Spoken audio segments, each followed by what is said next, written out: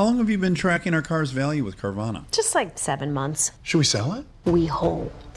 Hold. Silver vans are going for more right now, should we? Our low mileage is paying off. You think we should? Hold. Depreciation's really heating up, you think?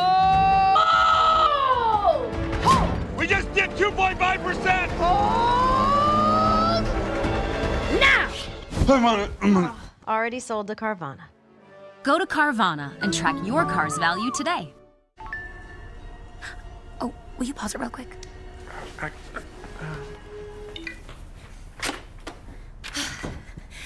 Just sold the car to Carvana. Okay, hit play, please. What? When did you do that? I just did it the other day. All I had to do was enter the VIN or license plate, answer a couple of questions, and got a real offer in seconds. Then they just picked up the car and paid me right on the spot. I can finally quit my job and become an actor. No, you're right. Sell your car at Carvana.com today. 1 teaspoon of potassium iodide. Chickaroo. And then science. Oh, I think that's Carvana. Right, let's go.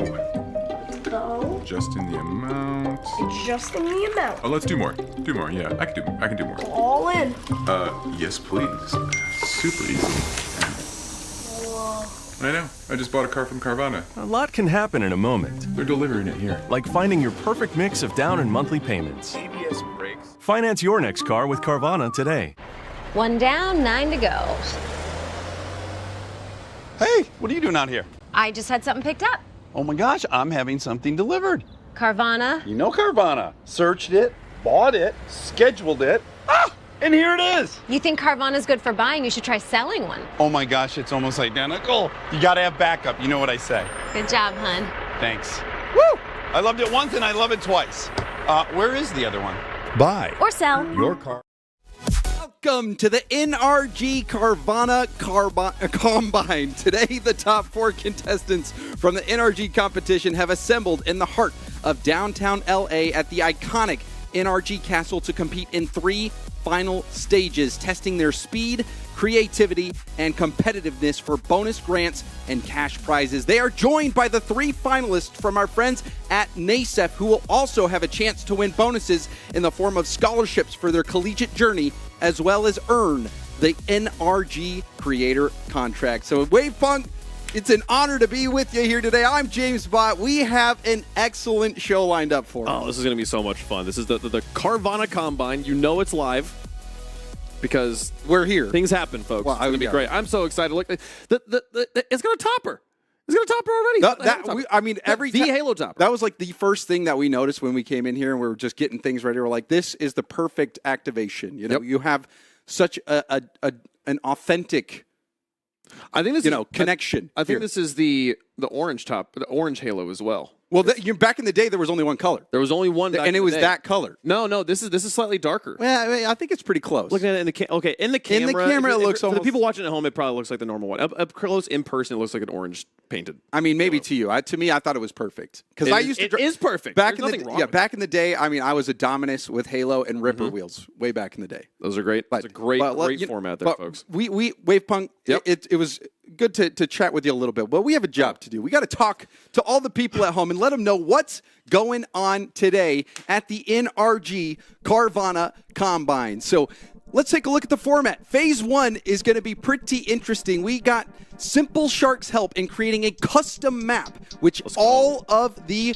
contestants, the creators, will be playing, trying to get the fastest time possible, which will result in an advantage when they get to Phase 3.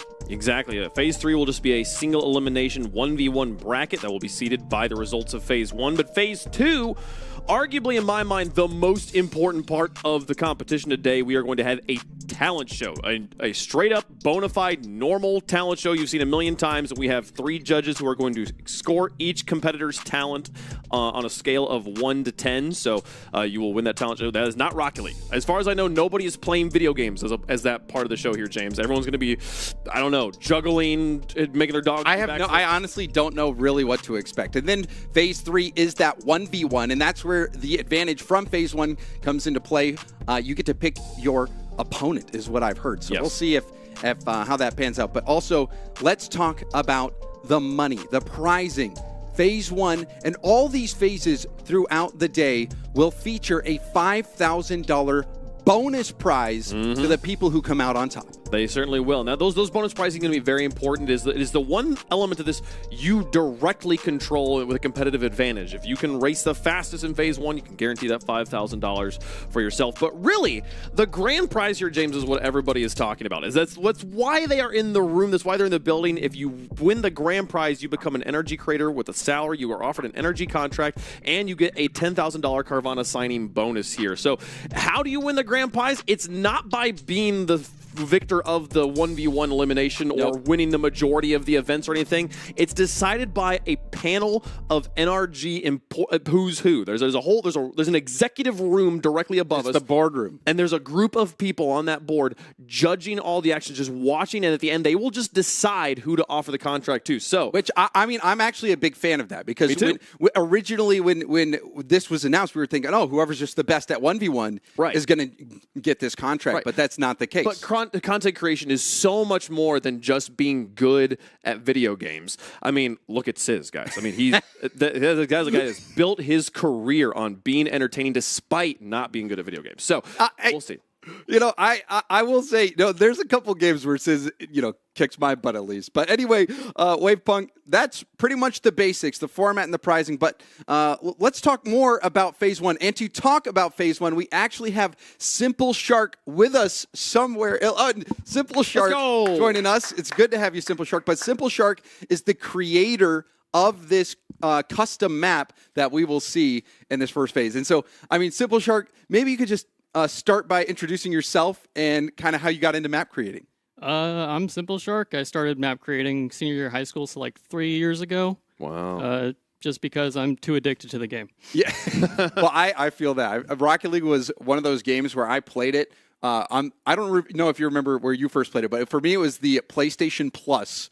Playing it for free in my friend's basement at Dragon Ball Z Party. I played it once, and then I immediately went home, and I quit every other game. Quit and just Dragon started Ball Z. playing. Yep. Well, I mean, there are some Dragon Ball Z games, but I did not quit Dragon Ball Z, if you were wondering. I'm actually wearing DBZ socks right now. Wow. I got Goku on there, but anyway. Incredible stuff. But, Shark, okay, so this is not the first event we've worked together on where you help design maps for people to compete in. What would surprise people about making these maps in your mind? What do you think is like people are like, oh, I know how to like model, I know how to like prior. Like what do you think is like the hardest part that no one thinks about?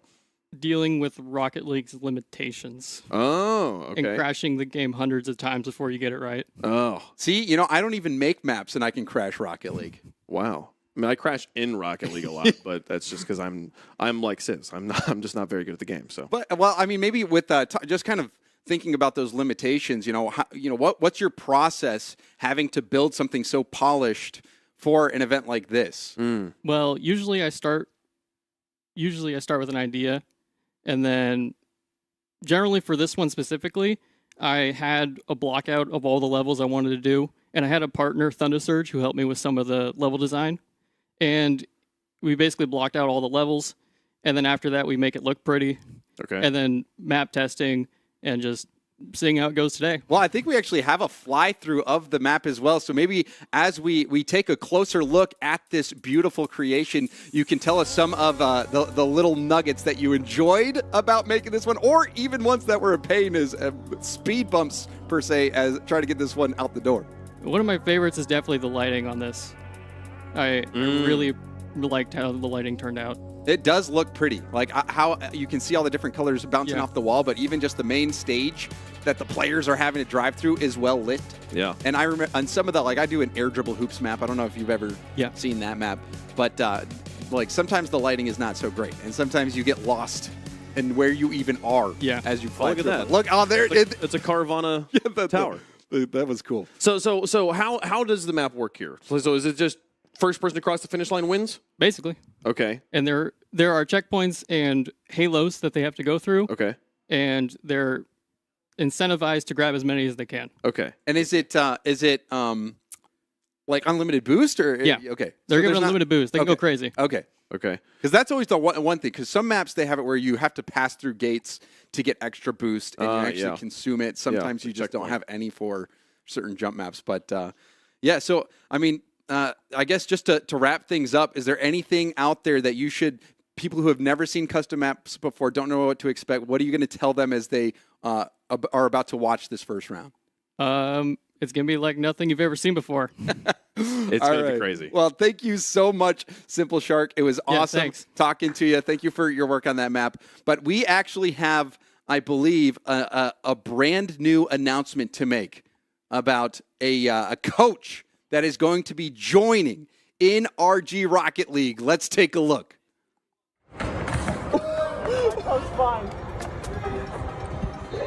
I'm joined on stage by some professional gamers. These are NRG. They play Rocket League, and I would love for you guys to actually introduce yourselves. So tell me who you are, where you're from, and we all know what you do, so just start there. My in-game handle is Fireburner. My real name is Jason.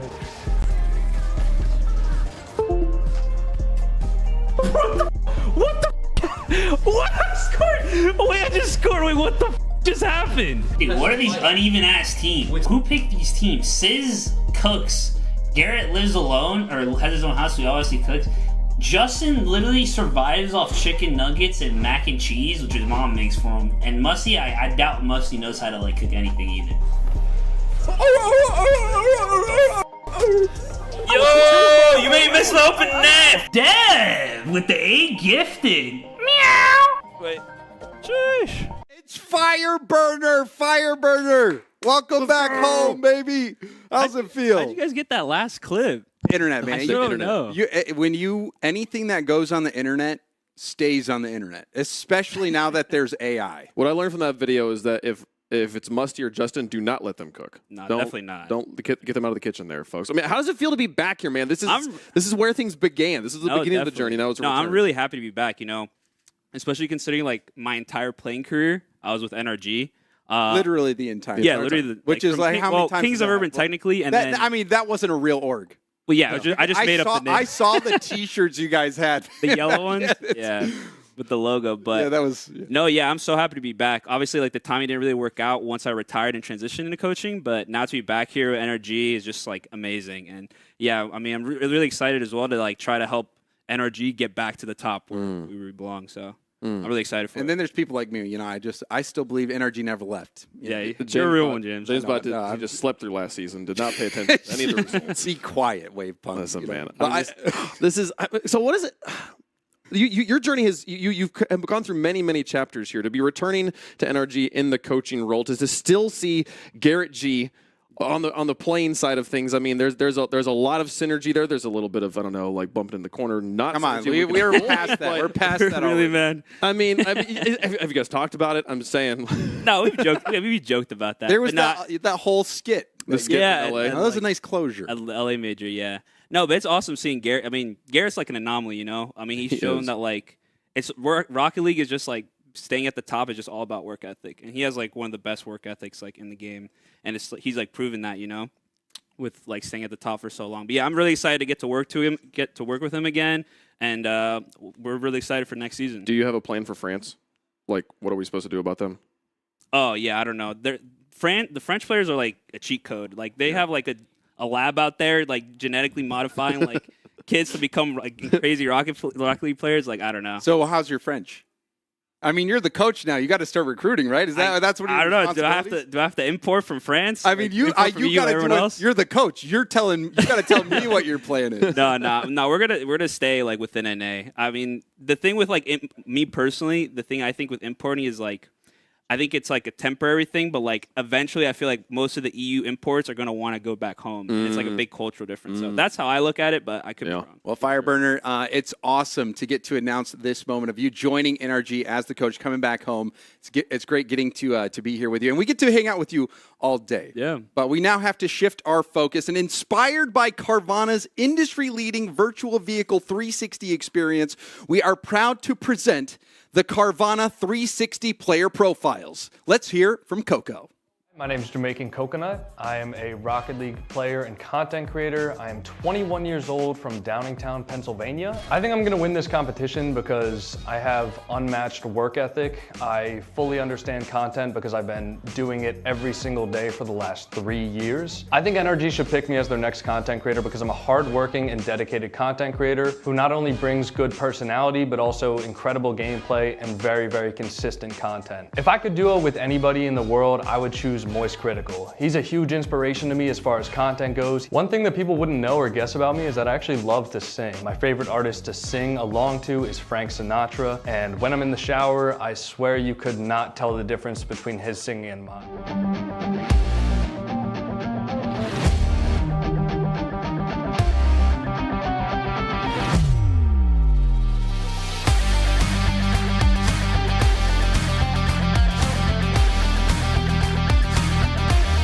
This is where the competition really begins. The first player we're meeting here, Coconut, he is an established streamer, an established Rocket League content creator here, and we're excited to see him on the stage. These players, now we're going to see them competing 2 at a time, but they are trying to set the best time they can overall, not necessarily just against head-to-head here, but in the group of 8 here. They want to have the best time they can to secure that $5,000 bonus.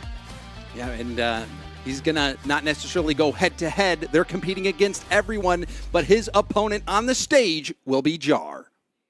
I'm Jared. I'm Jar Online, and I go to the University of Kansas. I'm 20 years old, from Kansas, and I'm looking forward to what we're doing here today. So I actually started playing Rocket League on my friend's Xbox, and I played it so much on his Xbox that when we played ranked together, split screen, I was better than him. I was ranking up faster than him, so I ended up buying a laptop to finally be able to play it myself because I was just outpacing him. If I could duo with anybody, I'd have to pick Beast Mode purely because I don't speak French. If I were to join NRG, I'd be coming up with all sorts of ideas. I've got a whole list of things I want to do that just require a little bit of support, things that I want to accomplish in Rocket League and content in general. I think that bringing a creative aspect to it would probably be my biggest thing.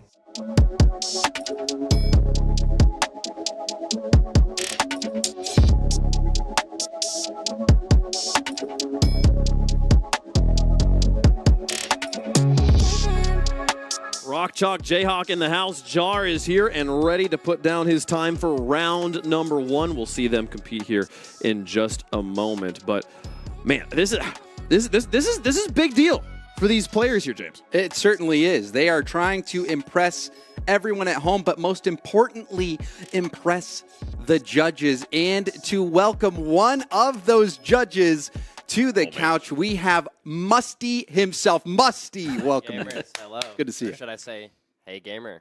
Oh. Hope we're doing well. We're doing it, folks. We're nailing the reads. But so Musty, you've been briefed, I assume, about how this whole thing's going down. You're the judge. I've been studying the players. You know, they were warming up back there, doing their workshop things. I've seen a lot about them. Yeah. And then not only have they been practicing for the competition out there, they've actually been talking, from what I've heard from some of the people, is they've been talking to the judges, to the NRG folks, all leading up into this with media. And they understand that today is not just about winning their phases, it's also about making that best impression to try to get that creator contract, because that contract is awarded not necessarily based on how they perform in the competition, it's how they carry themselves overall. Which of the 3 phases are you, as a judge, going to be looking with the keenest eye and evaluating the players on the most? Which one are you weighting the highest? Okay, yeah, so there's the workshop map, the talent show, and the 1v1s. Yeah. Honestly, as a judge, the talent show is going to be my thing, because Rocket League is like, I see Rocket League every day. I mean, it's my job. I don't see people that, apparently someone brought, like, I don't know if I can say it, there's like guitars. Yeah, I saw basketball hoops back there. I don't know what's going on back there, but I'm ready to see some players do some insane things. Yeah, I saw the basketball hoop as well, and I'm just I know, and I'm just assuming anytime that I see a basketball hoop that it has something to do with Asfura. Yeah, because he posts all the time about his basket, and I mean his jump shot. He has got an unorthodox release. Like, wow. You know, I'm not saying it's bad. It's just I'm saying, like, when you watch the pros do it, it looks different. But maybe he's like a savant at shooting. Yeah, maybe. I was talking to Asfura, and he loves basketball. I will tell you that. He absolutely loves it. Like I said, I'm from Atlanta. He's like, oh, so you're a Hawks fan? I'm like, oh, I don't really watch basketball, but he loves basketball, so it probably is his thing. All right, well, you know, basketball is cool. I'm sure we'll see a lot of that later. But today, we've got Rocket League to focus on. This first round of gameplay, Coco and Jar are on the main stage. They will be trying to complete this course as quickly as possible. Let's get into it. And that is not. Wow. That's a tough start. Who are we seeing right now? Does he not have boost? Who is this? Wait. All right, now this is Jar. Okay. I did not think I would see Jar smoking Coco in the very beginning here. Was What that- happened there? It looked like Looked like Coco his didn't controller have like messed up or boost. something. Oh, this is crazy. So, Oh, he's moving. Jar's moving. He is. Wait. Oh my gosh, you see the flip right into the perfect landing? Wow. Oh, wait. Ah, jinxed it. had to fall back now. Uh-oh, He can skip that gate. No, he already hit that check. Oh, okay. Oh, okay. He's going a little too fast where he's getting a little ahead of himself here, it looks like. Where are we going? No, he lost the track now because there's not the gate to go to. I think he's panicking a little bit now. Yeah. Oh, yeah, he's... The pressure. Here we go. Yeah, All right. I think there are some. Is there a way that we can see as well the progress of Coco? Has Coco... I think there might have been a controller disconnect. There might have been, so Coco might be trying to get his thing sorted, which is okay because it's not necessarily just a race right it's away. Not actually head They're to head. not racing who each other. crosses the finish line between these two the most quickly. It's just from wanna the get the time best you time at start. everybody, Who has the best time? And just looking at this right now, it looks like Jar has struggled a bit. I don't think Jar will be too happy with how. Oh, good recovery there. Oh, there we go. He has started. Yeah, I mean, we did get confirmation that Coco did have a problem with his game that we were going to get sorted out ASAP. So we're just going to stay on board with Jar as he tries to keep this going. So you have to score some goals here. Didn't go through the gate. You already got that one.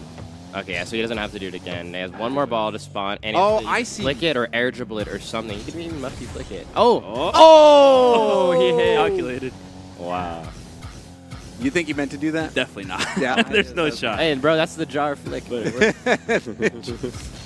he goes. All right. This you can't. Wow. Right. Hey, bro's looking messy right now. There we go. I like that. Looks You like can he's tell- getting back into the groove of things, though. Yeah. And you can see that little, like the ball icon on the ground when you drive over that. That's what causes the ball to spawn. I didn't see that before. Going first on this has to be nerve-wracking. Right there, there's the ball spawn. Oh, a little bit low. So So if they miss the goals or if they miss a checkpoint, I mean, I think it adds time. They are incentivized to hit them all, but they can complete the course without having something like as a judge, worth noting. He wasn't able to get many of the balls in the goal. Yeah, what are some of your additional thoughts, Musty? Oh no, I'm looking for like recovery mechanics, speed, and obviously I think he has the recovery mechanics, he has the speed. The accuracy could use a little bit of work here as we're looking at it. So you said earlier, like, you see Rocket League every day, you're going to be judging the talent show more harshly here, but like, how bad does someone have to be at Rocket League for you to be like, I don't know now? I'm not sure because all the players in this competition I think are above like grand champs. So everyone's decent. Everyone's got like decent mechs. That's all I have to say about that because everyone seems pretty decent at Rocket League so far. There are some better than others. Jar's looking really His good. recovery's not bad at all. Gorgeous. Yeah, he just had that one little stint where he was struggling. Yeah. And you can tell he's like done the map before as well. Like he's practiced it before. He like knows. Yeah, I was telling James before we started. Wow. The guys yesterday, they were like after they were done with meeting and all that. Like a lot of them like stayed after to just practice the. Yeah, map. one of them like asked me, he was like, "Yo, can I borrow your controller?" Ooh. Oh, that's like a few hours. He got caught on the post. I even saw some people practicing up in the front office right before Oh yeah, today. Yeah. we started. Yeah, apparently Mizu got here like 3 hours early. He told me he's done this map over 500 times. Wow. So that'll be absolutely insane. And Mizu, a top 100 ones players, which you have to have very good mechanics to get to that point. But then, you know, for Musty, if anybody comes in and is slower but utilizes the Musty flick, would you give, how would that work in your judging? I'll call it, you know, like brownie points. Is that you? Would you give? Are you going to give? Would you give brownie points? Some I'll kind of note in a little secret notebook I have, and it may or may not affect their final judgment here. Well, I'll keep my eyes peeled to see if we see one. But we have these are just the first 2 competitors. We have 8 here that will be running this gauntlet. So a little over 5 minutes in, and I think it's like 2/3 of the way through. So it's looking like you might get 9-10 minute total run. This is a really good air dribble. Yeah, you might go across the whole map. We got like 80 units there. 84. 84. Yeah, that's a top left. Okay, so he skips the rings part of it. But he looks like he already. I think Oh, he did actually he already put do him that? back to the first. Oh, he did already do Oh. that. So yeah, I can confirm there are 2 different air dribbles in the map. Yeah, so he didn't skip losing that. it a little bit. Oh well, I tried the Musty. He thought about it. I like the thought process there. Okay. Now. Oh, okay. Uh-oh. I feel like Accidental Can he pogo. hear me? He's kind of like trying some Musty's quick stuff. Okay. Top ends, nice. Nice. There's another spawn. This one should be pretty simple. Wait. Oh, what? What? Uh-oh. That looks. Whoa, Wow. Now it's a speed run. Where are Now we we're going? speed running. I've seen this before. Wow. Where are we going? Oh, This no. is good. He went to the This. So you ever see that when you start doing the long jump backwards and you go up the stairs, it cuts off time, then you get to fight back. Oh, Dude, goodness, it's like different game. it reminds me of my old days in Mario Kart. You know, finding like a shortcut to get like a world record time. Maybe that's what Jar is doing here, man, and we just can't quite comprehend it here. Hey, this is the part Yeah, that I Simply know. Shark. This is what Simply Shark said was the hardest part about making these maps. You know, this sort of Okay, so he still is Oh, it's running it. It's just the observer. Okay. This makes so much more sense. Okay. So it's the spectating that has broken. Yeah. But this is the last phase, right? This is the hoops all the way up to the All top. way up around the Carvana Tower. I low-key like this POV better, honestly. That's what I was gonna say, It's too. like You guys see them. feel the vibes, you know. Like you can. He's locked in right now. They're both locked. Oh, is that the- Oh, it's a recovery though. All right, you got it. Nice. Is that like a Carvana garage there? Yeah. Well, that looks sick. I've seen those like in Atlanta. They have some of those. It's like a vending machine with cars. It is so insane. They got some really cool. Oh, hey, look cool at that. builds Even there. checking it out. Hey, we might want to get one, man. Hey, he's shopping. Take a werewolf. Are the rings getting smaller? They usually do. A on little these maps. bit, I think. It's tough to say. It looks like it. It looks like they are getting slowly smaller, but Mesmerizing. Looks like what's the time looking like? 7:50 there, I think. 7:45. Oh. recovery. He's got it. He's fine. Oh. But I think if he like falls there, he goes all the way back to. So I think he can mess this up here. And there we go. Okay. Okay. Now home stretch. Gotta fall down the tower.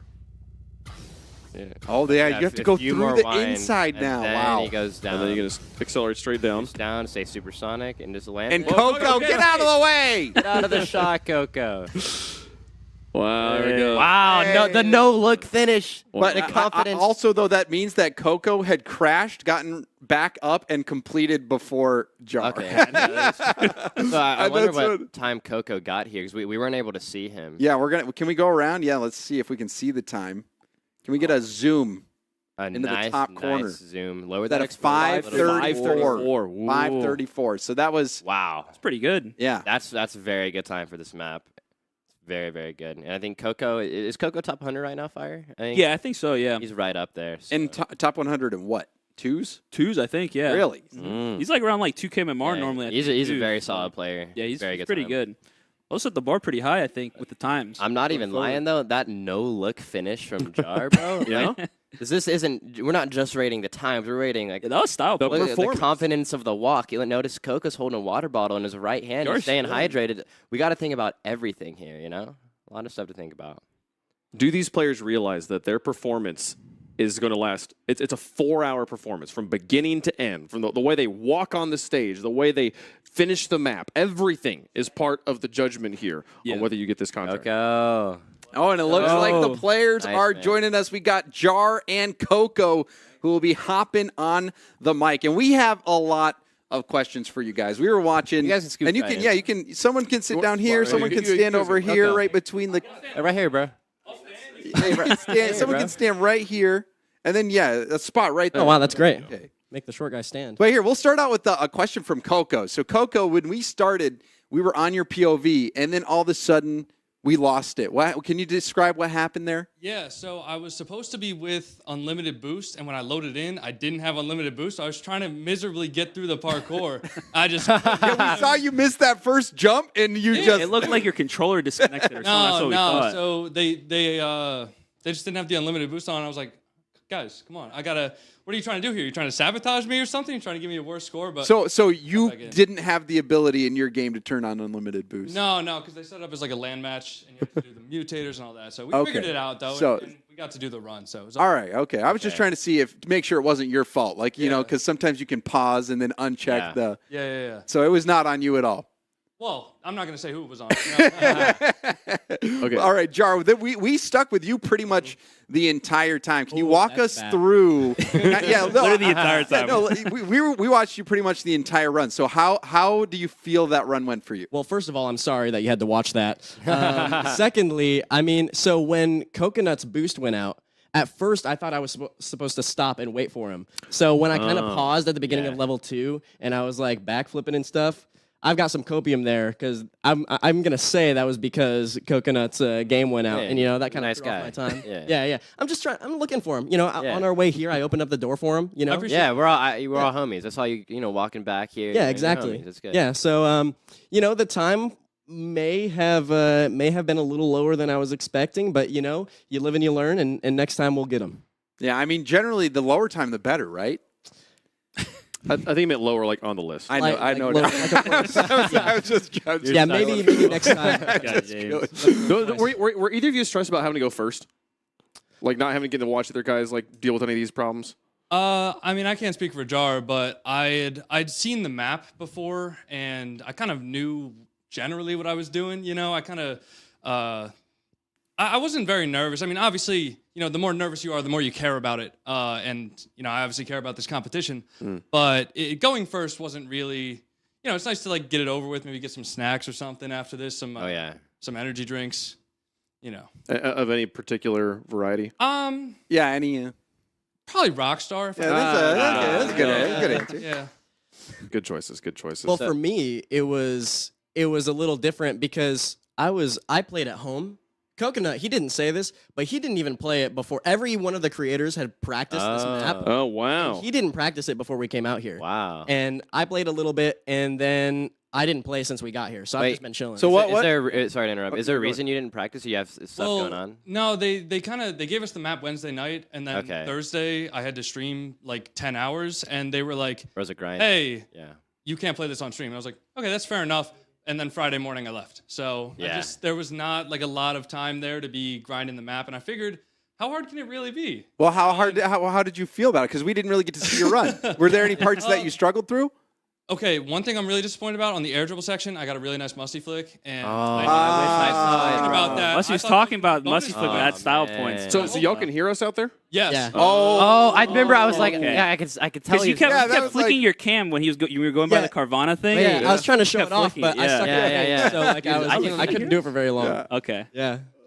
Oh my goodness! I did not expect you guys to be able to. Dude, I could like troll. I could be like the next person. Oh, I wouldn't have missed that. I could like mess with them, get in their head a little bit. Yeah. How well do they handle it? You're making me feel bad when I was missing my shots. I was like, I know I missed. I didn't know you could hear me. Hey, my fault. My fault. We didn't. Nobody said anything that hurt your feelings, did they? Oh man. The only thing that hurt my feelings was my own gameplay. All right. Yeah, that was rough.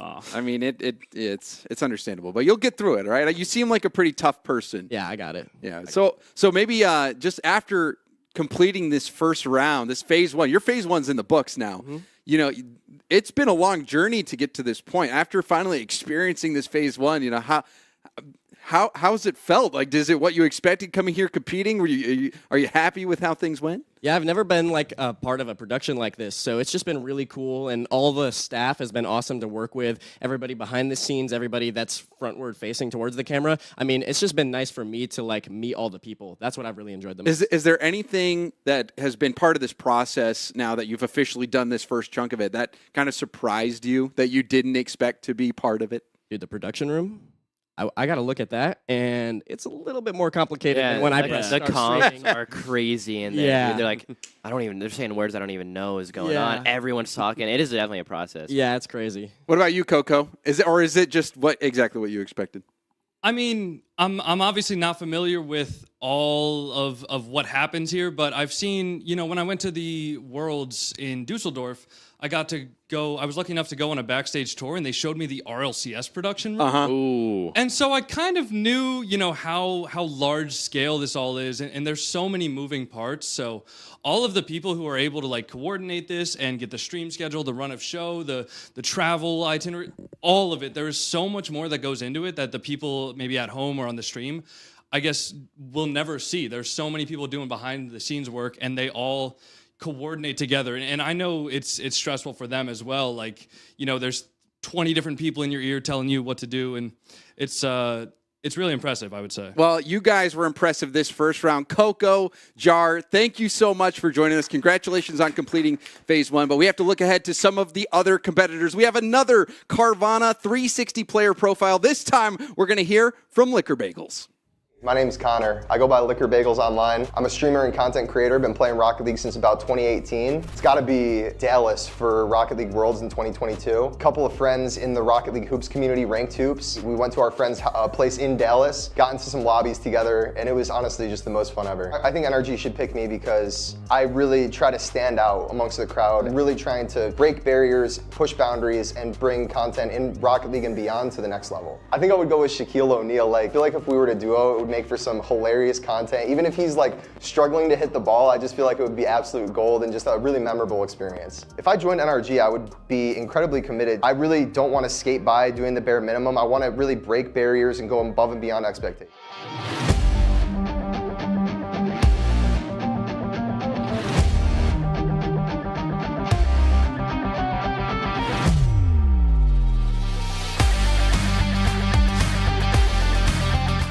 You see Liquor Bagels here getting ready for his round. Playing to the audience, Musty. Saying this man clearly understands this is a show and he's here to put one on.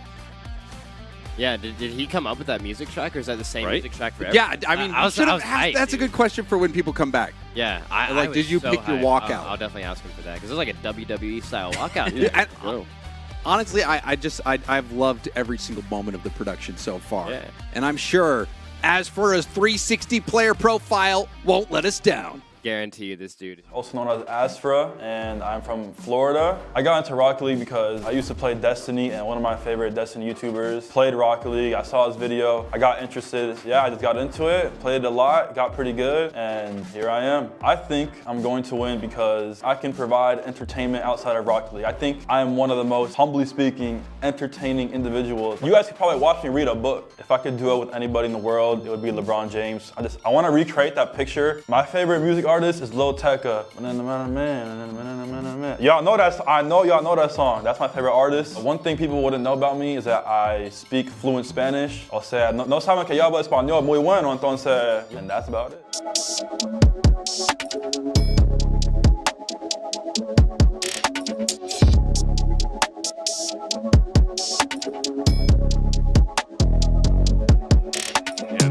What a figure. When you think the word content. What a guy.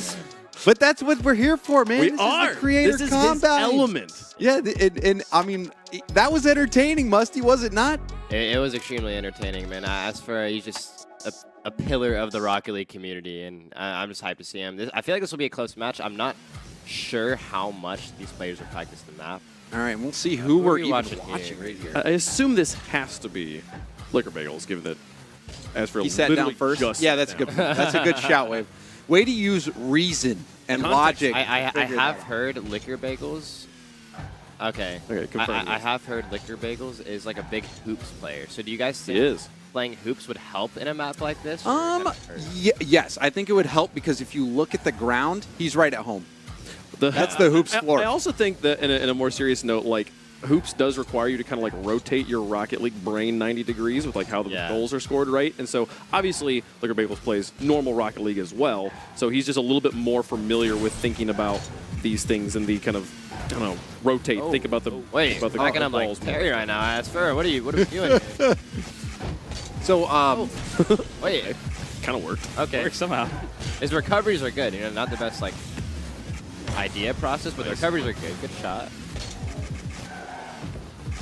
Well, you know, getting tangled up a bit here and there. Wait, did he hit it in? No, there's nowhere near. Let's hope. I mean, let's really pay close attention on how good he is at shooting here, because. Oh no, there's no way. Wait, I mean, no, it bounced in. Okay, it bounced in 23. That's like not calling a bank on a free throw. It still goes in, but. Yeah. Okay, this is the tricky part here. Zooming. Oh, he's going fast. Yeah. Some people, like I've seen today, try to go so fast that they start. Oh no! He did not practice enough. You know, if he practiced that, maybe he would have known those walls weren't hard to drivable. land on. Yeah, and then the other thing is, as we heard from Simple Shark and also Coco, that there is unlimited boost. So theoretically, you could be going supersonic 100% of the time if you have perfect control. Yeah, except on some of those like really tight turns, though, I do feel like if you go supersonic, you might fall off the map. So you have to pick and choose the exact time. But we see him side by side here. Who's? Looks like Liquor Bagels is a little. Yeah. Oh no, he's ahead. So we can check in on. So he just went and what is that? 20. Oh yeah, the level. You can see the level. Yeah, the level. He's on the. Oh man, and their time is the same. So and he's an entire level ahead. And is that time? Is that referencing the world's fastest time, or is that referencing the time that Coco was able to put up? You see how it says the plus? I understand the question you're asking. I have no idea. That's a good question. I think it's just how much time that area took for them. Why it's red. Oh, okay. But so like the first level was 21 seconds, and I think it's like times between checkpoints. That's what I believe in. Oh. But you see, Liquor Bagels, instead of going up the ramp, he like propped it against the edge of the ramp to get it even higher. Is he gonna go across Liquor the whole Bagels looks entire pretty map? good. You said he's a hoops man? Wow. He said he's SSL in hoops. Okay. Yeah. I don't know. SSL hoops players are low-key pretty nice. I don't know if you've ever gone up against them, but like hoops mains are actually pretty good. Yeah, especially like in the air. I think like because in hoops you kind of have to be in the air and all the walls and more. So I do have feel like the movement and stuff. Kind of right up his alley. Whoa, interesting. Did you see how he did that? I told you. Did that in the last one too. Yeah, it's like a little speed run. You gotta get air dribble here too. Wait, a little flick. Okay, get into the 90, 98. So wow. Because I'm assuming that you can't go too far. Like you have to get it as close to the 100. You can go past 100. You can go past 100? I've seen people do it. Yeah, it is possible. Man, Very difficult to do that. He's 2 levels ahead right now. Who is? Liquor Bagels? Liquor Bagels is level 8. I think it's soon. Ezra just completed level. Yeah, and they're both they both have like the same total time at the moment. So they started pretty evenly. Yeah. And then we have a spectator issue right there. Spectator issue. He is still doing the map. We just can't see it. Yeah. We can focus more on Aspera here, going through the ring. But maybe when Aspera gets to the same spot, I wonder if we'll have that same issue. Let's hope not. Might have to look to get the over shoulder again for full content. Did you see how Aspera tried to do the same kind of thing? It did not look as crisp. And he missed the ball. I've actually been. I was expecting Aspera to maybe have the edge on mechanics. Yeah. But I've been wrong. Aspera, I think he's running the same rank as me, like kind of like Grand Champ 3 right now. He answered. Grinding. Musty. He answered his response form saying he was SSL. He says he's SSL. Well, I don't know if that's... To be fair, bro, I title my videos SSL Rocket League player, and I haven't been SSL for a little bit. You know, I've been kind of slacking there. All right, as long I was SSL back in a couple seasons too, so I think we can all be in agreement on that. We're all SSL. Fire, you too? Yeah, when I want to get it, I can get it. Yeah, that's my mindset too. You know, if I really have time to really grind, you know, I'm there. We asked Aspera if he could duel with anyone in the world, who would he pick and why? And he said LeBron James. So we could recreate that picture of him and Dwayne Wade. And then we asked him if he had to put together a competitive duo, like 2 other people, who would it be? I think Bagels beat. Yeah, Coconut. Bagels did. Yeah. Oh, wait, you think he beat Coco's time? I think so. It looked like it was 5:17 or something. Wow. Okay. He was cruising. Yeah, and Liquor Bagels is already done. And how demoralizing does this have to be for Aspera? He now has a spectator who had to start at the same time. He's already completed. Come on, Furra. You got a little bit. Hey, can he hear me? Yeah, he can definitely. He can. He's really focusing in. Clutch up, bro. Clutch it would be tragic to mess up. Yeah, what would LeBron do right here? He would not hit the edge of a ring. No, yeah, he wouldn't hit the rim. He would swish it. Uh-oh. This is where it can mess up. Really locking in. Nice. Should be a bit easier. All right, just don't miss the finish line. Dang, Liquor Bagels really did No, he looked smooth the whole time, like during his whole run. I wonder how much like practice he had on the map. But he looked like There he goes. He was the Well one done, well who done. asked for my controller. Yeah, and there it is. As for finishing not as fast as he had hoped. Liquor Bagels with a round of applause. Even if Liquor Bagels worked up a sweat, he had enough time to recover with how long it took Asfur to finish.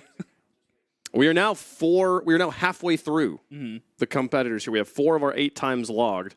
Liquor Bagel is going to sit in the control seat right now. If no one else hits a faster time than Mr. Bagels here, he will take home the 5,000. Considering how well he looked during the run, I feel like that's probably a pretty hard time to beat. Yeah. Yeah. Now, Hey, Asfur. and I think the one just based on the chat that we've had with some of the competitors here, the creators today, I think Mizu is the one that we're really going to be looking at because he said that he had practiced it like 500 Yes. times. Yeah, I think you said that earlier. Yeah, Unless it was 500 times. He got to the I think Jar was the one who said that. Okay. Got to the studio at 10 a.m. today. Look, but you can hit a Musty in free play. Putting it up during the moment when the money's on the line, completely different. So Yeah.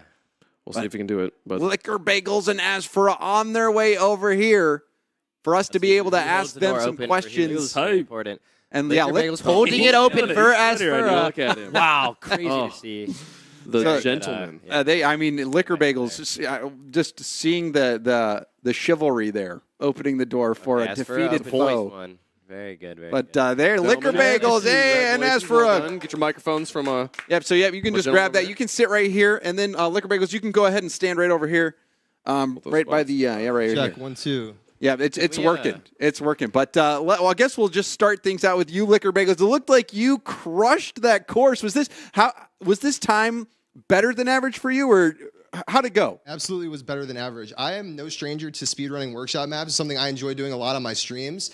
I was practicing a bit out in the lobby and not putting up the greatest time, so glad I got the bad runs out of the way in the practice and was able to put up a good So it looked, do you remember your final time? I don't know if we saw the exact time. It looked like 5 minutes and 19 seconds. Do you remember what it was? I don't know the exact number. It was definitely like 5 and some change. Okay. I felt really good about it. Because I believe it's unofficial right now, of course, until we have our officials and admins, our referees confirming it. But it looked like you put up the fastest time that we've seen so far. I hope so. I mean, I heard that Coco got a pretty good run. We actually touched the entirety we can check. We can check it right here. We have a graphic that actually shows all the times thus far. Liquor Bagels in the lead. Wow. Oh, Well played, man. Come on. Well played. Wow. Team, bro, let me get a rerun. All right. Well, so if you did the rerun, as for what would you change? Everything. The topper. Get rid of the topper, please. I mean, Are you serious? Oh, This here's is the the code. Carvana Here's the Combine. code. Get him out of here. Cut the mic. we love Carvana and everything, but the topper gotta go. I'm sorry. Yeah. Also, you got to talk into that. Into the mic? Yeah. It's the way. It's like testing. It's you can just talk. Oh my It's fine. Oh, okay. Good. You're good there, man. What's up? Yeah, we did see some interesting strategies on the air dribble, like how you just poked the ball into the ramp, made it pop up. We saw you try the same thing. What went wrong? Everything, man. Nah, because I was dropping sub 5s on the practice zone. And Sub 5. Sub 5. I saw it. I saw it. Yeah. There. I was dropping sub 5s, and then when I got on stage, Nervous? Pressure got to you a little bit? Yeah. So but now there's no more pressure anymore. Well, the competition, this is round 1. You got 2 more rounds. Yeah, Two more rounds. Yeah, lock here. in. How do you in pressure? Are you a person that likes to deal with pressure, or you? To be honest, like it depends what type of pressure, you know. Well, what about that type of pressure? It feels weird. Everyone's like watching me. Like well, duh. You're a streamer, bro. I know, but like, what do you? it was like, yo, oh my god, he missed a hoop. Like, bro. Wait, you could hear me, right? Yeah, I was laughing. I couldn't. I was like laughing in the thing. I was like, every time I miss a hoop, you're like, oh, ask for a miss a hoop. How are you hearing us? Is it just like right? No, like, we don't have a headset. Oh, there's speakers just on the out there. Oh, okay. All right. That's gonna. We don't have a That'll be good headset to either. tell in the So. future. But you know what? It's all good. So I feel like it's not a bad time. So, Mr. Bagels, we have wasn't the 3 best. phases today. It's not good. Which one are you most nervous about? Most nervous about? Well, the talent show, I feel like just being up there as a solo performer, I'm going to be doing a little bit of guitar, a little bit of singing. Okay. Oh, that's a guitar. I feel like it's going to be a little bit more pressure than just when we're both out there on stage kind of going head-to-head in the speed runs. So, yeah, definitely just really hoping I can do a good job with the performance there. Okay. What about you, Ezra? What part of the 3 segments, which one are you the most nervous about? Probably the talent show. Okay. Because Wait. Does it involve a basketball? basketball hoop, you bro? Yeah. I figured. Yeah, yeah. I figured. Okay, so we got confirmation Can from you? the man himself. That's me. The basketball hoops are me. Y'all saw already, right? They saw All it. right. Can we haven't. They didn't see it. no, the Oh, stream hasn't They're seen gonna anything. see it. Can you spin a basketball on your finger? I can actually. Yes. Will you do it You out have there one for right now? me? Not right now. In the talent In the talent Yeah, show. save you it. do Wait it. for I'll the do like show, 2 seconds for you. Okay. All right. 1, 2. All right. Thank you. Can you switch fingers? Nah, he hasn't leveled I'm up not. that far. Aren't you? Okay. I thought you were. I thought you played. Like I thought you liked basketball and stuff. But Oh. all good games. All good. All good. But what is we asked the other competitors, the other creators, how the experience has been so far, being a part of a production like this. I don't know if this is your first time doing anything like that, but as far as this, how's it been getting to compete and make it here and now finish phase 1? I mean, it feels like honestly the whole experience so far, like from yesterday, it's been really fun. I think it's really cool to see people that share your passion as well and like be in the same environment as them and work as them, which makes you want to work even harder to achieve your goals, right? So everything so far has been amazing, and I'm really happy to be here. So. Well, that good answer. That's solid. You, if I was a judge, you would have earned some points. That was great. Yeah, points? What? What? Did you ask a question? Did What? he answer the question? Oh, okay. Yeah, I can't hear you because you got to talk at the mic. I don't know. Oh, But yeah, that answered the question. No, that was great. That was a great answer. What about you, Liquor Bagels? How's this whole experience been for you so far? Absolutely incredible. Like, I got to give love to everybody at NRG for having us out. Hey, I want to give a special shout out to Simple Shark who made that map. He worked super hard and put together an amazing map. That was cool. And yeah, like I really just love to see when there's opportunities in the Rocket League scene to do a little bit more than just like the average head-to-head competition. Like the workshop map scene is really, really incredible. So shout out to Simple Shark. And yeah, it's been an absolute incredible experience, opportunity of a lifetime for me. So really grateful to be here. What's your favorite bagel? Everything. Everything bagel? Wait, every bagel? No, there is an everything bagel. Everything bagel. What about it? Why do you like everything so much? Because I just love digging poppy seeds out of my teeth. I do too, actually. Do you? So, do you get it with normal cream cheese or? Yeah, typically. Okay. Can I ask really quick how you got the name Liquor Bagels? Oh my gosh, it's just a long and convoluted story. I'll just say it came from Trailer Park Boys. I used to watch. Okay. If you know, you know. If you know, I love that. That's right. That's right. Gentlemen, All thank you right, so much. well, Congratulations again. Yeah, congrats on times both that, that they guys. So hold. as for Liquor Bagels, thank you so much. Good job on the times. But now we got to look ahead to some of the other competitors. We have a Carvana 360 player profile from Mizu. Let's take a look. My name is Lyle Taylor. I go by Mizu online. I'm 22 years old. I'm from Canada, Vancouver. I think I'm gonna win because right before I left for my flight for LA, I told my mom that when I come back, I'm gonna be NRG Mizu. I think NRG should pick me because I bring a level of diversity. Being on Facebook and streaming there every day, I bring a large community that really wants to get behind an organization. And I also think that the way that I approach content is different from a lot of other content creators. One thing people wouldn't know about me is that I have experience in both the theater industry and playing a high level in soccer. I think the experience that I gained from both of those industries really helped me being a streamer because it's a mix of both worlds. I get to compete and I get to entertain, which is both what I love and what are my passion.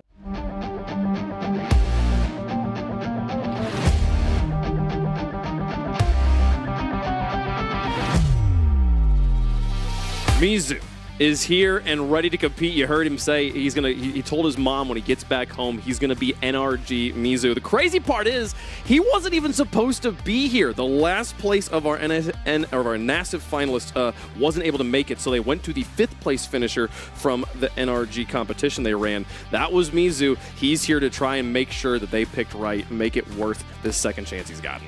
And Mizu, very confident as well. I had a lot of, well, not a lot of time, but I've talked to him before, and I was talking to him when he got here, and he's really confident. You know, he's just confident in his own abilities, confident that he's taking the right approach to content creation and to this tournament.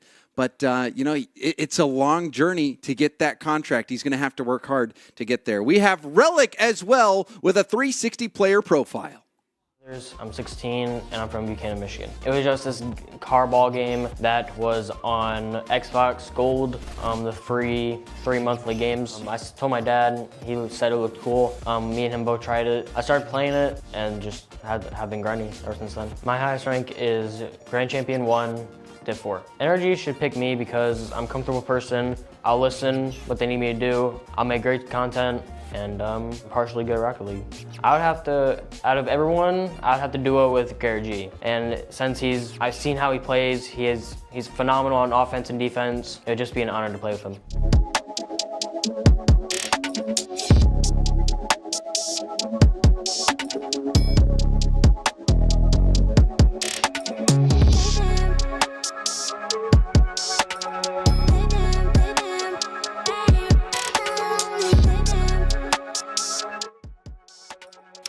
And here we have Relic, one of our massive finalists, the first of the three we're going to see on the stage here. The last two will be in our 4th round. Ready to try and make a difference, see if he can get that $5,000 here, beat Liquor Bagels time. Yeah, Liquor Bagels, I think kind of the big surprise there. You know, I got to stop doubting Hoops mains.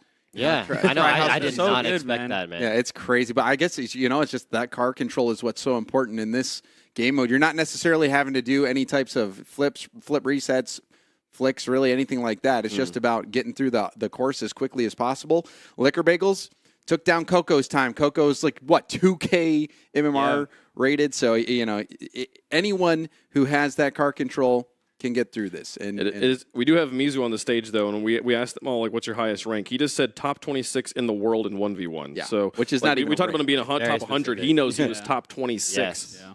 And Crazy. 1v1s is one of those game modes where you think about car control. That is maybe the most demanding game mode out there. Yeah. And it forces you to have the car control. And something about Mizu, he actually has the world record in DMC Rings 3, a rings map. And I know there are a lot of rings in this map, so that could contribute. And he's practiced a lot. I'm very excited to see if he can beat Liquor Bagels time. So Mizu's certainly comfortable with these custom maps, holding a world record. He is, but is he comfortable under pressure, though? That's the thing. Same. I don't know. I really don't know. We'll see. I mean, he's listening to what we're saying right now. Oh, that's true. Hey, Mizu. The pressure's on. The commentary's there. He's and there's the wave. Hey, we got a shot of Relic too. Go. Relic. Oh, is Relic right behind him right now? No, that was Simple Shark. No, That that's was Simple Shark. That's Simple Shark. And there's Relic on the screen, gearing up, ready to go.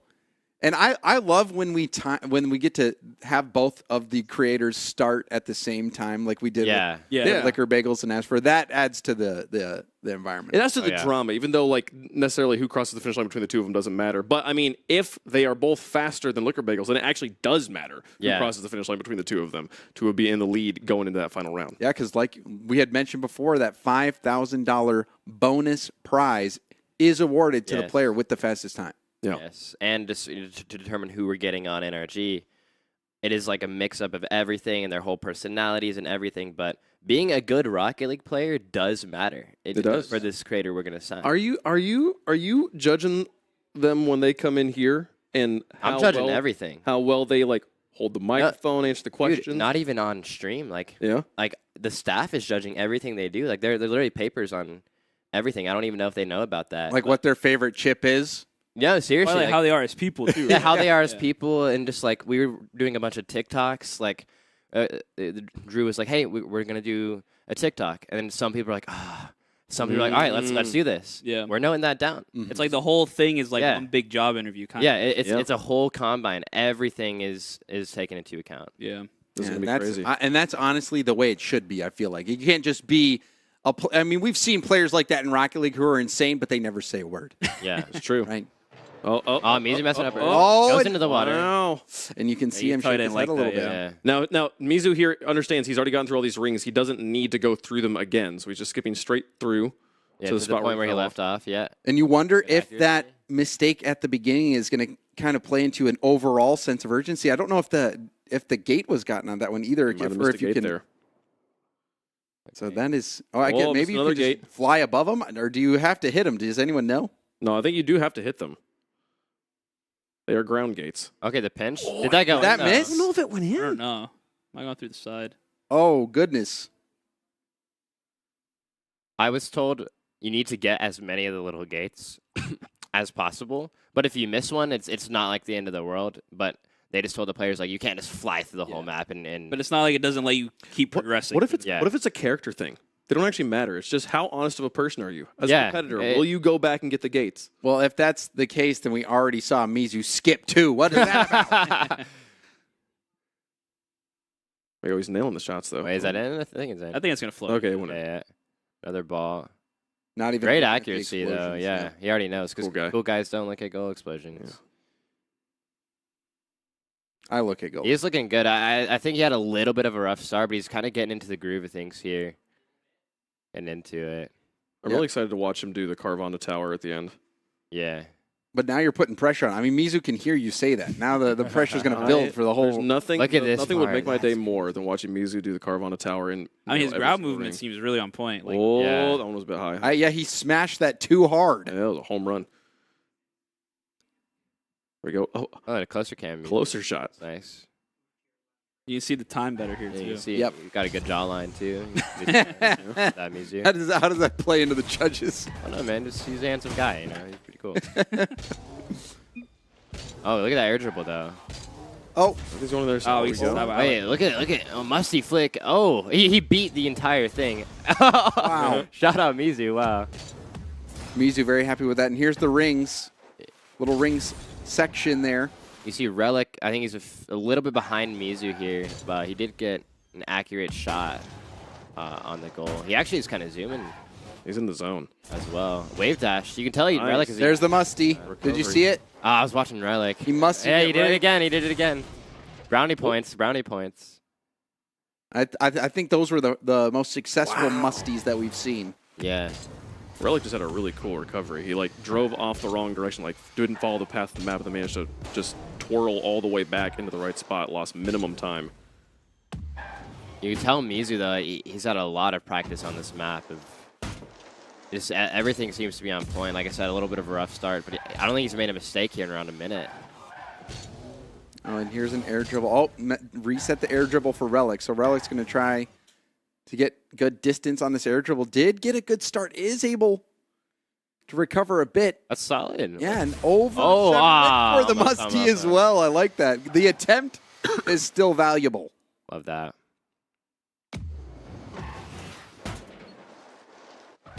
We saw Mizu now approach another Halo section. This is it. The final ring's up. And he's going all out. You can see him supersonic right now. He's sprinting through He just yawned. Mizu just yawned. He's relaxed. That's good under pressure. At home. Supersonic again. And that rolling constantly. Yeah, it is risky going supersonic when you're going that fast. If you hit a ring, you're gonna just bounce. You go all the way back if you hit one single ring. But he's confident in his gameplay. It looks like he hasn't hit one yet. Holy crap! Like those rings are going so fast, it doesn't even look like he's going through them. It's crazy. And slows down a little bit. Home stretch. Okay, so he got at the checkpoint. That's huge. And will we see the final time? It looks. Is that a 4 or a 6? I can't tell. Wait, four. Wait. Okay, so I don't think he's gonna quite get sub 5, but I think that might be the best time. Getting out of his share. Oh my gosh! Another no look finish. I think it was like 5:04 or something. What was Bagel's time? Like 5:21, I believe. 5:21. Yeah. I think it was that might be time of the day for Mizu.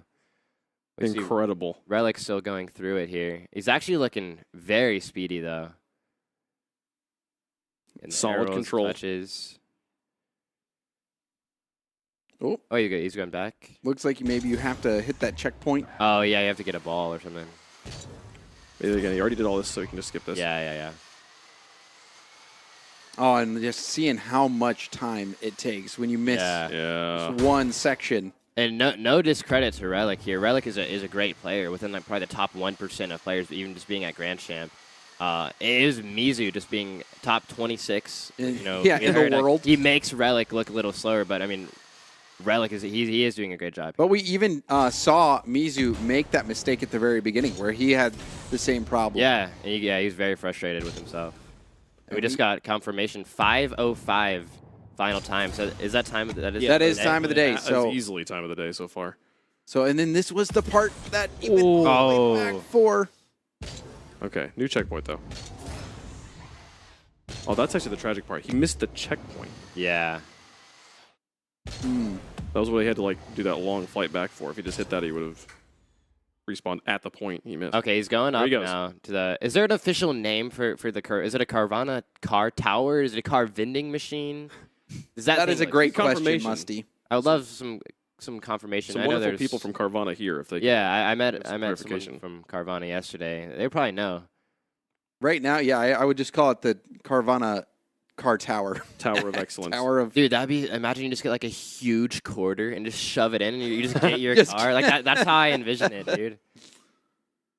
I wish I could. I mean, I need a new car, so for a quarter, that's a pretty good deal. Yeah.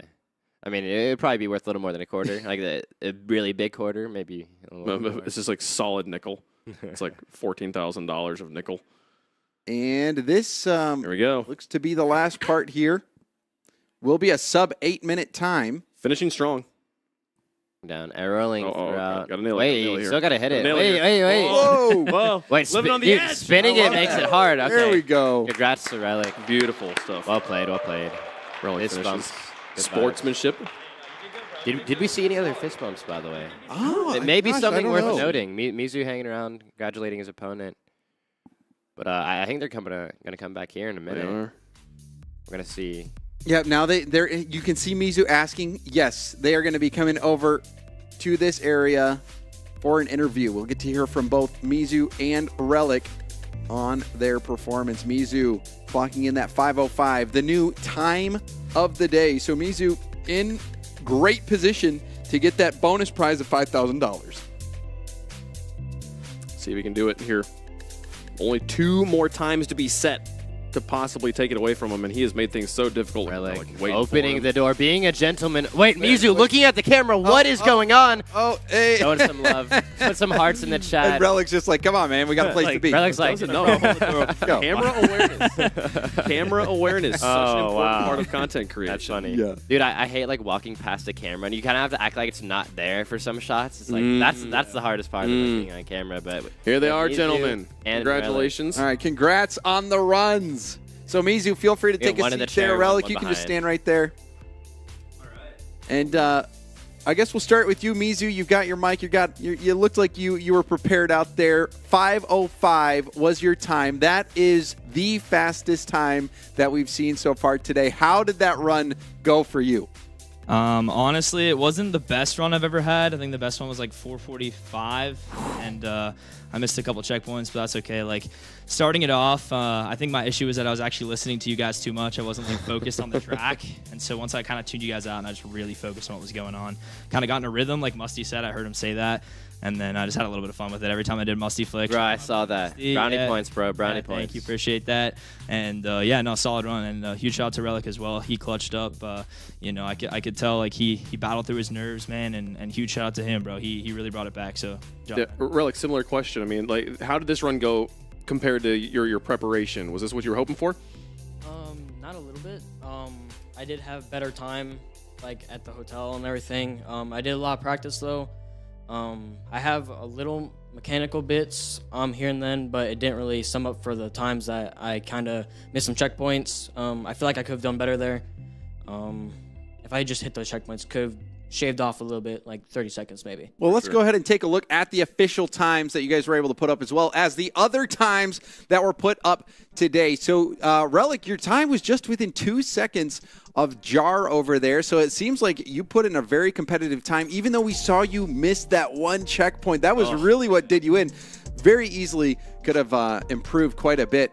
But those checkpoints, I mean, was that the hardest part about the map is cashing in those checkpoints, or is it something else?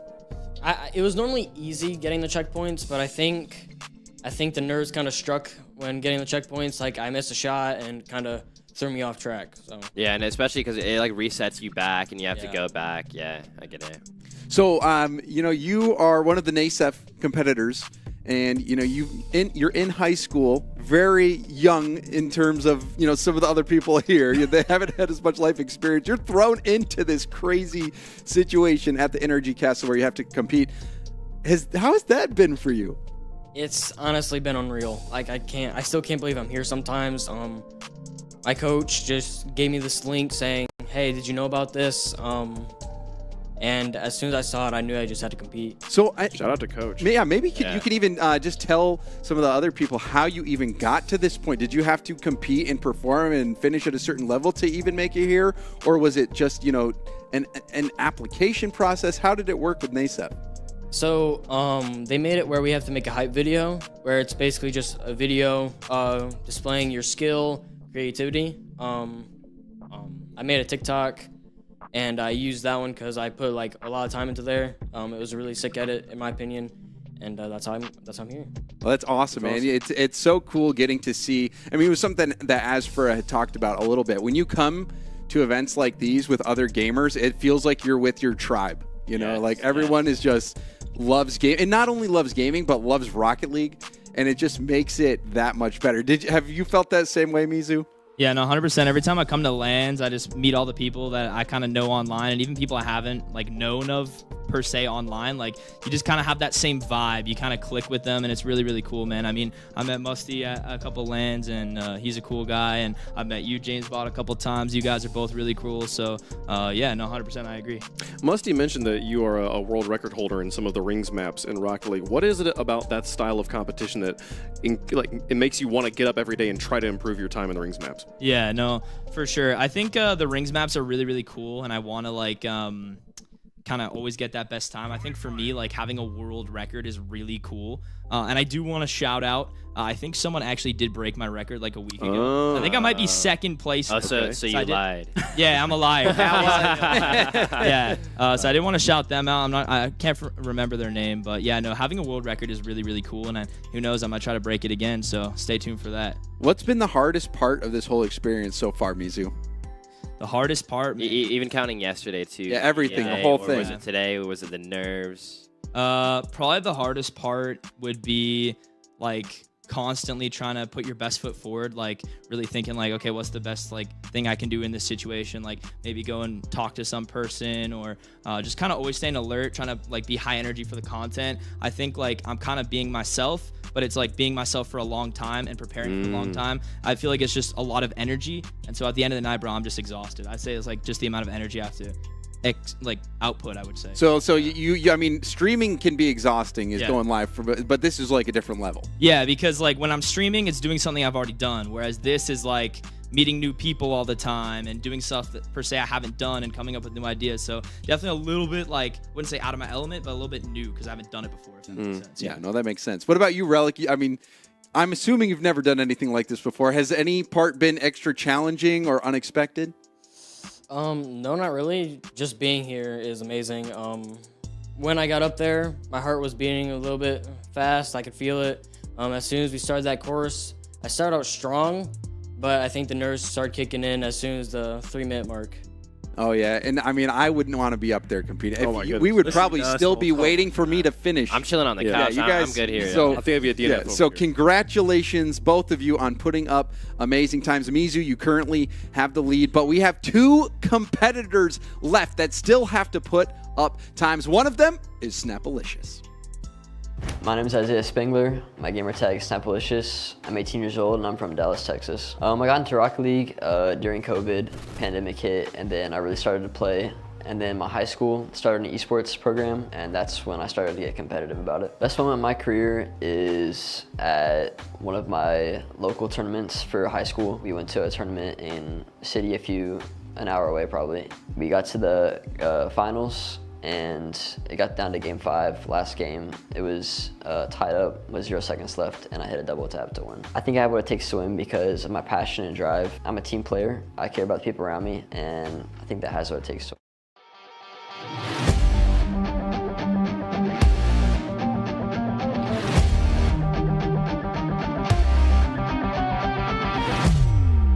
Coming from Salina, Texas, a fellow Texan, I'm a little biased. Not gonna lie. Love seeing Snapalicious here on the stage here. Big Rocket League player, and also big into fishing. He's a big fisherman. There should be a fishing game in Rocket League. Yeah, I call Lethamir, bro. That'll be up in one day. Yeah, well, let's hit him up. Or Simple Shark. What are they? Yeah, Simple Shark and Lethamir. He's literally Rocket League balls. All right, well, that was Snapalicious, but we also need to hear from Not Leather. My name is Ans Daoud. I'm 17 years old. I go under the gamer tag Not Leather. I'm from Ocean Township, New Jersey. I got into Rocket League pretty naturally, to be honest. Like, I just saw my friends play it, and I was like, yeah, that game was fun. I didn't enjoy it the first time I played it, but after a couple weeks, I got back on the game and I just got hooked. My best moment was we won our division championship for GSE, High School Esports for New Jersey. And that moment like stuck with me because I've been wanting an esports program for the longest time. All the hard work it took to get there was all worth it. Yeah, if I could duel with anybody in the world, it would probably be Sizz, bro. Because Sizz, he's so funny, man.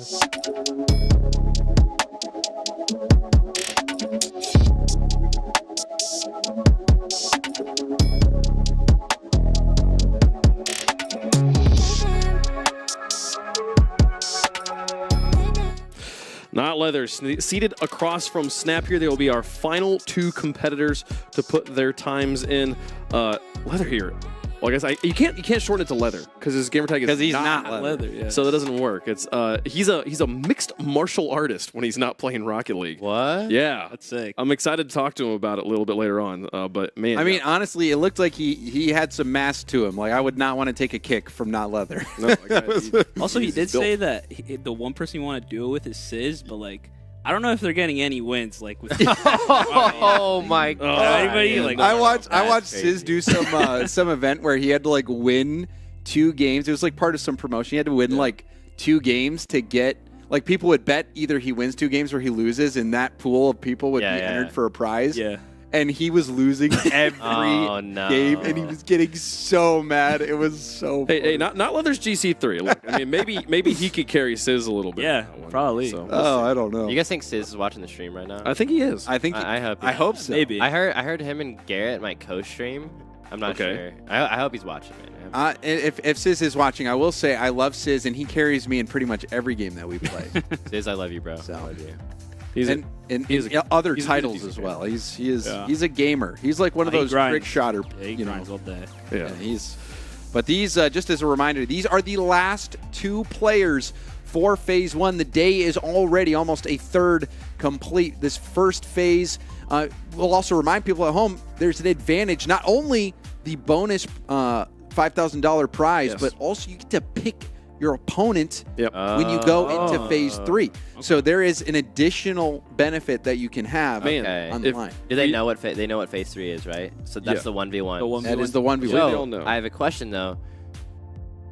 If you finish first in this, would you pick the opponent you think is the worst, or do you give yourself some competition? That's a great question. That might be something that so we're looking for. How content brained are they, or how competition brained are they, right? Yeah, because it might be a better content match to play against a higher level. Because I was gonna say, what if you pick like the worst on paper, but then it's just like you're just smashing? Like, it's like 20-0. And then also everyone's going to think that you're kind of picking on them. Yeah, picking a little bit. Yeah. Because there's a whole thing. I don't know if you've ever seen like the Survivor TV show. Yeah. You know that. Where you know how they make fire. You know, I watched one season where somebody put themselves in the fire making because they wanted to impress the jury. They were that much of a gamer. Was the jury impressed? They were. Okay. They were. It worked. Oh, here we go. Final rounds. Well, this whole competition is in the same vein. You are the jury is the judges. Like you're trying to convince the judges that you are worthy of that creator contract. So no matter what time you put up, no matter whether you get smashed in ones or not, the important thing is just trying to convince the judges. That's what matters at the end of the day. And also, I mean, the $5,000 is pretty good. That's all right. Good too. So I know I love this guy's name, Snapalicious. Snapalicious, baby. I wonder where he got that name. It's also very easily shortened. Like, well, I asked him. I was like, "How old were you when you made it?" He was like, "Oh, I was like 16 or 15." So it wasn't even like he made it when he was like 8 or 7. He made it like a couple years ago. I mean, Fireburner is a pretty sweet name too. How old were you when you made that? I was like 9. 9. Okay, I can see it. Wait, how did you even get that name? Fire? I have no idea. I don't even remember. 9. Just 9. Okay, listen. I just thought it was cool. I was like, oh, how do you burn fire? You know what I mean? Yeah. I thought it was so cool. Wait, I've actually never thought of that. Burning fire. Yeah. That's a topic for another discussion. Let's kind of focus on the matches here. So who is ahead of who right now? It looks like Snapalicious might be in the lead right now. Not Leather's trying to recover a ring situation, and it's the landing. No, get up there. No. So Everyone's been there. Oh, it looks like he got the checkpoint though. He landed enough on it to. Okay. He doesn't have to start over. Oh wait, he jumped over the. Oh no, you back gotta go back to the ball. Back up here. There we go. Will he decide to flick? Yes, very clean. When you're judging them here, how much are you thinking about the personal brand they've already built for themselves, the name they've chosen, and etc. Yeah, that's a little bit. I mean, I feel like I can't really say too much. I got a pretty weird name myself, but a musty cow. Yeah, more focusing on the gameplay right now. I'm trying to just get like @musty on everything. So if you own the @ hit me up. I'm trying to get that. I'm trying to rebrand a little bit there. What made you want to go with @musty instead of like @cow? Maybe due to the fact that when we called it a musty flick, we didn't call it a cow flick. Yeah. No, there were some people in the comments of the Reddit post that were like, yeah, dolphin flick, cow flick. But no, just because musty flick, man, it's kind of stuck with me. People call me musty, not cow. I honestly like musty more anyway. I don't think cow has as good of a ring. Yeah, I think it's also probably much more difficult to get. But I have completely derailed the conversation away from it's okay. the competition happening. Yeah. This is And also worth pointing out, these are the last two of our native competitors. That is true. Wait, look at Snapalicious. Very good setup. Okay, it's too far now, but it's 80? 80, not bad. I think we've units. seen around like 70, 80 is kind of the standard. Yeah. What do you guys call it? It's not 80 yards. It's just 80 rocket. Unreal Engine 80 units. Unreal units. Unreal. Shark units. Yeah, we could. Shark units. Oh. Shark links. All right. Well. Oh, not leather hit the rings. Oh my God! Oh, made it. Yeah, and doing all this under pressure. I mean, this is not even. I feel like anytime I play Rocket League on someone else's computer, it always feels different. I don't know if you guys feel the same way. It just never feels exactly the same. Oh yeah. I feel like pretty much everyone here, this is like their first time playing in front of other people, not in their normal. Yeah, there is a crowd out there, and not leather. That one part on the course is extremely hard, and not leather. Something to mention though, he is getting every checkpoint. It seems like no matter what. I know some of the players they didn't get it. They're like, no, I'm just gonna go for a really quick time. But not leather. It looks like he's getting every single checkpoint, making sure. Can you tell who's ahead right now? I'm trying to see who's ahead. I can't really. Oh, we don't have the splits on the screen. Yeah, we don't. And it looked like that goal wasn't scored. Okay, so Snap is definitely ahead. Oh yeah, now he's reaching the tower. To the tower. But then is that the tower straight ahead for not leather as well? He's No. No. Okay, yeah, it's because he just got to the shark links. Snaps at 440. I think there was a chance he was going to put up a competitive chance. He was going to beat Musty. Snap actually pretty quick. Yeah. There he goes. Will he be able to beat Bagels though? Wait. What does it say? 450? Is that 450? Yeah, he's doing way better than I thought. He's got the max. He's got to lock in on these last few rings. He is going to place very high in round one here. Yeah, it looks like he's definitely going to get a sub-6 as long as he doesn't mess up here. Oh, it looks like not leather's stuck. Oh, Snap. Nice. Nice. Okay, he made it to the hardest part, I feel like. Yeah, now it's just falling. Which we did see a close call, I feel like, with Relic. Relic had made it a little more entertaining. I know, it was entertaining, but if he messed that up, bro, that's so scary. Okay, a little bit of entertainment from Snap. No look. Oh, and there we go. Does that say 450 or 541? 541. That's just a very solid time. That is. Beautiful. Well played. And that's going to come in handy for phase 3. That's true. Doubt. Yeah, definitely. The seating. So we take a look at Not Leather, who's trying to finish out the final part of the course. This custom map created by Simple Shark. Oh. That's a nice one. Got it. Wow. Wait, that was There you go. And he gets the ball. Okay. Okay, quick. Okay, so he angles it, makes it easier for him. Oh, goes for the double flip. Wow. He totally did not have to do that, but I mean, if he hit that, it would have been sick. All right. I like he's going for style points, though. Pretty mechy. And Supersonic. and there's still a chance to put up a time that is at least ahead of Relic or Jar. Both Relic and Jar were up there at 7:33 and 7:35, if I remember correctly. So, yeah, chance to beat out them. Yes, yes. There is still. Wait. Another ring of recovery. Oh, does he come back? Does he come back? Ooh. Wow. Wait, is that the right ring? It is the right ring. Wow. He clutched that. He still might get it. I thought he was going to be out. He didn't even look to see where the ring was. I know. Is that Fire? Do you think that's luck or skill? Like, I don't know. I think a little bit of both. Muscle memory. He knows the map. You can tell he knows. He did go for the double flip reset earlier, so. Has the clean RLCS preset that I've seen every NA pro use as well. Yes.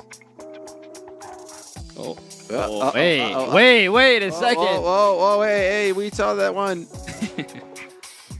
Okay, now it's getting. Oh gosh! Oh no! Oh my God! Oh my God! Wait, you missed it. Go back! Go back! Oh my God! Go back! Oh no! Okay. And Okay. So actually landed in between Jar Oh my God! and Relic. Wait, That was it it. was like 7:34. Not Leather's run was actually like pretty entertaining. He did have the entertainment aspect, Yeah. of it, which is true. And as a judge, we're not just looking for the best time. We're looking for a little bit of style, a little bit of pizzazz, you could call it, in there. So it's cool to see that. It's cool to see that. Incredible. All right, all the times are officially registered for round number 1. We'll let the judges or the referees tally those times up, and we'll show you the final leaderboard as our final competitors are making their way back to the lounge here. So we can talk to them let's about see the who opens the door for who.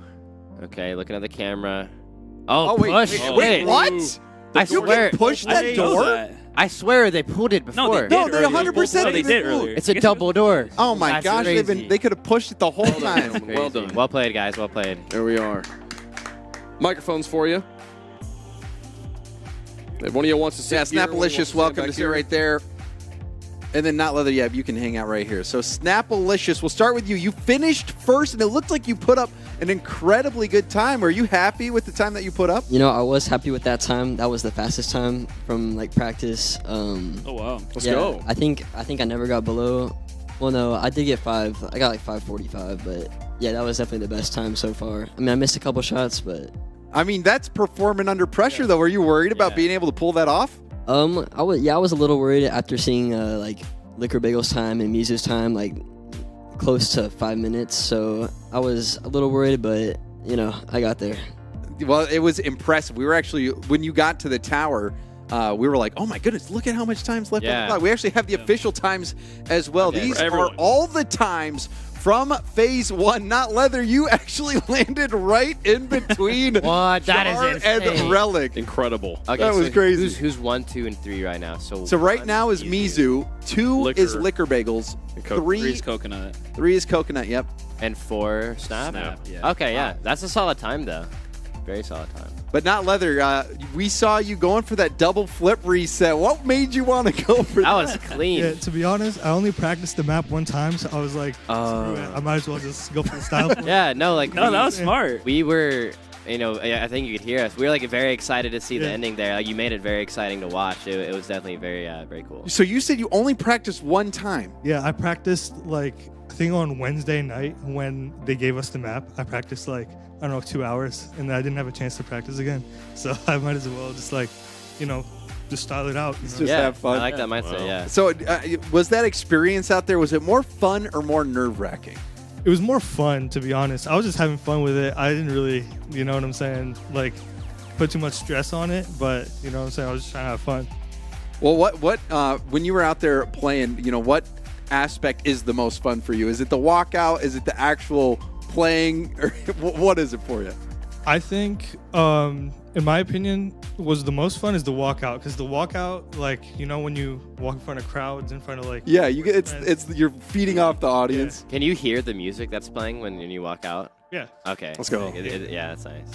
I would love to hear from both of you. We'll start with you, Snap. Where your gamer tag came from? We were talking about it. Yeah, so a long time ago, probably like 2016, before I even played Rocket League, we wanted to be me and 2 friends want to be the Rice Krispies, so we did Snap Crackle Pop. Okay. And so I was Snap for a long time, and then I guess we kind of grew out of the Rice Krispies thing, and so I was like, I don't want to change from Snap, but I kind of want to keep it at the same time, so Snapalicious. Why did your friends want to change? Because that sounds like an incredible idea. Trio, man, yeah. Yeah, I don't know. I think it's because, I mean, I got a, that was our Xbox names, and then I got a PC, and I don't know, I didn't want the Xbox name still on there, so I changed it a little bit. What about you? Yeah, my Not name, leather. Yeah, my name came from this YouTube video. Okay. Like this guy was just flexing his leather coat, and it was like he was flexing it, like, and then this random guy randomly behind him just went, "That isn't leather," and then he got really pissed. So that was so funny. That is so random. You gotta find that So YouTube awesome. video. It's so funny. Yeah, would you be able to find this YouTube video? Yeah, I could find it. You could find. Okay, Yeah, I'm gonna have to see that later. I feel like that's just like when you like your subscriber like sound on Twitch, your streaming should be It's like not that. leather. It's not leather. The video. That's incredible. What a good story, man. So what has the whole experience been like for you? Being here, getting to like see the castle, getting to meet other creators, you know, work with the NRG people. What's it been like for you? Yeah, I've been watching NRG for a long time, like since, I don't know, 10 years old. And Musty was always my favorite creator. Hey, so, thank you. like, he's really one of the most creative minds in Rocket League today. So I think meeting him, meeting the rest of the NRG squad, like, that was just a really crazy experience for me. So- I really do appreciate being invited out here. Yeah. Well, it's awesome to have you here. If you ever get to meet Musty in person, what would you ask? Well, he asked me some questions. We actually talked for 10, 15 minutes. Oh, today, that's so cool. After media, yeah. Does it feel kind of like pinch me? Am I dreaming? It's like surreal. Yeah. In a way. Yeah. What about you, Snap? What was the question? Well, just the experience of being out here, like being in the castle, getting to meet the people here from NRG. Like, what's been the emotion that's hit you the most? Yeah, like, I mean, watching all these people on YouTube and Twitch, seeing them in person is something you never think will happen. And then, obviously, getting flown out to LA is always that's never going to happen, too. Like, it's pretty surprising. Meeting everyone, you don't really think... Like, you think you know the person watching them on YouTube, you know the personality and stuff. Then you finally meet them in person, and they're completely different people. They're super nice. Everyone's cool. The creators are cool. Everyone on NASEB is cool. It's been really awesome. Well, Snapalicious, congratulations on putting up such an incredible time. Not leather, you as well. Very entertaining run. But with your run's conclusion, that completes phase 1. We are done with the first phase of competition. And you know what that means? We have a talent show. Ooh. And that is going to be coming up after the break.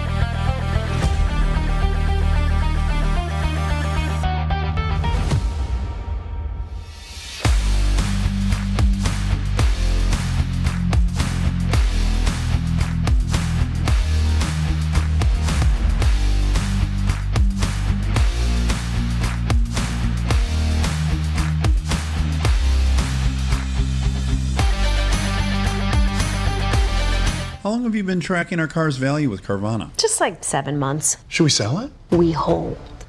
Hold. Silver vans are going for more right now. Should we? Our low mileage is paying off. You think we should? Hold. Depreciation's really heating up. You think? We just did 2.5%. Now! I'm on it. I'm on it. Already sold to Carvana. Go to Carvana and track your car's value today. Oh, will you pause it real quick?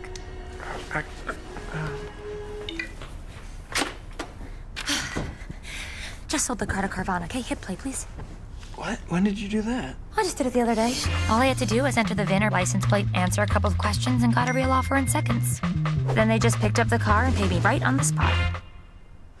I can finally quit my job and become an actor. No, you're right. Sell your car at Carvana.com today. 1 teaspoon of potassium iodide. Checkaroo. And then science. Oh, I think that's Carvana. Right, let's go. Go. Just in the amount. Just in the amount. Oh, let's do more. Do more, yeah. I can do more. All in. Yes, please. Super easy. I know. I just bought a car from Carvana. A lot can happen in a moment. They're delivering it here. Like finding your perfect mix of down and monthly payments. ABS brakes. Finance your next car with Carvana today. 1 down, 9 to go. Hey, what are you doing out here? I just had something picked up. Oh my gosh, I'm having something delivered. Carvana. You know Carvana. Searched it, bought it, scheduled it. Ah! And here it is. You think Carvana's good for buying? You should try selling one. Oh my gosh, it's almost identical. You gotta have backup, you know what I say. Good job, hun. Thanks. Woo! I loved it once and I love it twice. Where is the other one? Buy or sell your car with Carvana today.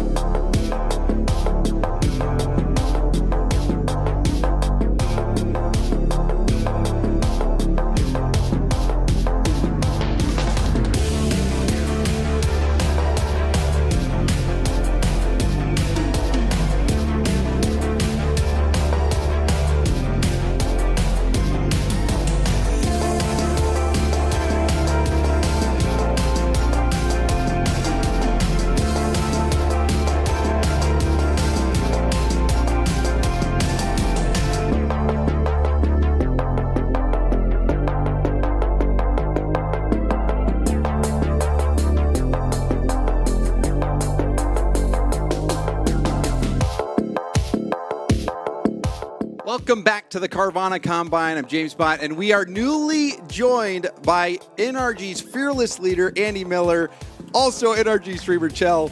Good to have you both here. Hello, hello. Great to be here. Yeah, happy to be here. So what did, so Andy, were you in the boardroom paying close attention to what was going on in phase one? Yes, we've been talking about it. Well, we've been talking about this project with Carvana for like 9 months, so it's incredible to actually, see it come to its fruition. But tracking everyone's progress along the way, it's been really interesting because there's, especially with these two, also a lot of different opinions. So we all just said, okay, we're going to see what happens today because it got to go through the whole process. We don't want to spoil it, obviously, for the end. But in your mind, is there a front runner for you personally right now? No. No. Okay. I've got open. 2, maybe 3, but definitely 2. Okay. What about you, Chell?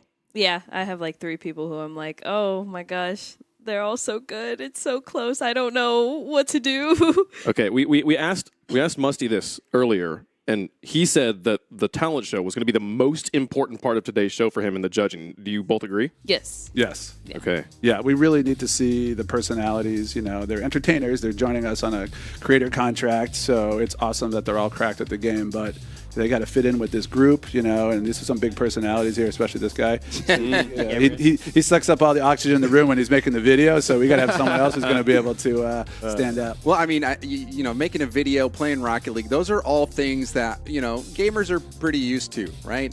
How many people have actually? I've never done a talent show in my life. You've never? I've never done a talent show in my life. Wait, have any of y'all ever done a talent show? I've never done a I've done a talent show. spelling bee and I lost. Okay. I would lose my mind. What word did you lose on? It was hamburger, but I was in 3rd grade. I was in 3rd grade.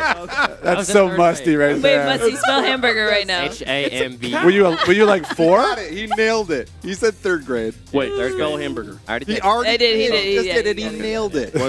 But honestly, the talent show, to me, when I saw that, I'm like, I don't know if I could handle that out there. And it's what, 5? It's like 5 minutes or how long? I think it's a decent amount of time that you are going to have to go out there, and it's all on you to carry that entertainment. Who has a talent that's like entertaining enough right off the rip? Oh well, I'm pro Rocket League. I can take my finger off. All right. All right. Well, I just got word that we actually have our first creator ready. It's Asfara, and his talent is basketball. Oh my God! So he has a big hoop apparently. Does he got the ice? I'm not optimistic. Ladies and gentlemen, testing. Yep, mic's working. All right, ladies and gentlemen, I got 2 talents for y'all today. We got soccer, football for my Europeans, and we got basketball. I love I'm gonna need the crowd with me for today, all right? Just quick second. Make sure y'all can count to 10. I'm gonna count it. I'm gonna hit it up 10 times, but count with me, all right? Oh no. Okay. Let's go. You can't mess this up, y'all. Is he gonna flick it up or start with his hand? We'll see. Okay, starting with his hand. 1, 2, 3, 4. Oh, 5, 6. No. Keep going. All right, he's rewriting. You got it. Redo. 1, 2, 3, 4. Get a left foot. 5, 6. Keep going. That's where it went wrong. Never give up. This is why it's 5 minutes. Wait, guys, he's got the ice. 1, 2, 3, 4. Keep it low. 5, 6, 7, 8, 9. No! 9! No. Off the chest, too. He is unintentionally hilarious. 2, 3, 4, 5, 6. No, Asfara. All right, he's got this. All right, is he giving up? Oh, he's moving on. Basketball. Moving on. Okay. Yeah, he got 10. 10 if you add them all together. I don't think we saw it, but I think he got 10 in a row there. As y'all can see, I got 10. Yeah. Thanks for counting with me. He's exhausted. I'm bringing on a special guest for me. Wait, for the basketball portion of my talent. It's Shaq. Come on over. Shaquille O'Neal. Imagine. Everyone give a round of applause for Luke. That is not Shaquille O'Neal. Way to go, Luke. Scuffed. Shaq looks different. Orange County. Nice. My talent That was is the best scoring part of the whole buckets. thing. So I'm going to score on him, and he's going to try and defend me. Oh, no. Again, I need the crowd's help, all right? We failed with the thingy, the kick-ups. This time we got it. It's crazy. So hear me out. When I'm dribbling the ball, I need you guys to go like this. Ready? Oh. And when I make it, get loud. Splash! No, wait, this is not a real person, bro. Right? Oh my god. And if I miss this, we keep going until I make it. All right, let's go. All right, we keep going until I make it. I thought he was gonna have Luke hold him. All right, does he make the first basket? All right, go crazy. He Oh, they're checks checking, up. they're He checks checking. up. Yeah. Is this guy really gonna? Wait, double check up. Wait a second. Oh, okay. He gets the. Does he cross over? Ball away. Ah. I want to see Nick try to score on him. Okay.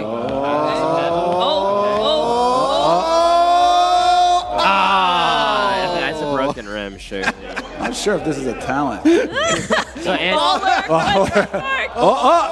Yay! Splash! Off the glass. Off the glass doesn't count. That was a really great talent. So Andy, when you're looking at this, are you evaluating like overall performance, the entertainment That's why I say value, that's how it's done. or Don't give the up. talent itself? Keep a good attitude, and good things will come in life. He's done. Good job, man. Good job.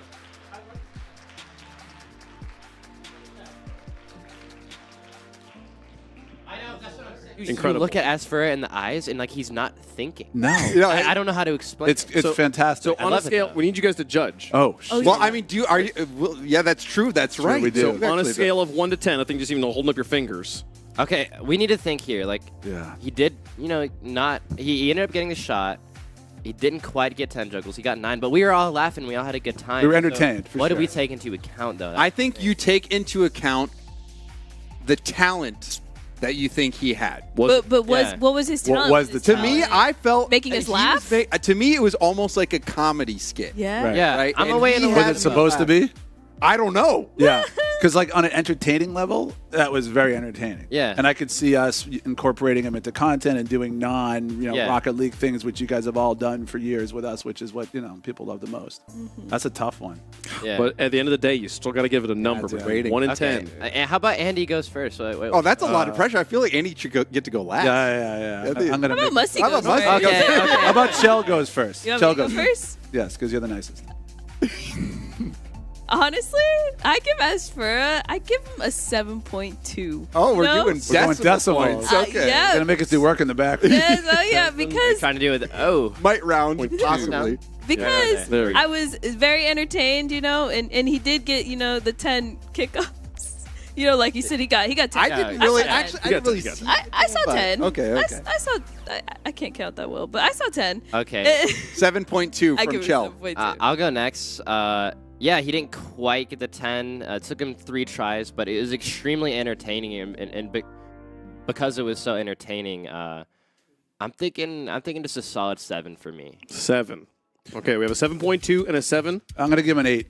An 8. I just felt like he probably thought that was going to be really athletic, and he's a baller. Yeah, for no, he real. definitely When I talked to him earlier, he's like, "I play basketball." I was like, "I think I can beat him." Pretty sure. And I'm old. There's the first piece of there's a video. God. But like the fact that he went out there and just did that, and it was so funny. Yeah. And I thought it was entertaining. I'll give it an 8. All right. All right, Those at are your 8. ratings. So there's the scores. As for the first talent performance in the books, we have another one. We actually have Snapalicious, who is also doing a sports talent. He's got soccer. Let's take a look. Okay. All right.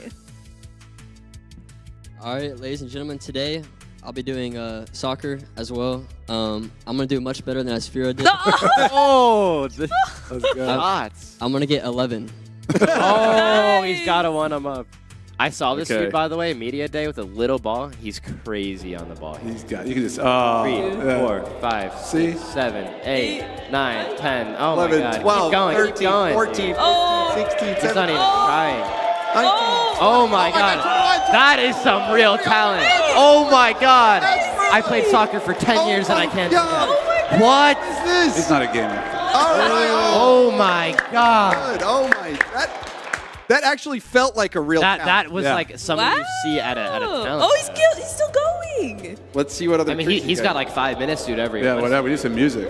You already dazzled him. Ooh. Oh my goodness. Okay. Okay, okay.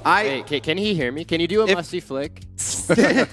What I would love to see, I know it's probably not possible, a replay from Asfura at some point, and then compare that side by side. A side by side would be even better. But I mean, I would even take back-to-back replays comparing them, because that is how it looks like. Wow. When you're watching people play soccer on TV, when they're warming up on the sideline. What?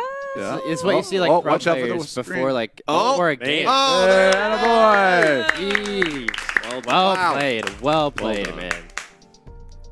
That was Snapalicious. That was very talented. Snapalicious. Doing I think what Asfura was dreaming of doing. Yes. Yes. So yeah.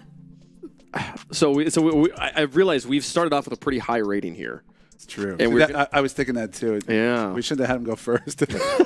But it was he did a good job. I think he deserves a rating. Well, the good news though is that means maybe we're just grading on a curve, Okay. I guess it depends on what, you're looking at. Is it like, are we judging on the pure talent, or like I was judging on the entertainment value? Like I'll go first. Like I thought he was great, and I love this kid. But like, okay, that's cool. He can juggle a soccer ball, but that doesn't. I'd rather see someone do comedy or someone who does something that's more applicable to what we're going to do. I think there was a small aspect of that when he came up and just one-upped Asfura. I feel like I don't know if it was planned. I don't know how much it was planned, but to me, the fact that he did that right after the disastrous attempt of Asfura was kind of funny. Strategically, though, like Musty back in the boardroom when we were going through these folks, he was right. Like, he's saying this is their one shot at showing their personality. Yeah. And so juggling the ball is great, but not a big window into who they are. Yeah, interesting. Yeah. Okay, we can take a look at the replay and let's see these two performances side by side here. So that is Asfura trying the headers. Now we have Snapalicious. Slightly different technique. The approach was a little bit different for Snapalicious, and I must say it seemed to be a little more effective in terms of ball control. Look at that. But, wow. That is See, really that's so impressive, though. Like, and I think there is something to be said about being athletic. Maybe if there is an NRG video where it's going to require doing your own stunts.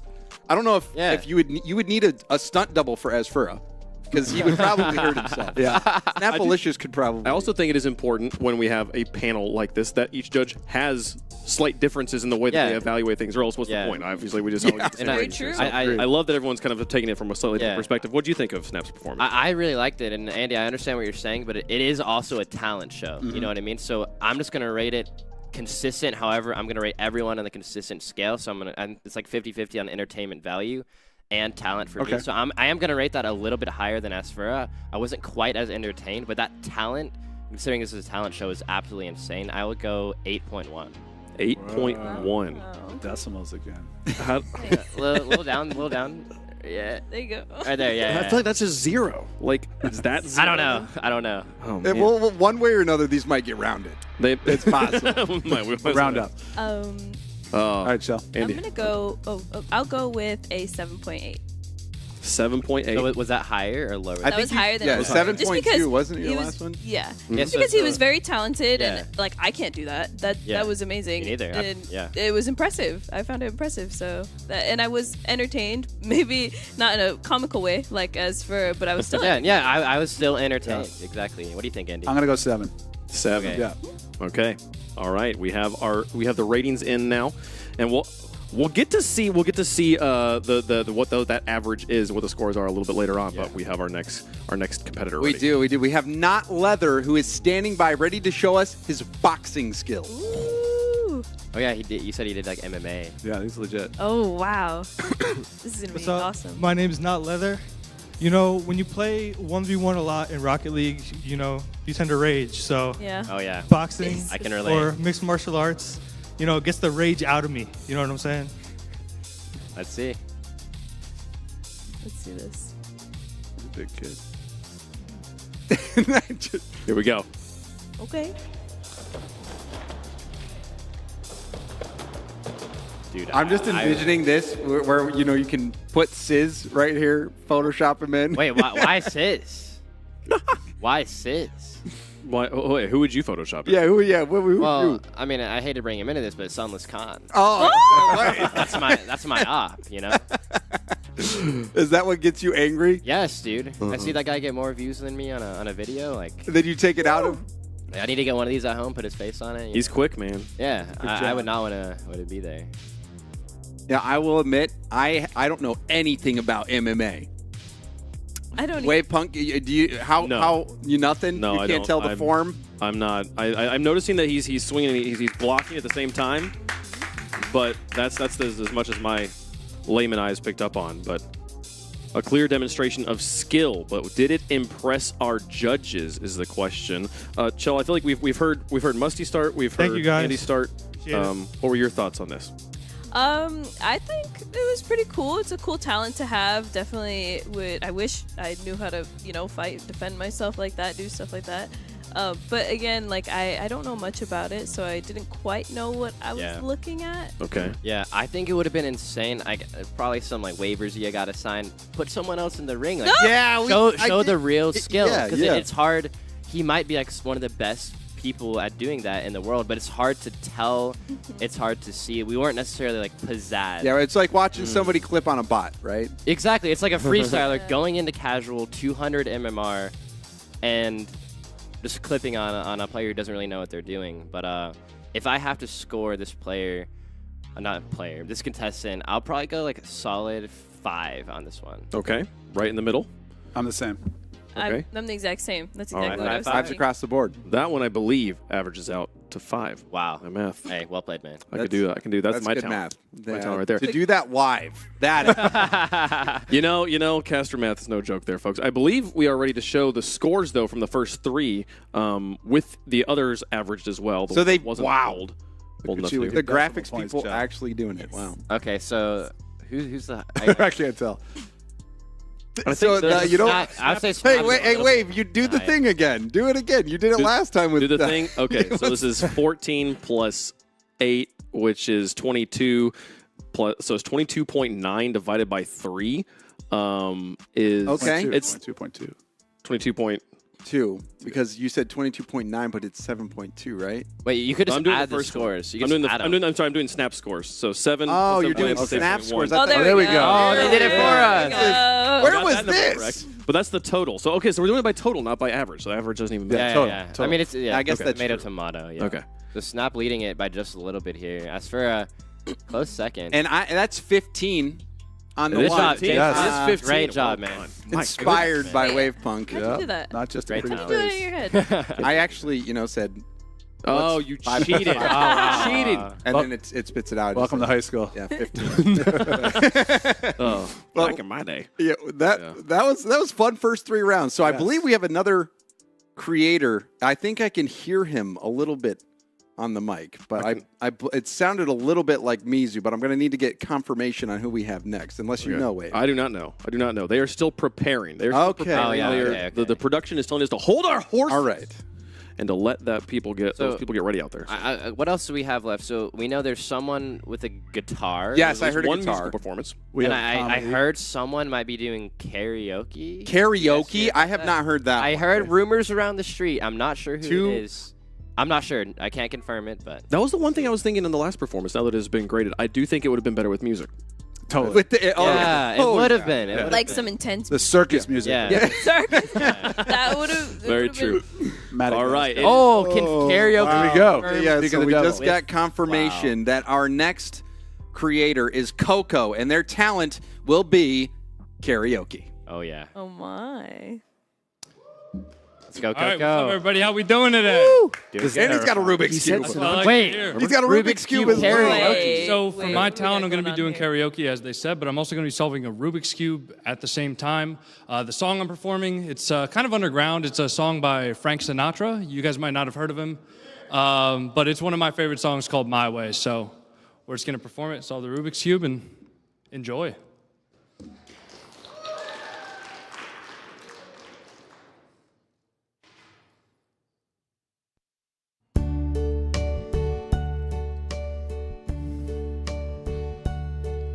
And now the end is near, And so I face the final curtain. My friend, I'll say it's clear. I'll state my case, of which I'm certain. I've lived a life that's full. I traveled each and every highway and more, much more than this. I did it my way. Regrets, I've had a few, but then again, too few to mention. I did what I had to do and saw it through without exemption. I planned each charted course, each careful step along the byway, and more, much more than this, I did it my way. Yes, there were times, I'm sure you knew, when I bit off more than I could chew. But through it all, when there was doubt, I ate it up and spit it out. I faced it all, and I stood tall and did it my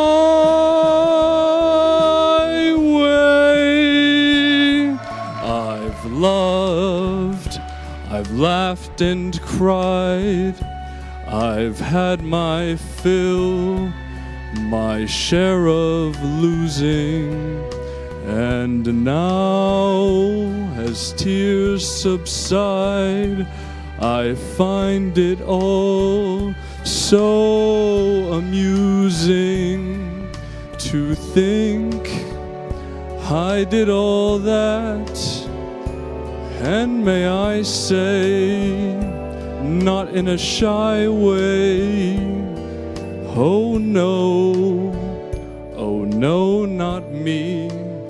I did it my way.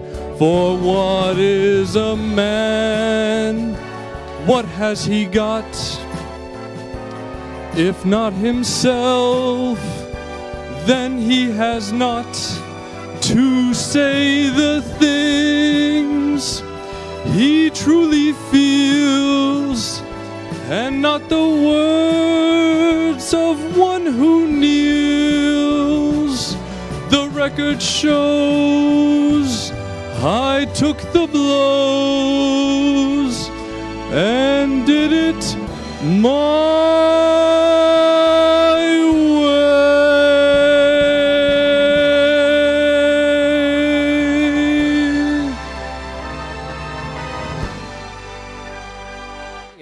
Dude. Wow, yeah. No. Yeah, honestly. Right?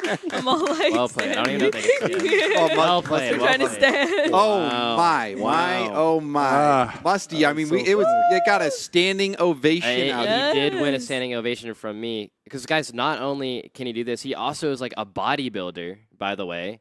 He can do a full Rubik's Cube, and me and Shell did not expect that. Like, we were like, karaoke, are you sure, Coco? And he popped off. He really did pop off. I just want to just to vouch for him here really fast. I'm a musician. I can sing. Okay. I also can solve a Rubik's Cube the same way he solves Rubik's Cube. Yeah. I do not think I could do both at the same time. I genuinely think it would require too much brain power to do one or the other. Doing both at the same time, incredible. Yeah. And just the guts it takes to get out. Yeah. I feel to me that was In probably front the of a most crowd. impressive. Yeah, not only in front of a crowd out there, but knowing that you have judges listening to every note that you're singing, know. and it's being broadcast on the internet. And, Like, the old school song selection was ballsy too. Yeah, that's a hard song to Yeah, sing. he has like a deep voice. Like he was really getting in there with those vocals. It was good. Wow. Big thumbs up. All right. Well, I mean, let's Gotta get vote. into Yeah, I guess getting some I'll go ratings. first. I'll go first on this. It's a Rubik's Cube and the singing. I absolutely loved it. I will give it a 7.9. Okay. Wow. Okay. Lower than I thought. Yeah, I know. I really liked it. I'm gonna go with 9.3. Wow. Ooh. Up there. Plus. I'm a 9 also. Yeah. Wow. Okay. Wow. Impressive. Musty's a stingy I was ass gonna with say- these Simon scores. Cowell, I guess. Man. Simon Cowell over here. So incredibly solid scores there for Coco, and Coco getting up there not only doing karaoke, which could stand alone be its own talent, but Yes. the Rubik's Cube on top of it. So that was very impressive, and I don't think you could. I wouldn't even do karaoke in a karaoke place. What? Yeah, I would. Let alone on in national this broadcast. environment. Me and So Cho I- last night, we were going at it, man. It We was, did some It was karaoke. good. It was- Well, I just think that, when I see somebody go up with that much guts and that much determination to perform and pull it off, I'm impressed. So Kubioki. that was unbelievable. that was So, awesome. Incredible. Yeah. that was Coco. So Coco putting in a fantastic score, and now we will just be waiting for our next talent to get ready. We're halfway through. We are. So he's our leader now. I didn't do the quick math, but I figured. Yeah. 2 9. Yeah, he probably is because 9 and That was the highest 9.3. numbers all three of you have said so far. He's so. the No, I think I gave an 8 to. No, but like that was combined. Total. Yeah. each of you's highest rating. the man to beat. So we'll see if they can do that. We can hear the next person preparing here for the performance. And now- if you had to be in the talent show, what would your talent be? I was thinking about this. Yeah. I actually know how to sea walk and shuffle. I combine that into one dance. Okay. So you've invented a new dance. No, I incorporate moves from shuffling into sea walking, Okay. and that would have been my talent. Why Okay. do you know how to do both of those? YouTube. I watch Okay. YouTube on how to Wow. very, very briefly here. Okay. What would your talent be? Well, I played soccer for 10 years, but I don't know if I could top like these guys. I could probably top Asfura, but that's about it. I used to be like a little bit of a magician back in my heyday. okay. So maybe a little That magic explains trick. everything. Maybe a little magic trick and Did you get a lot of girls with that musician routine? let's say 8th grade was a good year. Yeah, it was. It's all downhill from there. All downhill from there. Okay. Okay. Chell, what about you? Oh, you guys know my talent. I play Rocket League. You would play Rocket Wait, League. That's my Wait, talent. Cho, I thought they said talent. Okay, Musty. Andy, what would you do? I guess being older, I could guess 80s songs with 1 or 2 notes. I like that. Few Okay. notes. Oh, I like like the that. song doll, like That's the a great riddle, one. but with the songs. Yeah, that's about it. I think I can identify birds. Show me any bird. Oh. I'll tell you what kind of bird it is, Wow. folks. I'm gonna hold we're you ready for up the next on- performance. Enough about We are. We actually we have our next performer ready to go. It's Liquor Bagels out there on the stage. Hey, everybody, I'm Liquor Bagels. Man, in the last video, they were like, oh, so impressed how I made that video in 4 days. You guys are going to be really impressed at how quick I learned to play guitar. I'm kidding. Anyways, we're here in LA. I mentioned during the interviews that my favorite artist is Mac Miller. Many of you know he tragically passed away in this city about 5 years ago. The song that I'm about to play, many people say that it feels like it was written, from beyond the grave, and I really do hope I can do it justice today. This is Good News by Mac Miller.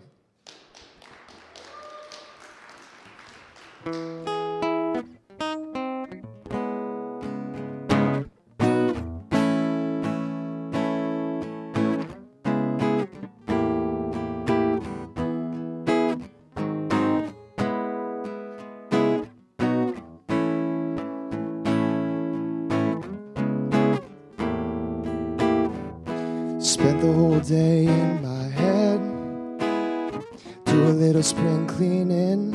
I'm always too busy dreaming. Maybe I should wake up instead. Lot of things I regret, but I just say I forget. Can it just be easy? Why does everybody need me to stay? Oh, I hate the feeling when you're high, but you're underneath the ceiling. Got the cards in my hand, I hate dealing.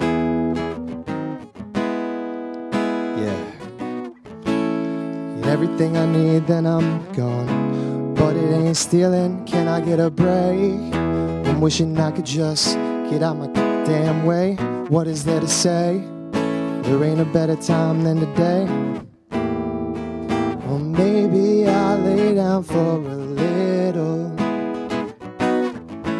Instead of always trying to figure everything out, and all I do is say sorry.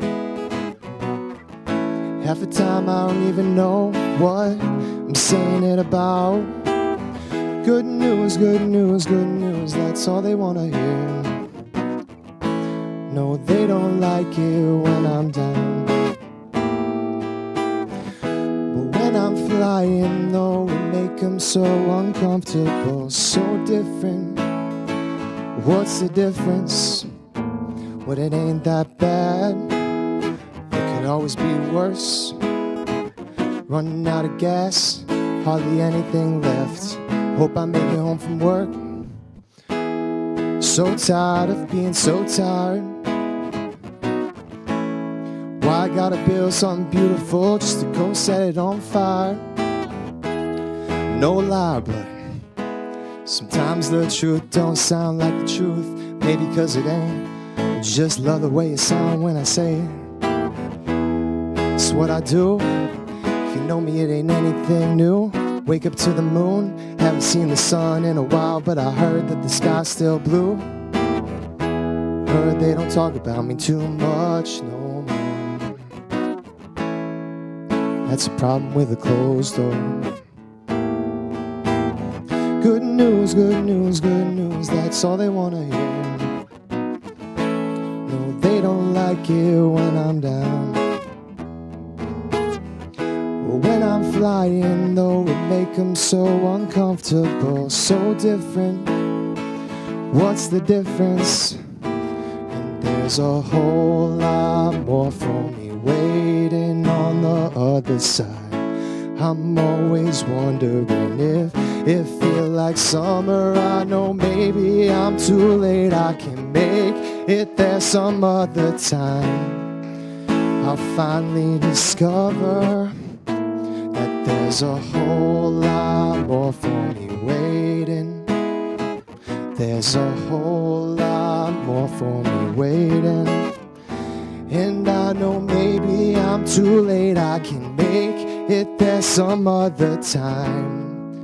I'll finally discover that it ain't that bad. Ain't so bad. Well, it ain't that bad. At least it don't gotta be no more. No more, no more, no more, no more. No more, no more, no more, no more.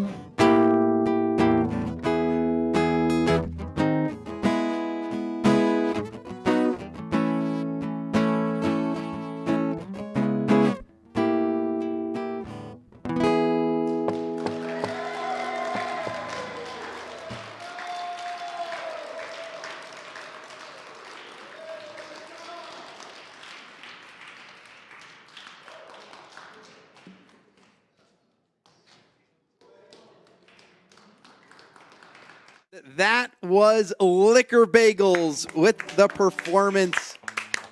And that one, I mean, that is, talk about, I feel like that's a step up from karaoke. Not only do you have to sing, but you also have to be playing an instrument and from memory. I mean, yeah, from memory. You're not, I mean, that is another situation where the performance anxiety could really get you, but he was able to nail it. And I wanted to bring it back to something you said earlier, Andy. Like, this is the one time they have to show us their personality. Do you rate it higher because he took the time at the beginning to give us context of why he's performing what he's performing? Yeah. I wish there was a little more of that, actually. Like, he was really good. Great singer, great, played the guitar great. Didn't learn a lot about his personality except for who he identified with that song. So it's pretty cool. But it was really well done. Yeah, I thought it was good. And the fact, I mean, Coco had a Rubik's Cube. And he also did karaoke. But this is almost two talents itself, you know, having to do the guitar and sing and memorize the song, you know, everything in front of you. Yeah, I really liked it. I liked it a lot. What did you think, Joe? I thought he was amazing. Yeah, it takes a lot to be able to remember it and be able to just do that in front of a crowd and to put yourself out like that. I really liked it. Definitely. But I do wish we could have seen more like the personality and stuff. But still, I can see the talent. Like very talented. Yeah. I'll let one of you guys go first. Chell, I mean, you want to go first? Yeah, I don't mind. I'm gonna go with 9.4. I really liked it. Wow, that's the highest your score top. that you've Yeah, given yet. that's your top. Yeah. That's the top. I really liked his talent, and I think it takes a lot to do that. I love seeing people do music, like and being able to perform music and everything. So that's why I rated Coco so high, because he did music and he sang well and was able to do Rubik's Cube. And this is Liquor Bagels. He sang well, and I think he put on a good show for us. Yeah, I was entertained. What do you think, Andy? I agree. So I would go with 8.5. Just with like a little bit more to learn about him a little bit, but I know we've had a lot of opportunities through the other parts of the process and the competition. But I thought it was terrific. Yeah, I really liked it. Like in terms of entertainment value, I thought it was like really cool how I just don't know whether to get Coco's higher or Liquor Bagels, but both are amazing. I think I'm gonna rate this just a little bit lower. I love the performance. But I thought it was cool how Coco did the Rubik's Cube. But focusing on him, focusing on Liquor Bagels, I will give him 7.6. Okay. So those are all the scores in. Ooh. So, and overall, I think that's a pretty darn good score. That is a darn good score. That might be the top score. Yeah. We'll have to wait to see the math. Official math. It'll all be close. It's been hard to keep track of all the math. We actually can take a look at the total scores from all of the creators thus far. So Liquor Bagels 25, very close behind Coco. Very close on this one. But I mean, what is it? My question at this point is, what is it going to take to? Well, I guess never mind. I was going to make a joke about Musty not giving people an 8, but he literally gave Snap an 8. So I'm going to stop making that joke. Part of making content, folks, is knowing when to stop. Yeah, we have 3 more performances to go.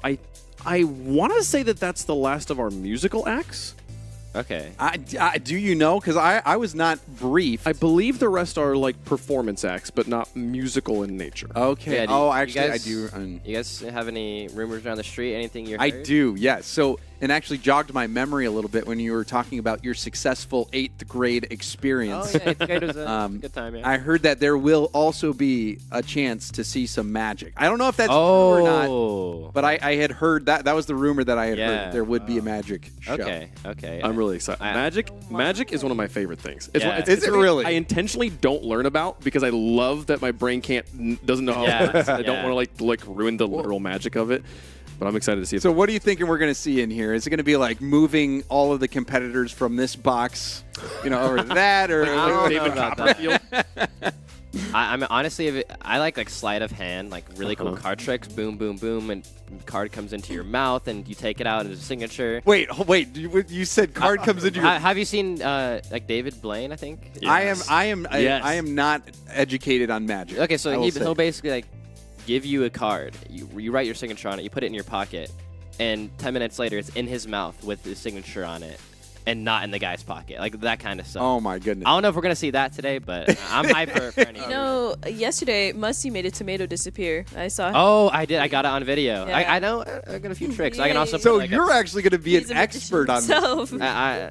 I wouldn't say an expert, but close. Well, you're going to be. Can they fool Musty? Oh, Does Musty know how the trick works or not? Or he'll at least know the trade, and he'll be able to explain to us how well. Okay. No guarantee that the magic is the next act. I have no idea. By the way, that was just the. Or if it's even. There's a couple of comedies, I think. Yeah. Is there really? I feel like comedy is a bold choice. That is, the hardest to get I an audience. saw a table behind the set with a bunch of like different glasses, plates on it.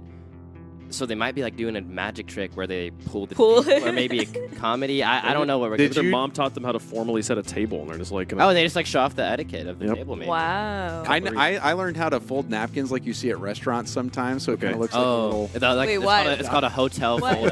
Why did you learn that? I learned that my favorite Chinese restaurant folded their napkins that way, and so I'm like, I'm going to figure out how they do that. Yeah. I think you did that. This fun fact while they're setting up the next stage. The very first day I met James Bott in person, we went to an Outback Steakhouse in Burbank, and you folded the napkin that way. And we were there for the first season of RLCS, and I remember telling you, we've been talking about video games all day, and that's the nerdiest thing I've seen. I was, also, I enjoyed that outing that we had. It was great. Yeah, when you're a gamer, sometimes you're a little bit weird. Yeah. They fold the A napkins. little. You made like a fan. We're all and a said, little you know, weird. it was, we should be friends. Like that, yeah. It was beautiful. It was, but it was nerdy.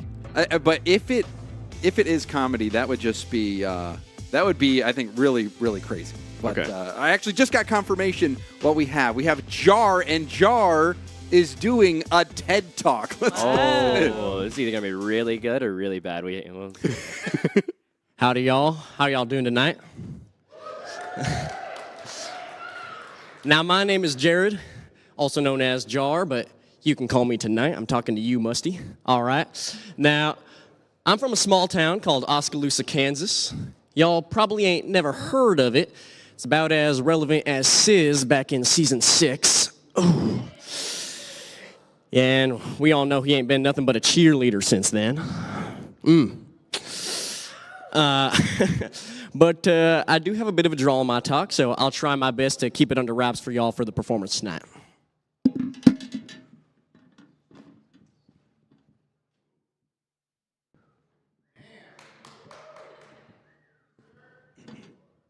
All right. Now, it's actually my second time here in California. The first time was an experience beyond words. It was incredible, but we're going to have to go back to August where we start this journey in order to really tell you guys the full story. Now, I was talking to my buddy Michael, who's actually here in the audience tonight. Shout out, Michael. And he's from California, and we were talking about a time I could come and visit him. We're great friends, and we were trying to figure out a time. But I obviously am a college student, as we talked about earlier. So it's kind of tough for me, right? Funds are low, time is low. So trying to make it work. Don't think it's going to happen until I graduate college, right? Well, later that very same night, I'm having dinner in Kansas City, where another one of my buddies, Kevin, lives. Now, I asked Kevin if he wanted to come over and have dinner with me and hang out, and he said he couldn't, as he was having a car ride later that night at midnight to where? Any guesses where? California. Yep, you've got it. So he's making that drive. I've got a 5-hour warning about this, and so I'm thinking about it. I'm texting Michael. I'm making some calls, and I guess I'm a bit of a spontaneous guy because later that week, I end up in Albuquerque. So I'm in Albuquerque with a 5-hour warning, not a lot of preparation. It's, by the way, my birthday. So nice little hat there, right? And Albuquerque, if you guys don't know, is the birthplace of Breaking Bad. All right. Now, I've never seen Breaking Bad. I know nothing about Breaking Bad, so I'm just rolling around with them, having a good time, right? Here, we went to Los Pollos Hermanos, which, if you guys know, is, I guess, pretty important in the show, which we ate there. Chicken, a little dry. But we drove around. We went into the museum. You can see Kevin here having a great time with the cardboard cutouts there. My personal favorite at the museum was this wax figure of Walter White. I mean, love that. But I didn't really know what was going on, so I was kind of just looking at random stuff for 40 minutes. We ended up driving around. We saw a couple of nice places. Hank and Marie's house, I guess iconic, allegedly. I don't know. They put up a fence in front of Walt and Skylar's house. You see there's a little pizza emoji there because I guess people were throwing pizza on the roofs. Now, I don't really know what that was all about. But anyway, we had a great time. We finished the trip. We make it to Los Angeles, which is where Michael is supposed to meet me and pick me up, right? Well, turns out Michael is stuck in traffic after a chemical tanker explodes on the freeway. You can see, I mean, they completely closed down the highway. There was no chance he was going to get to me. I mean, here you see, there's people out of their cars. All the cars are shut down. Nobody's moving anywhere. All he's got is a bag of trail mix to keep him sustained throughout this indefinite period of time. And I'm doing everything I can, to help him out. I'm trying to make sure we can get to him. So here's a live view of me at the hotel. I mean, I'm doing everything I can here for Michael at this point. But all jokes aside, it was a great time. On our first trip to California, we went up and down the coast. Here we went to let's see if we can get this. Big Sur. That was fantastic. We went up through to see Santa Cruz, Carmel by the Sea, Lake Tahoe. That was awesome. Wait, how did this? Hey, shoot, I don't know. I don't know how that got in there. Anyway, jokes aside for a second here, I've got to talk to you guys about something that I've been struggling with recently. And it was in the middle of this competition that I got struck with this. It was a couple weeks ago, the day before Halloween. My mother passed away in her sleep, and it's been really tough for me moving forward with this. And I was really contemplating whether or not I was going to do it, but I know she would have wanted me here, and I know she would have been super proud of me, and she would have been supporting me all the way through. So I'm super thankful to NRG, all the staff, for allowing me to come out here. And and giving me this opportunity. And I'm super thankful for all the support I saw on social media, and especially Twitter. So thank you guys for that. However, as I'm sure many of you guys know, not every conversation on Twitter is so supportive. Let's take you back to a conversation I had last year on Twitter. Here we've got Ajax and hockey. We're talking about CRL. We're debating whether pros should be able to play in the collegiate league or not. Ajax says he doesn't think that they should. Hockey, of course, he's on Northwood. He believes that pros should be able to compete because he's saying they're getting an education, they're attending classes, and this is where somebody that you guys may know comes into the conversation. In fact, he's another one of the competitors here tonight. It's Asfura. He says, "Shut the F up, hockey, your ass." All right. So, completely irrelevant to the conversation. So, I hit him with, "Who are you?" Because, first of all, that has nothing to do with the conversation. Secondly, I don't really know. I mean, what does Asfura even do? Like, what was that earlier? I mean, it was great. Don't get me wrong, but I don't even know what was going on there. Ajax says, Asfura, get him. And then Asfura says, "Bro got a Tetris game going on his suit. There's not much to get." Okay, well, now we're getting personal. I say, Asfura, if you're jealous of the ice, just say that. The ice in question.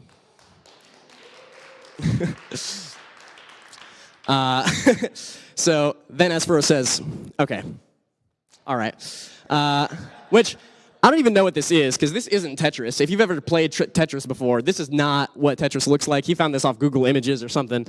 But I said, "All right, we're fighting at Worlds," because this was personal at this point. All right, I've had enough of this. He's been flaming me here, and so I know Asfura's here. He said, "Nah, that's mean. I'll tell you, Asfura, wherever you are, I know you're watching somewhere. I'll show you what's mean." I said, "My cornhole pitch is mean, and after we're done with the talent show tonight, I'm taking you on. We're going to find some cornhole somewhere in LA. I'm teaching you who's your daddy, all right, Asfura? You're going to learn something tonight. All right."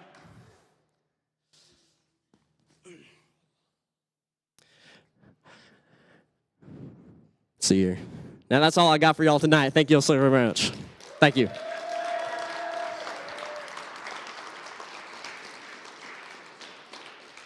Thank you. Awesome job, man.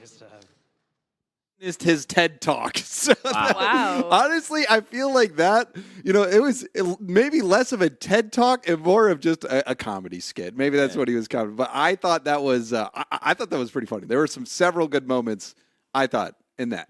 Does he get props for actually using the whole time as well? Oh yeah. Or did he? He might have actually used more time. More. Yeah. It might have gone long, possibly. But I feel like that's a risk. Like if you go long and you're not entertaining, everyone's not having a good time. But I mean, Musty. What were your thoughts? Were you entertained through that whole ordeal? I was there entertaining parts. There were parts that I didn't find entertaining as well, but most of it I found very entertaining. I did feel like it was just a little bit long. Some stuff all over the place, kind of jumped from one thing to another thing.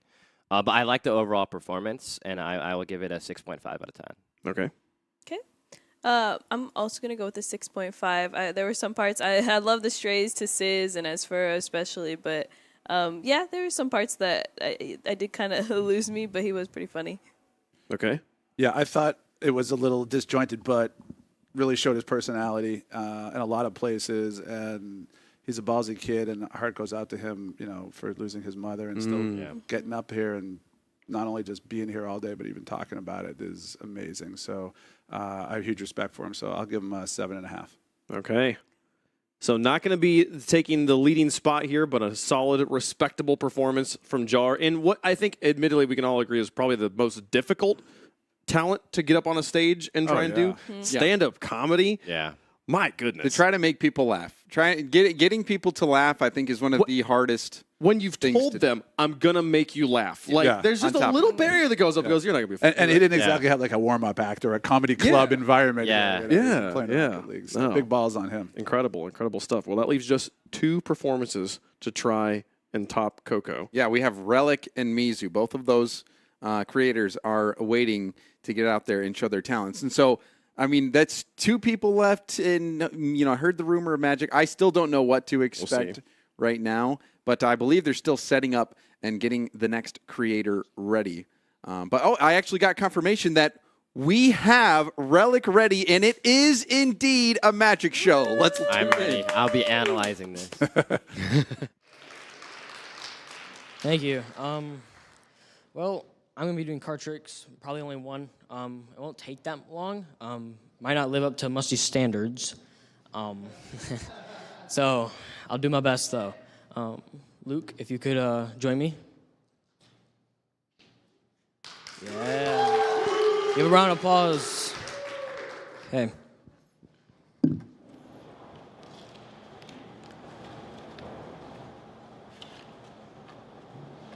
I am going to shuffle. So it's not a trick deck. You can just talk to they can hear you. Oh, really? Yeah, there's a microphone there. Oh, hey guys. Hi.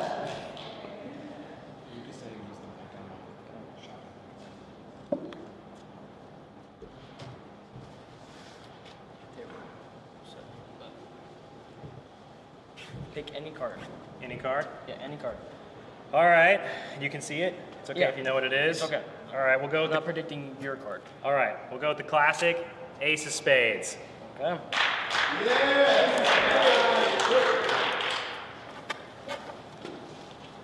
So now what I have to do, go this up. Okay.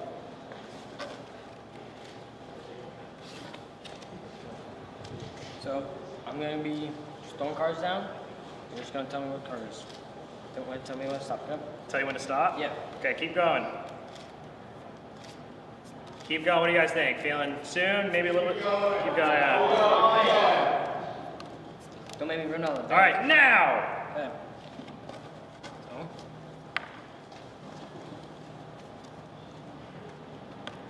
Man, I am just dropping all these.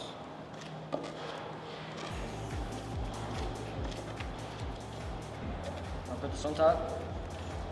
And go into the deck. Oh, it's in the middle. Yep. Okay. Your card is right here, right? Yep. Okay. Ooh. What's your lucky number? 4. Good choice. I'm gonna say it's the 4 of spades. Ooh. Okay. Okay. All right. You wanna do another one? Yeah, I want to do another one. Where did that come from? I should have picked 5. Hey, 4 was a good choice. 4 was a good choice. Shuffle again.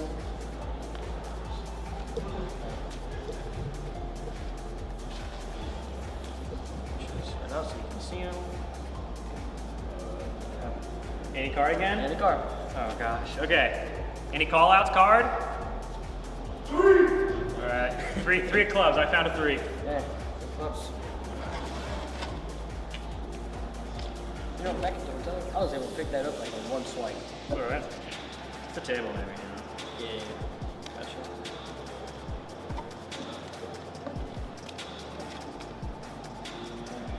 So we're gonna stop, Tim? All right. We got us last time. We're gonna get them this time. And stop.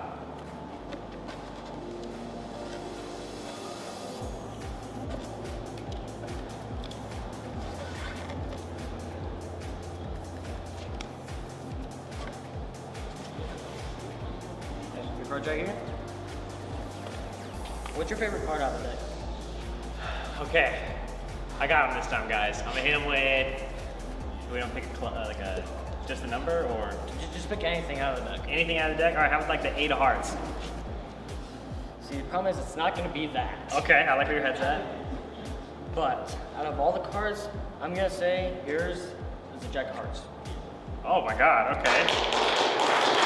All right.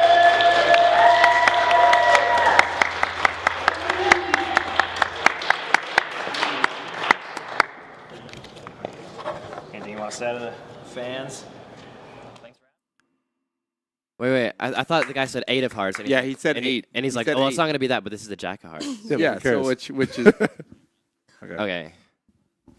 All right, so Musty, we were debating a bit back and forth. It seemed like the first time through, the magic trick was he knew that the 4 of spades was the next card. That was the card.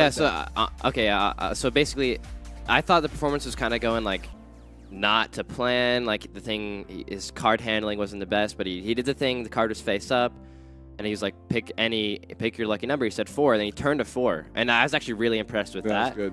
But the second one, it was a little hard to tell what was going on. Wasn't entirely sure about it. So if I had to rate this, I'll probably give it a solid 5 out of 10. Okay. I'm gonna go with a 6. Yeah, I'm the same. Okay. Yeah. I feel like this is the difficulty of Magic. The first trick, I wish our mics had been up in here because everyone was like, wait, what? Yeah, the first. Yeah, we thought he botched the first Yeah, trick. I literally, my hands were on my head. I was like, dude, this is not good. And then he really did impress me. With the part He of it. nailed the first trick. I think had that second card been the 8 of hearts, that would have been very, very impressive. Yeah. Had he done it back to back. Yeah. So. Definitely though. How do you do that though? I don't know. If I actually have to analyze, I think he put it on a certain. Whoa! Don't kill the magic. You asked him, Kel. You did. I don't know. Really asked him. Maybe he had probably some way to like memorize the deck somehow based on like where he put it, and he knew. I don't know, but I was kind of confused too because he was like shuffling. Yeah. He was shuffling, right? Yeah. So I don't know. Are you gonna go ask him about that trick? Yeah, I mean, it'll be cool to get him in here and like see how he did that. I was kind of impressed. You shouldn't tell. He shouldn't tell us though. I mean, Yeah. honestly, there was a Magician little. knows Well, the deal. magicians can share secrets amongst magicians, Oh. right? Yeah. But also maybe the people you are most interested in not sharing your tricks with because they're the. Oh, you They're don't gonna want to expose. Okay, true. But if he's on NRG, then it's all on the same team. That's true. You never know. So all right, well that was a magic trick by Relic, the Magic Show, and we only have one remaining creator to go up and perform. And this creator won phase 1. This creator has already secured one of the $5,000 bonuses here. Going to try and make it 2 here. Yeah. It's got to beat a score of 22.9, I believe, out of a possible 30. We don't know what he's going to do yet, though. And also, Yeah, I feel like there might be added difficulty of being the last Yeah. It's creator you almost expect going into be the an best. talent show. I mean, what would you rather do, open or close? Imagine if we had gone through this entire thing and then now we get hit with Asphora doing. But that was judging. funny, though. It was a little. It was a Okay. little funny. Yeah. To be fair, I feel like we would have rated him a little lower. Yeah, right. Last. Yeah. Right. It's like the NBA dunk competition. Like as it goes further, you're like, oh, maybe those early ones weren't so great. Yeah, but I know Mizu's a confident guy. I think whatever he's going to do with confidence. And I don't know what it is yet, but I'm excited to see like exactly what. Right. We know he's a really good player. And we know he's a good player, see but that personality. is he a good entertainer? Because we're not Exactly. just looking for. Me and Andy talked about that. We're not just looking for a good Rocket League player on NRG. We're looking for an entertainment value. Yeah, just like we had discussed before, that this talent show might be the most important phase Yeah, it really for the is. judges when you're looking at the creators. So Mizu, despite winning that $5,000 bonus prize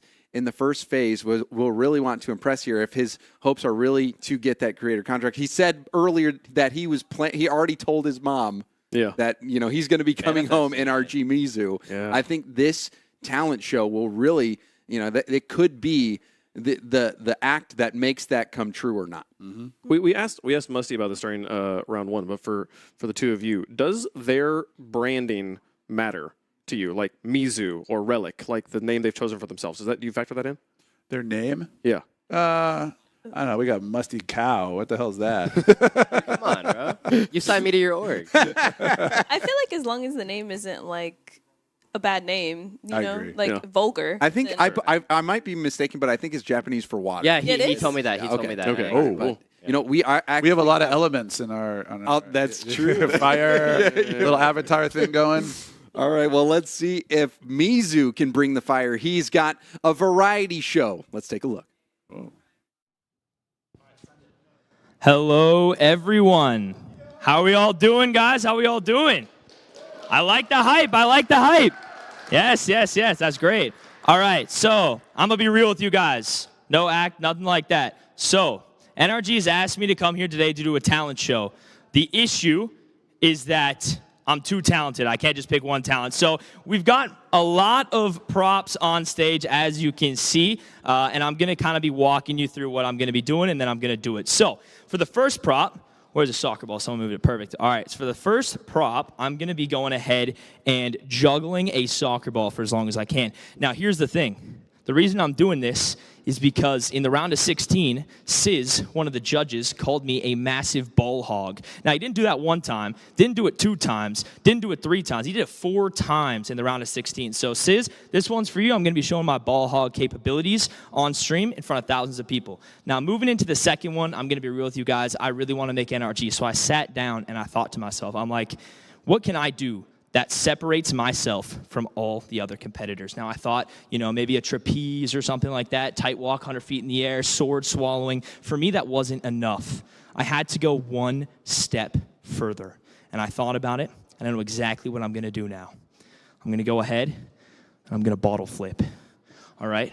And so for the third act that I'm going to be doing here today, ladies and gentlemen, I am going to be grabbing a random person from the crowd, and I'm going to be painting them with this paint canvas right here, live in under 60 seconds, incredibly realistic. And then it wouldn't be a talent show if we didn't end on a bang. So for the fourth act, I'm going to do a little magic trick for you guys. I'm going to be using this tablecloth right here, and I'm going to be going ahead and yanking this and taking everything off it. So that's what's going to happen. And I know what you're thinking after seeing all these acts, all these crazy extreme acts. This is probably the craziest one that's happened today. You're probably thinking to yourself, this is just so incredibly easy, and I completely agree with you. So I'm going to go ahead and take it one step further, and I'm going to complete all of this before the timer ends. Let's go.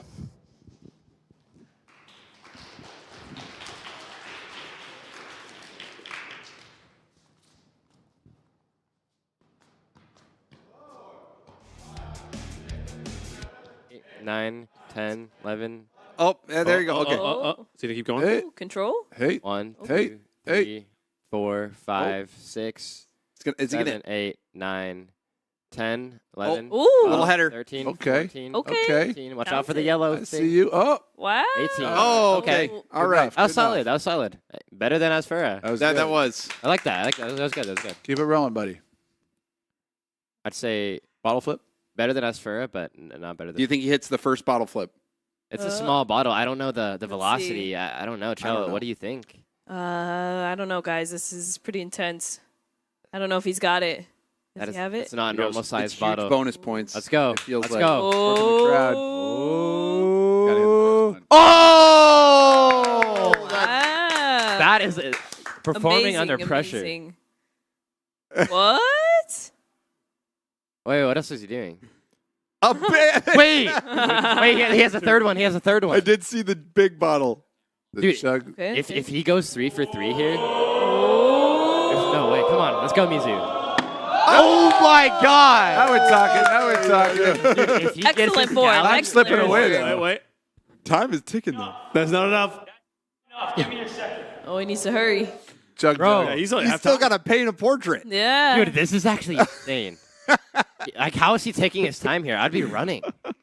He's gonna run out of time. Does he have space? Does he have space? Oh. Right? Okay. Oh, Wait, oh, oh. wait. Oh. Come on, cameraman. Stay Let's go, with us. Mizu. Okay. I saw him practicing this earlier. Oh. It's because he didn't hype up the crowd. Oh, no. Wait, Oh, no. Time. Third time's hard a to charm. do. Third time's a charm. Come on. He's got it.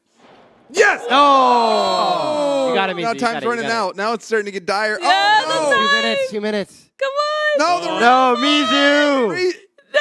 Yes. Hey, Let's go. First try. Pick it up, son.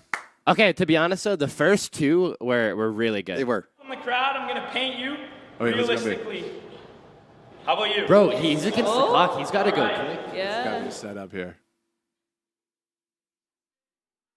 Let's get it Okay, wow. Dude, you got to go quick. You only have 1:30. Come on, Bob Ross. Not Bob Ross. He's using a pallet. Wait, he has like a full Wow. He's setup. using a pallet knife here. Oh wow. Okay, let him work. Let him cook. What was the guy's name again? Justin? Justin.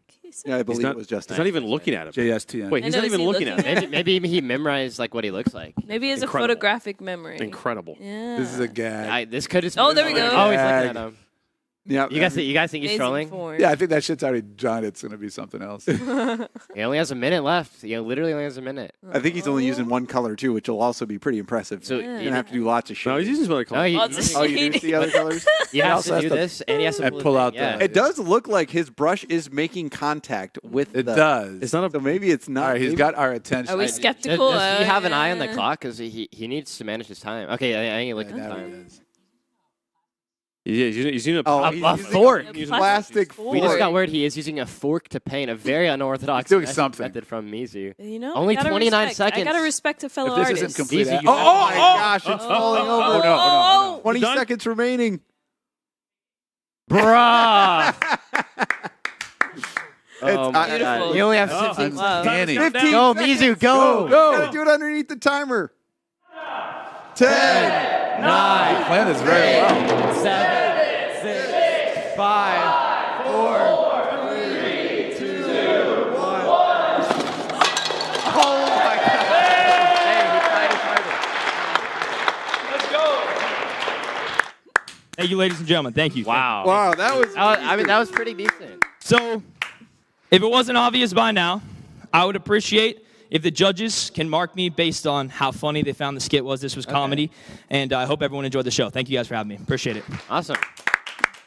Wow. Yeah, he was like talented. I didn't know that our talent show was going to conclude with an entire Wow. show. Yeah, I've arrived. He had his own talent. Getting their money's worth here. We should have charged Carvana more money for I like this. that. I like that. Yeah, Andy, what were your initial impressions? I liked it. I thought it was clever. I liked that he put a lot of thought into it. Like, okay, I'm not just, he clearly didn't have a talent, of any never could play guitar. Kind of like me. That bottle right? flip was kind of crazy. Not a The first magician. two. Yeah. But he incorporated it all together and put on a show. I think it showed his creativity, honestly. Just a bunch of different things put together, and then he kept us engaged. Yeah, that was the most engaging. A big Yes. part of it. Yeah. Even if he trolled us with Yeah. a little bit, but he and- kept us engaged. Yeah, because there was the moment, Andy, where we were thinking that it was already a painted Right, picture, yeah, right? yeah, But yeah. then he got us. It wasn't. It was a stick figure. Yeah. But like you said, Musty, the engagement was there. Yeah, and like the clock on the screen, I was like, Mizu, look at the freaking clock, dude. Like, you don't have time, but he I think he somehow planned that out. Whereas like 10 seconds, guys counting with him. Yeah. Got the crowd Yeah. involved. Yeah, nailed it. It was Timing. Like, not only like the talents and some like Just troll really good talents. stage Yeah, presence. stage presence, engaging with the crowd. I really liked it.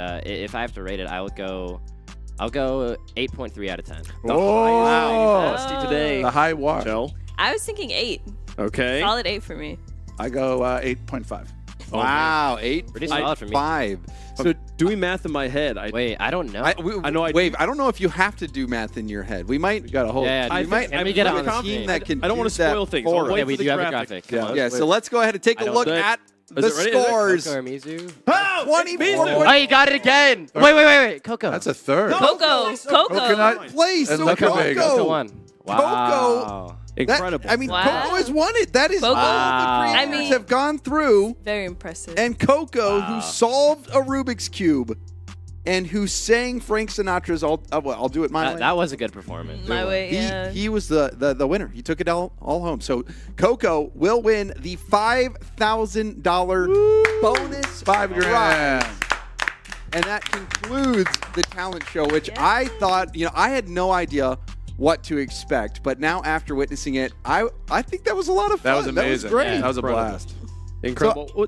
Personal favorites, performances from the day. If Okay. just if you had to pick just one to perform. at Personal your favorites? Personal party players. I don't even know if I rated him the highest, but I liked Asfura. Like, just his presence, he's just goofy. I don't know. Like, I really like Asfura. Yeah. I'm definitely going to go with Coco's performance because being able to sing and then do the Rubik's Cube at the same time, that's so difficult. And I was entertained, and I had a good fun time watching him. Yeah, I thought he deserved to win, not just because he did two different things, but it was a window into his, his personality. Yeah. It's like, I'm not just going to sing a song. I'm going to do something goofy and do a Rubik's Cube and show people that, I'm not taking myself too seriously. Yeah. I liked it. Everyone did a great job, though. It's a tough gig to get up Yeah. there and perform, and that came out way better than I thought. Oh, way better. So when you have something that open-ended, you're wondering, is this going to be good or is this going to be bad? And I think, I was delightfully surprised at how enjoyable that was from start to finish. That was a fun time with. For you judges, I asked at the beginning, if you had favorites in mind. You all said yes. Did this change anything? Yeah, a little bit. Oh, really? Not for One of mine dropped. It's still hard for me. It is still very difficult. I think I have one person who kind of made it a little higher, it made it a little easier. I have some things where it's one person went a little lower, some people maybe a little higher. Yeah. But it's still so close. But everyone has their different strengths and weaknesses. It's everyone is different. Some people are funny, some people are charismatic, some people are really good talent in general. You know what I mean? All right, well, Musty, Chell, Andy, thank you all for joining us and judging the talent show. We're going to go to a quick break, but when we come back, we have our final phase. Stay tuned.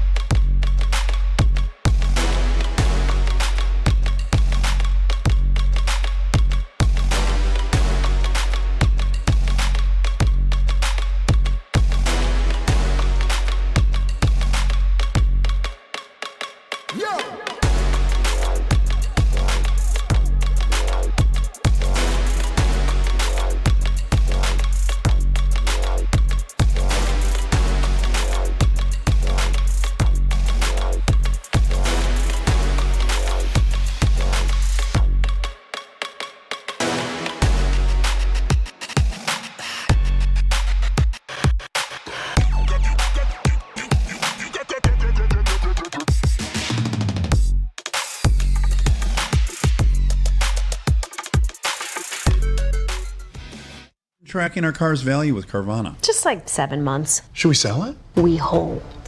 Hold. Silver vans are going for more right now. Should we? Our low mileage is paying off. You think we should? Hold. Depreciation's really heating up. You think? We just did 2.5%. Hold. Now. I'm on it. Already sold to Carvana. Go to Carvana and track your car's value today. Oh, will you pause it real quick?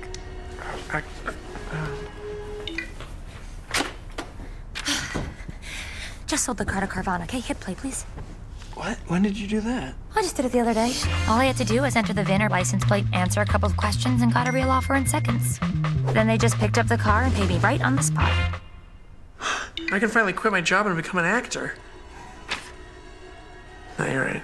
Sell your car at Carvana.com today. 1 teaspoon of potassium iodide. Checkaroo. And then science. Oh, I think that's Carvana. Right, let's go.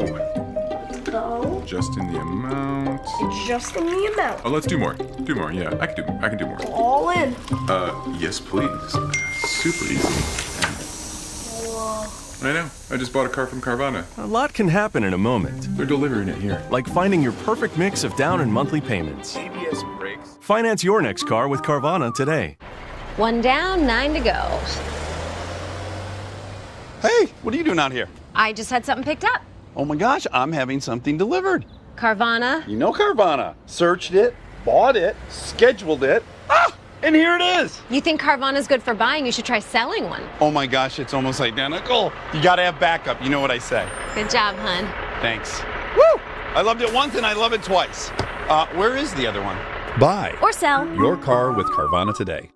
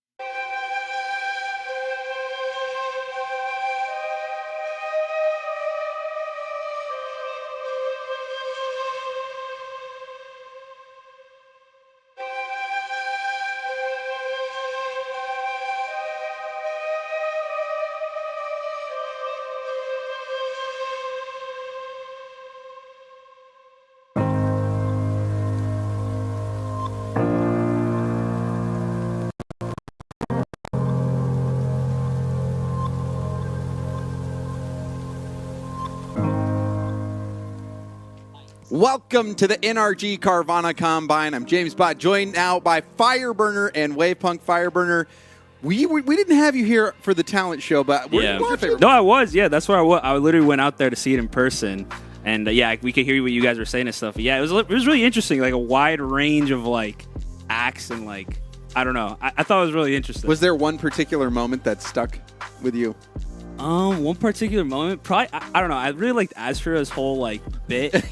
Like, I think they kind of did him dirty too by like his juggling sucked, and then the next kid comes up and he's like a pro. It was incredible. Yeah, it was like showed him up and completely. It almost made it more funny. Yeah, exactly. It almost made I feel like if he had listed that his talent was comedy, and then just done exactly what he did, it would have been rated much higher. That was the one thing they were like, he said his talent was sports. Skill, right. And he was funny, but was he trying to be funny? And it's like, but he is funny. Yeah, that I think the only thing that knocked him is, you know, how much planning do you think he put into that? He probably thought of it like on the flight here. He was like, I'm going to dribble a soccer ball. Yeah, and fucking do a little bit. All right, well, that was a fun time just talking about the talent show. But let's focus on the final phase of today, Phase 3. It's 1v1s, and it is a best of one as well. So we have a 1v1 best of one bracket that all of the creators will be playing through all the way till the end. And Mizu, who had first pick, Mizu had first pick. He picks Jar as his opponent.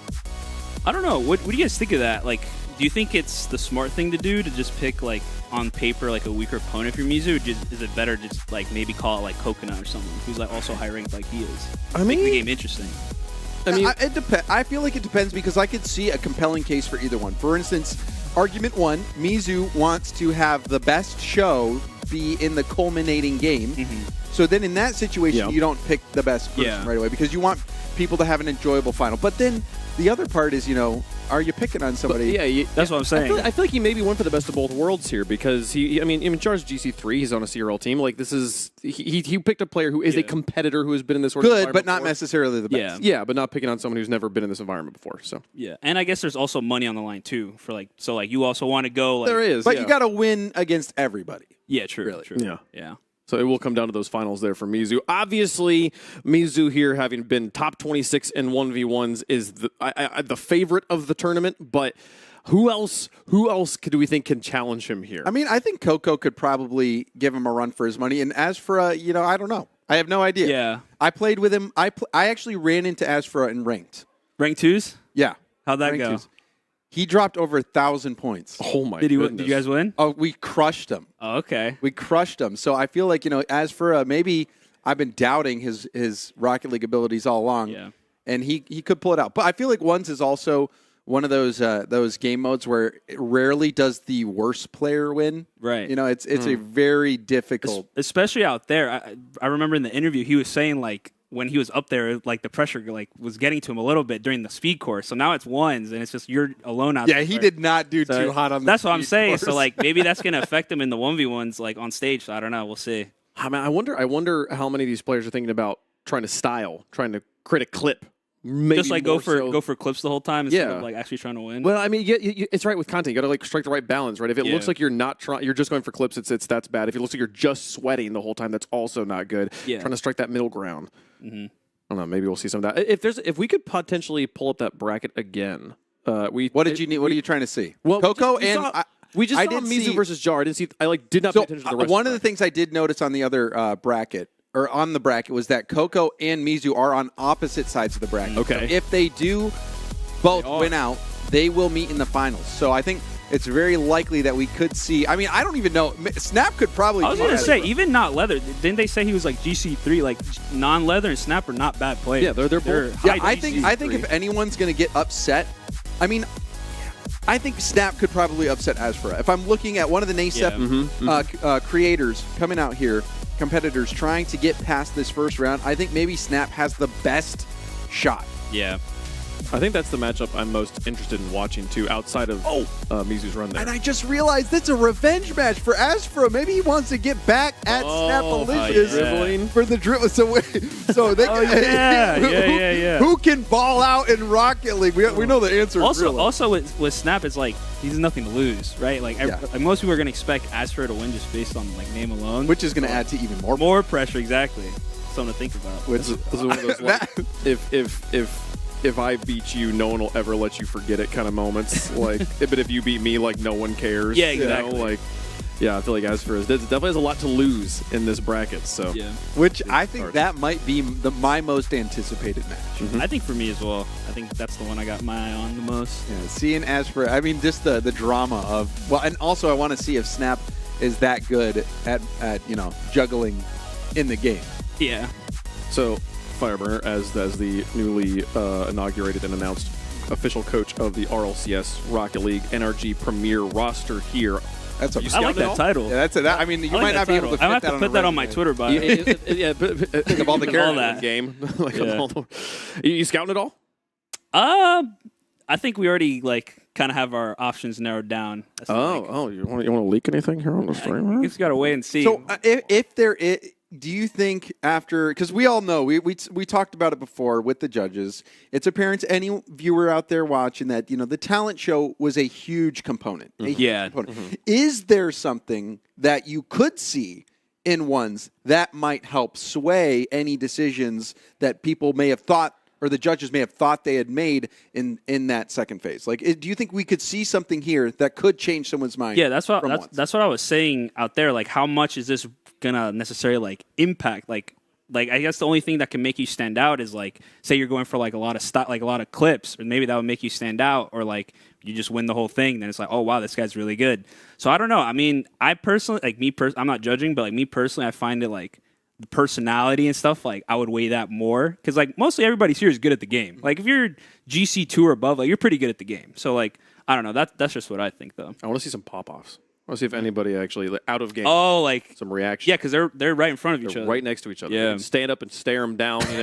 There's also a fine line between trash talk and bullying, right? That's what I was gonna say. You're winning 6-0 and you're doing that. Yeah. No, there's got to be some. That we all know that you can go too far. But I feel like there are ways you could maybe tastefully do it. Yeah, can they find the line? Yeah, or you're losing a lot and then you score. You're and then you just pop off. Yeah. The jar cuts the lead to just 9. Yeah, so we are just waiting for the players to get set up and ready to go. We will have that first match coming very soon. It's going to be Mizu versus Jar. And if you are wondering who that is from the talent show, Mizu was the variety character who closed everything out, and then Jar was the one with the southern drawl TED Talk that gave us the TED Talk. Yeah. And he took some shots at Sizz Fire. What did you make of that? I did see that. Yeah, I'm sure Sizz is definitely not happy about. Sizz took a few strays. I think in Mizu's he also called out Sizz for something. I forget what he said. It's called a ball. What's your relationship like with Sizz Fire? It's a love. It's we're brothers. You know what I mean? We'll fight, but we're brothers. You know what I mean? Yeah. At the end of the day, and he knows who Big Bro is. You know what I mean? It's you, right? Of course, the big bro. Yeah, of course. It always seems. It always will be. So and if Sizz is co-streaming and watching, you have anything to say? No, it's funny. He FaceTimed me after, because I made fun of him earlier, and then he FaceTimed me after I'm done just to trash talk. But yeah, it's little bro's always funny like that. Yeah, you just give him a little noogie. And I know, and then it's just yeah, man, go play with your action figures. You got stuff to do.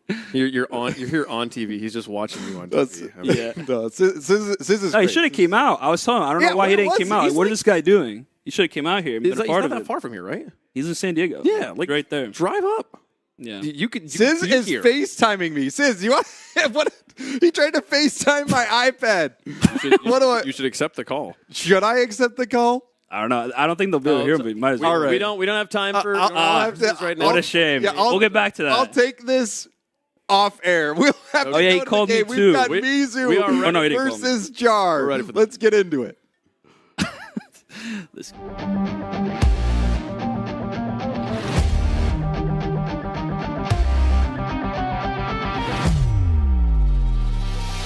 A little bit of a rivalry shoulder bump. We'll see as they get in the zone.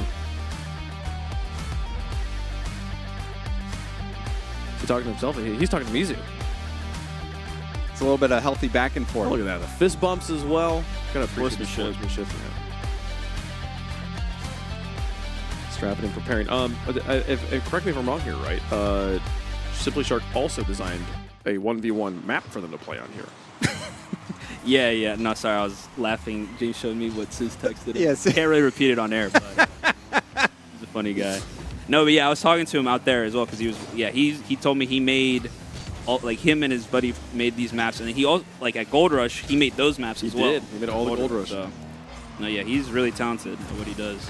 Well, this is like hoops slash. Honestly, this gives me sideswipe vibes.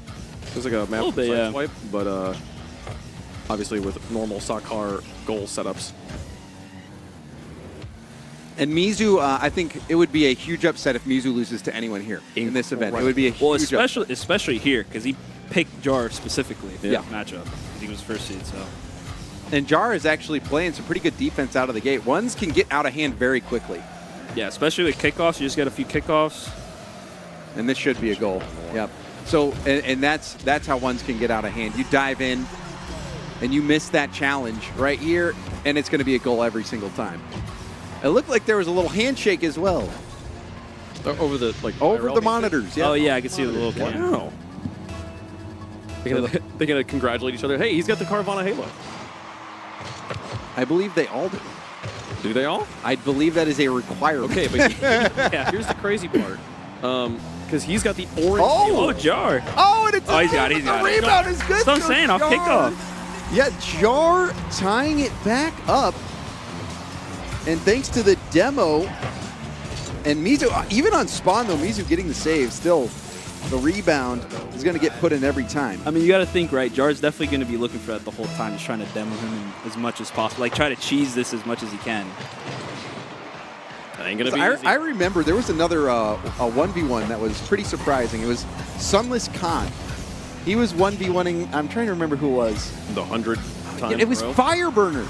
Oh yeah, and that okay, but I won though. You did win. Okay, but it was really but I won. But I won. You did. And also, shout out Sunless, but he was sweating. Like, I was there. All the cheesing stuff I'm talking about. He was doing he was demo chasing me, like air drill bumping. I'm like, man, come on. But the reason I bring that up is because I feel like it's the same kind of dynamic. No, absolutely. It's, absolutely. Mizu is the Fireburner. Jar is the Sunless in that situation. Yeah, Sunless was playing so you gotta do safe. whatever it takes. Yeah, you have to play super safe, and you have to try to keep the ball as close as possible and not give Mizu the room to do his mechanics. And that was a nice little air dribble attempt from Jar. Cool. Yeah, and just like that tournament was, James, this is also just a best of one. Yeah. Anything can happen in just one game. Which adds to the stress of the game. I love best of one so much. No losing allowed. Stop making excuses. Just don't lose. Uh-oh, and it might have been an overcommit. It looks like yeah. it was. Jar had a promising start to the possession, but ultimately gave it up. Mizu having a nice challenge, getting back down to the ground, and that's how quickly things can turn on you in 1v1s. So we take another kickoff here. Jar trailing by 2. Oh, gives the kickoff to Mizu. Hard flick. That one. He didn't even flinch. He knew that I was saying crossbar. And a flick attempt from Jar. Got it, though. Also, Mizu's given him some openings here on defense. The way he picks up the ball after Jar's contact has not been the strongest. Mizu's trying to just get this ball on top of this car. Early flick, maybe a little too early. Jar flip reset defensively. That could have gone a lot worse for Jar. And Jar, again, Jar was trying to be a little bit greedy there. But Mizu, the fake. Oh, the mind game from Mizu. You can see Mizu putting his hand on his head. Jar with the quick chats. I mean, that's the worst. I mean, that's a goal either way, right? He's just doing that just to style on him. So I mean, I know you're not a judge, Fire, but what does that? Is that a plus points or minus points right there? Is it almost a BM? No, I mean, the game is still, like, pretty close. Well, yeah. Okay, yeah. I mean, the game's still pretty close. So I think that definitely adds, like, flare points, I guess, if I was judging. But and here might be more flare points. There's one flip reset going into a Musty, and it's going to be saved by Jar. Yeah, he's holding his own defensively. He's keeping possession well when he has it. And Jar has had quite a respectable performance so far, but doesn't make contact on that ball. This will be another scoring chance for Mizu, who goes up. It takes too much time, and Jar gets out of danger. Mizu actually has to retreat all the way out. 0 boost, picking up the corner now. Jar air dribble bump attempt potential. Ooh, he got it off. So Jar with the execution. And, I mean, it's just a 2-goal game. This is not a gimme for Mizu. No, not at all. And there's a lot of time left. Like, just another, say he gets a kickoff goal here, another air dribble bump, and he's right back in it. So this this quickly took a turn. Jar right back in this one and wins the kickoff here. Will not be able to get the mid boost. Goes for a pinch around and does get demoed. So now we'll have a big possession for Mizu. Did Mizu get the flip? Doesn't look like it. Mizu on that possession, not able to make the most of it. Did it bounce off the ceiling and it's going in? Wow. It is. One-goal game. Jar's staying in it. He is. And I mean, that was a play where Mizu, just the play before, had the perfect solo play setup. Yeah. You have full boost. Nobody's challenging you in the air.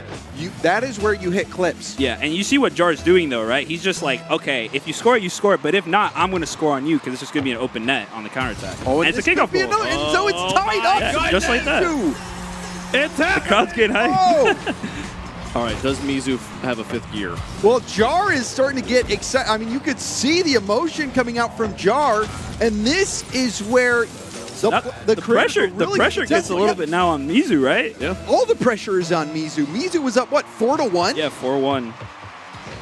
But Jar, there's a certain point where like it's starting to, he could possibly in his head start to be like, wait, I could actually exactly sabotage himself. He's really got to stay focused, stay in the zone here. Mizu's looking for the air dribble. Yeah. Oh, and lands it. Oh my goodness, back on top. And these are really hard to defend. You either have to get low and try to jump it last second, but another option is Jar could have gone up on the backboard to go above the ball there and come down on it to try to hit it out. Yeah. But it's such a difficult situation to read. And you can see the difference in his like mentality, right? Earlier when he was up by 2, he's going for like a cool like solo play there. The game's tied. Like he's just like, I'm just gonna take my for the for sure goal here. Now chance for Jar, only half a tank of boost, flip reset, goes for the fake. Oh, man, almost bounced it. The ball in the hands of Mizu. This is a big possession. Big challenge by Jar. And Jar can't get it, so Mizu, with the flick, extends the lead to 2 and gets that invaluable insurance goal. Yeah, I think we're going to see Mizu every time now for the rest of the game. Like, after he got so close like that, I think he's going to be like, I'm not going to mess around no more. He got his clips at the beginning. Yeah, exactly. Right, now it's time to he put went this for away. him. No losing allowed. Slow kickoff attempt for Jar, and this is going to be another solo play opportunity for Mizu. Into the air dribble, going for a simple air dribble up and over. And Fireburner, your analysis is 100% right. He's just going for the high percentage plays. Yeah, exactly. Like he could play the flip reset there, but he just sees him take off late. He's just going to carry it over. Because worst case scenario, he gets 50'd and both players are going to. And the ball's still going to be on this side. Kill more clock. Like, yeah, he played that well. So Mizu playing safe. And there's an attempted slow kickoff from Jar. Only 20 seconds left, though. Jar dodges the bump. Has to score to have any semblance of hope. And that's going to be a big save out, and the time will tick out, and Jar is actually going to score on himself. That is a tragic moment. Yeah, unfortunately, that's going to be the game. I mean, he kept it really respectable. Well, that game could have been boring, right? No, that was entertaining. That was for sure entertaining. Yeah, we had an entertaining moment where Jar was down, made a big comeback, but then Mizu put on the pressure. Look at Mizu just trying to end the game. We got to play till the end. I like that from Jar. Listen, there's 8 seconds. That's just saying. No, it's fine. OT. Okay. Yeah, Mizu wouldn't, right? Wow. Right. Mizu let this go to overtime. Will he? Oh, Jar didn't even score it. Jar, if you want, I think he was half letting him score there. I thought so too. I thought Mizu was going to let him go take it to OT, but no. Mizu wins the best of 1, knocks out Jar, and will be moving on to the semifinals.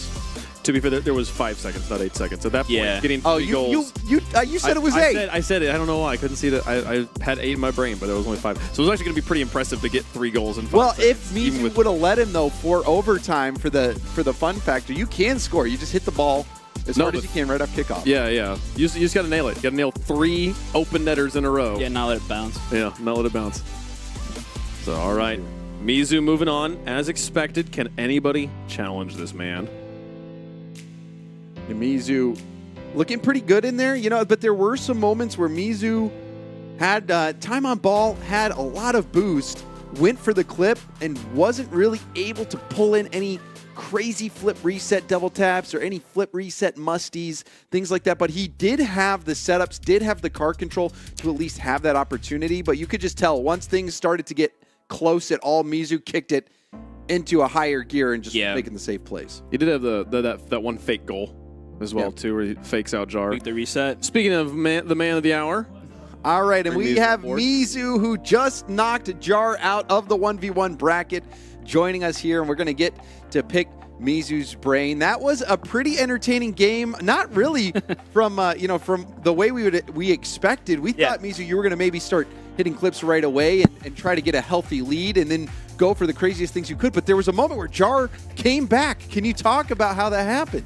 Yeah, so I'm going to be honest, I've been practicing a lot on the other setups, and, I was feeling good, but I swear I'm not placeboing myself. That setup was different, bro. I got to check that monitor to see if it's 240 hertz, because I just felt super slow. I was talking to Jar, and he was like, yeah, I couldn't speed flip probably. I don't know what it was, but, I felt slow, so I just couldn't go for any mechanics. I had to resort to, very basic Rocket League, and then Jar started popping off with some fake kickoffs and delay kickoffs, and I was like, oh no! I knew that I had it, but it was getting a little sketchy at the end. I mean, so I was a little worried. There was at one point he tied up the game 4-4. Yeah.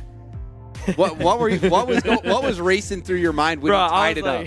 I was like, if I lose here, I'm not making NRG, bro. I gotta figure it out, man. I gotta figure it out. So then you pulled out the air drill bumps, all that no. stuff. You had to. I had to, man. I gotta be cringe. I gotta take the win at the end of the day. So I mean, it is what it is. I'm gonna look to make sure I got the setup exactly how I want it next time. So hopefully I can go for some clips. And I mean, I'm expecting to see Liquor Bagels in the semis. So he's a solid player. All right, well, let's go ahead and take a look at where Liquor Bagels is and who he's playing in this bracket and where we're at right now. It's a single elimination best of one. So we didn't play 8 games of Rocket League. That is just the one game score. Mizu moving ahead 8-5 over Jar. We'll be playing the winner of Liquor Bagels and Relic. And already, Mizu, you're saying you're thinking you're going to see Liquor Bagels. Well, I want to get your thoughts on some of the other matches. We see that as for a snap matchup, what do you make of that lower half of the bracket? Yeah, I'm not going to lie. I'm kind of blessing the Rocket Gods right now. Like I like to say when I have a good game on kickoffs, I'm like, thank you, Rocket Gods. Sometimes a little bit of luck involved, and seeing Coconut and Not Leather and Snap and as for on the bottom bracket, I'm like, I'll take it. I'll take it. There's a lot of good players down there, so all I got to do is focus on my next job, which is beating probably Liquor Bagels, and then I'll be in the final for whoever wins that, Battle Royale down there. It's crazy. Who do you think you're gonna say, assuming you make the finals? Who do you think you will match up against, in the finals out of that lower bracket? You know what, man? I don't know who it's gonna be, but I want it to be Coconut, man. Okay. A Mizu versus Coconut final would go crazy. Yeah, that would definitely be entertaining. Yeah. What made you pick Jar? He kind of lied about his rank, so I thought he was a lower rank than he was. He was saying he was champ 2, champ 3, and I was like, all right, I'll play that guy then. Okay. Yeah. So you went with the strategy. Well, yeah. We want to pick your brain on the strategy going into it because you had won that first phase in the time trial, going through the skills test. What was your thinking when you were selecting your opponent? So my biggest thing was winning the time trial in the first place because I was confident I could beat any of the bottom 2 or 3 players. I just wanted to make sure I wasn't having to play anyone super good in the semifinals. Playing Asper or Coconut would suck playing that in the semis. So I just wanted to make sure I won that. So I seeded first, and then at that point I was probably either going to play Relic or Jar because I think they were the lowest 2 rank. And the reason I wanted to do that is because I just wanted to hit flip resets and stuff and show I'm mechanical. But the issue was that I just didn't feel nice on the setup. Well, I swear I'm not coping. I'm not coping. Did you go and check the display settings? No, I didn't have time because all the cams were on me. I'm not going to sit there with the camera on me going maybe it was on 60 hertz. Because this happened in RLCS before where somebody didn't check the display settings and Sicky set the monitor to 60 hertz because he plays on 60 hertz. Yeah. No, I have to check. They give you 5 minutes to make sure you're good. So next time I'm up there, I'm gonna do that because I just did not feel good on those settings. Okay. Still won 8-5. It's not copium. Chad, I swear it's not copium. Stop spamming copium. It's not copium. How do you know they're spamming? Because I know them. I know them. They're spamming. Everyone's going to be spamming copium. I can see it in my brain. Mizu's such a streamer, he's hallucinating the chat. He's got a mental chat. He's just seeing it. It's right there. Can't you see it? Like, no, I can't. You're hallucinating. No, he just knows if he was on chat and heard someone saying this, he'd be typing copium. Yeah, that's what I would do. Like. No, I understand what you're saying though, because like I've gone to some local tournaments, and you know, it's like when you get into the competition setup, it just feels different. It just feels. I mean, have you played on LAN before, Fire? A couple times. No, but that's funny. It's funny you're talking about like the state, like that's even pros, like that's a cope. Like the stage PCs like felt bad. Like compared to like the practice PCs, like it's like a thing. All right, give me advice. But it's also placebo because it's like more pressure when you're on stage. But sometimes the monitor is set. Yeah, it could be it too. Give me some advice then, Fireburner. What I gotta check do, your man? You gotta check your settings. I think Jays is right. You're probably playing on like either with G-Sync on or something, or like, that's probably what it was. But also, or on low hertz. Also, you are auditioning to be a content creator, not a professional player, and you did the right thing. The show had to go on. You sat down, you played on the setup that didn't quite feel right, and you put on a show anyways. So I appreciate it. Thank you. All right, well, congrats on winning that quarterfinal matchup. You're in to the semis, but we have another quarterfinals match about to get underway. We have Liquor Bagels taking on Relic. The winner will be playing Mizu. There they go. The fist bumps. Liquor Bagels has had this like #1 thing all show. It's been holding up the #1 to the cameras. They're in a rock, paper, scissors for... did they just walk away? Is that the match? Hey, check the settings. Check your settings. Check your settings. Make sure you're not on 60 hertz. 60 hertz. No. I don't think they did not check. They probably didn't even check beforehand either. I wonder what the rock, paper, scissors is for. Did they rock, show? paper, scissors? They did, yeah. I thought they were fist bumping. They fist bumped at the beginning, and then they walked down, and then they did rock, paper, scissors right before they sat down. Maybe one of them wanted one of the setups, or maybe they both wanted one of the setups. We're just jumping right into it. So wow, already we are in the game. So Relic is kind of a question mark. I think we saw already a air dribble bump attempt from Liquor Bagels. Well, wasted no time. What I was gonna say was, I think you said earlier, is like a hoops main, so like I would expect most of his game in this one's game just gonna be full on like ground attack, like ground game, air dribble bump, like keeping it really simple and really like just efficient Rocket League. And Liquor Bagels, we saw in the skills portion in phase 1, we saw how good his mechanics were as well. So I'm with you, Fire. I think we'll see a lot of that. But we see a chance. That was an open net opportunity for Relic, and now goes the monitor. Relic will have to get back. Does prevent the goal, and will have another chance if he can control the dribble. Actually jumps away from the ball, opts to get full boost there, and this is going to be another opportunity. So Relic will be on the board. Had the early chance that being off the post, and does have a nice stop here. So despite the strong start from Liquor Bagels, we're starting to see Relic be able to get there and knock the ball off Liquor Bagels' hood, who was trying to control it. I like that NRG decal too. It's pretty. How many seasons ago was that one? That's tough to say. I have all of them. It might be. No, because last year's was green, and then this year was red and blue. No, it's always been black and white. They didn't they have one that was like the darker, like almost? I think it's been black and white, even with the general. Okay.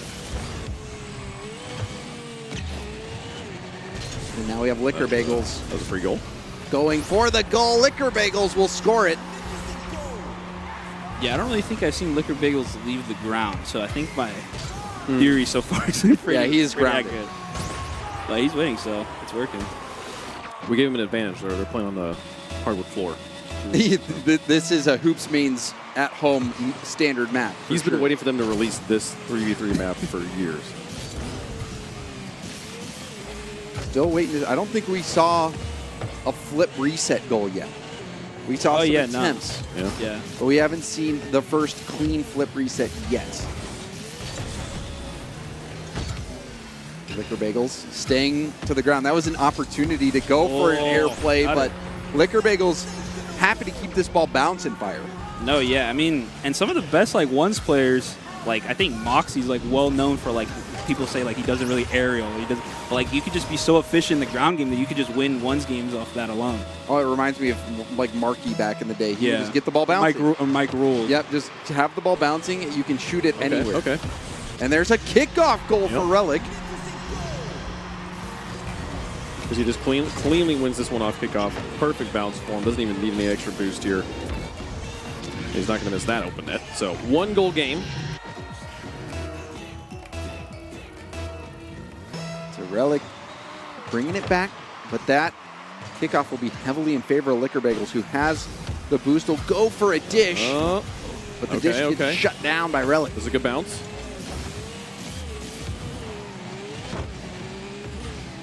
It seems like these guys are both like around the same rank. Yeah, it's very close. It's like really close.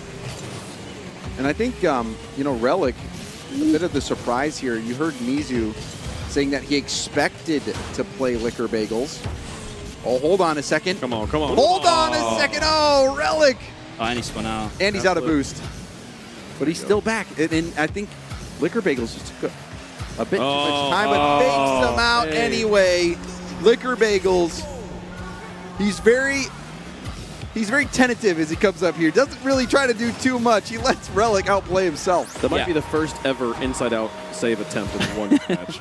But I love the style of it. I love him going for it. But it's that risk-averse approach that Liquor Bagels is taking. You saw him. He didn't try to make a shot that could get blocked. He was just sitting there where if the challenge comes, it's going to bounce off his car. But now he finds himself over-committing, and that's going to be an open net for Relic. Yeah, the one time he actually tries to like go up in the air and do something, like he gets denied, and it's just a goal. So immediately punished. And now it's a 1-goal game again. Relic's very much keeping himself in this right past halftime. Oh, that's a good kickoff, and it might be a chance. No, it's going to be a save. And Liquor Bagels has to be very careful here on 0 boost. And now you see him heavily committing. Relic takes the long shot, but this should be a save, and it is from Liquor Bagels. But still, struggling, finally picking up the corner. Oh, double tap from Relic! Relic? He reads the awkward position of Liquor Bagels and takes advantage. You see Liquor Bagels goes out of position. Oh, he hit the crossbar. Yeah. And like you said, Fire, bouncing his face off the crossbar. That's the worst feeling. You just get stuck on the post when you're going to save something. Oh, so painful. Oh, Relic's another opportunity here. Swing, fire, bang. That's the lead for Relic now.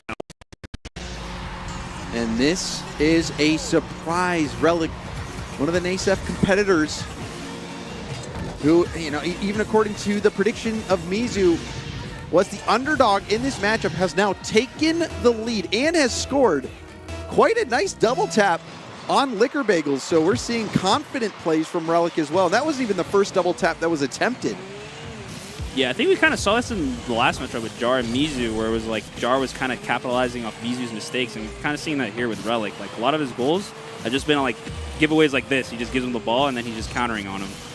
Oh, and he commits for the midfield boost. It's going to be a race now if he can get up in time. Oh, he goes for the ground instead, though. If he keeps that to the top bars, an extended lead. Instead, he gives it to Liquor Bagels, who now to the other end to tie the game back up. But I love that Relic goes for it. You can tell Relic was frothing at the mouth, trying to get that ball in the air in a perfect flip reset spot. He did it, got the flip reset, but just did not get the scoop on it that he was looking for. Gets scored on because of it.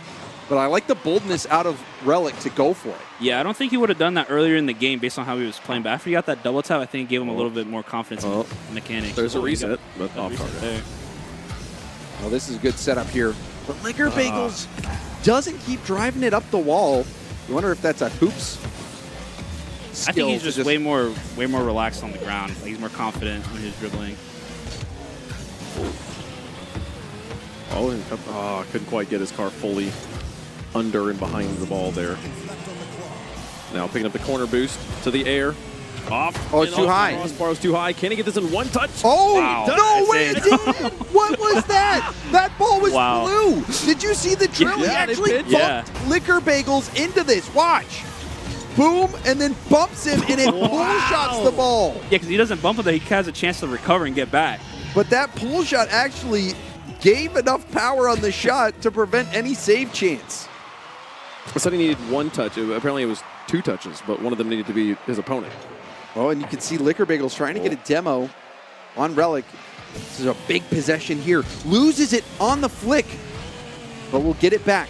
Low boost for Relic. Relic has to go all the way to the mid, and now trying to close the gap. Lots of boost wasted there for Liquor Bagels. It's going to be a shot. Bar down off the post and in. That is a perfect shot. You cannot place that better. Yeah, Bagels loves these bounce dribbles, and he's super efficient with it too. Oh, and it actually looks like the ball was an orange trail, so that might have gone post or bar down and out. Yeah. And it actually was hit in by Relic. But you're right, Fire. That is, wow. That's so tilting. 22 seconds left. Liquor Bagels, who has been very conservative with the ground-based game, might have to get creative as he finds himself trailing to Relic by a single goal with only 22 seconds remaining in this best of 1. Well, you see the fake kickoff from Liquor Bagels, but he doesn't get the corner. Now in a very awkward spot. Now Relic can just play keep away for a little bit. It's only 10 seconds on the clock.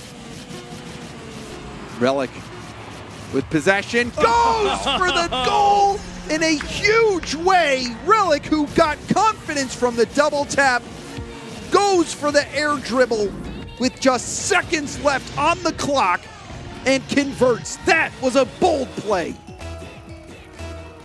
Can Liquor Bagels do anything with this kickoff? No, it's over, folks. It's over. It might even extend here. Congratulations to Relic. We'll be moving on to face Mizu in the semifinals. And the rest of the game is just protocol. That's our first upset. That was. I mean, in Relic, a NASEF competitor coming in here. He's a young kid who, putting himself out there, coming out here, trying to compete against some really talented competition. Gets a huge best of 1 upset, but still an upset nonetheless. That was so cool to see. Relic taking down Liquor Bagels and will be going on to play Mizu in the semifinals.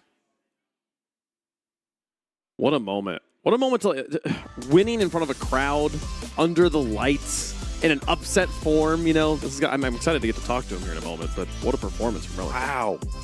And Fire, you had mentioned that double tap seemed to give him confidence to go for some of these plays. I'm with you. I feel like after that play, he hit a different gear. Yeah. I mean, that's how it is even in like pro play sometimes. Sometimes you just need to see the ball go in the net after like something cool, and then it just gets your confidence up going forward. But no, yeah, I mean, that's what I was saying about the NASEF kids. Like, they're all good. Like, they're all like GC2, GC3. So now if I'm Asphera or I'm Coconut going up against I'm a little other more two, worried. I'm like, okay, these kids are good. Like, if you're not on your game, they're going to beat you. Yeah, this is not free whatsoever. And Relic proved that. Relic, I mean, maybe my favorite play that we've seen so far was that double tap. Liquor Bagels is like, oh, I have time to go get the corner boost. What's he going to do? Double tap over me? And it was a 1-goal game at the time, too, when he did that. So welcome, sir.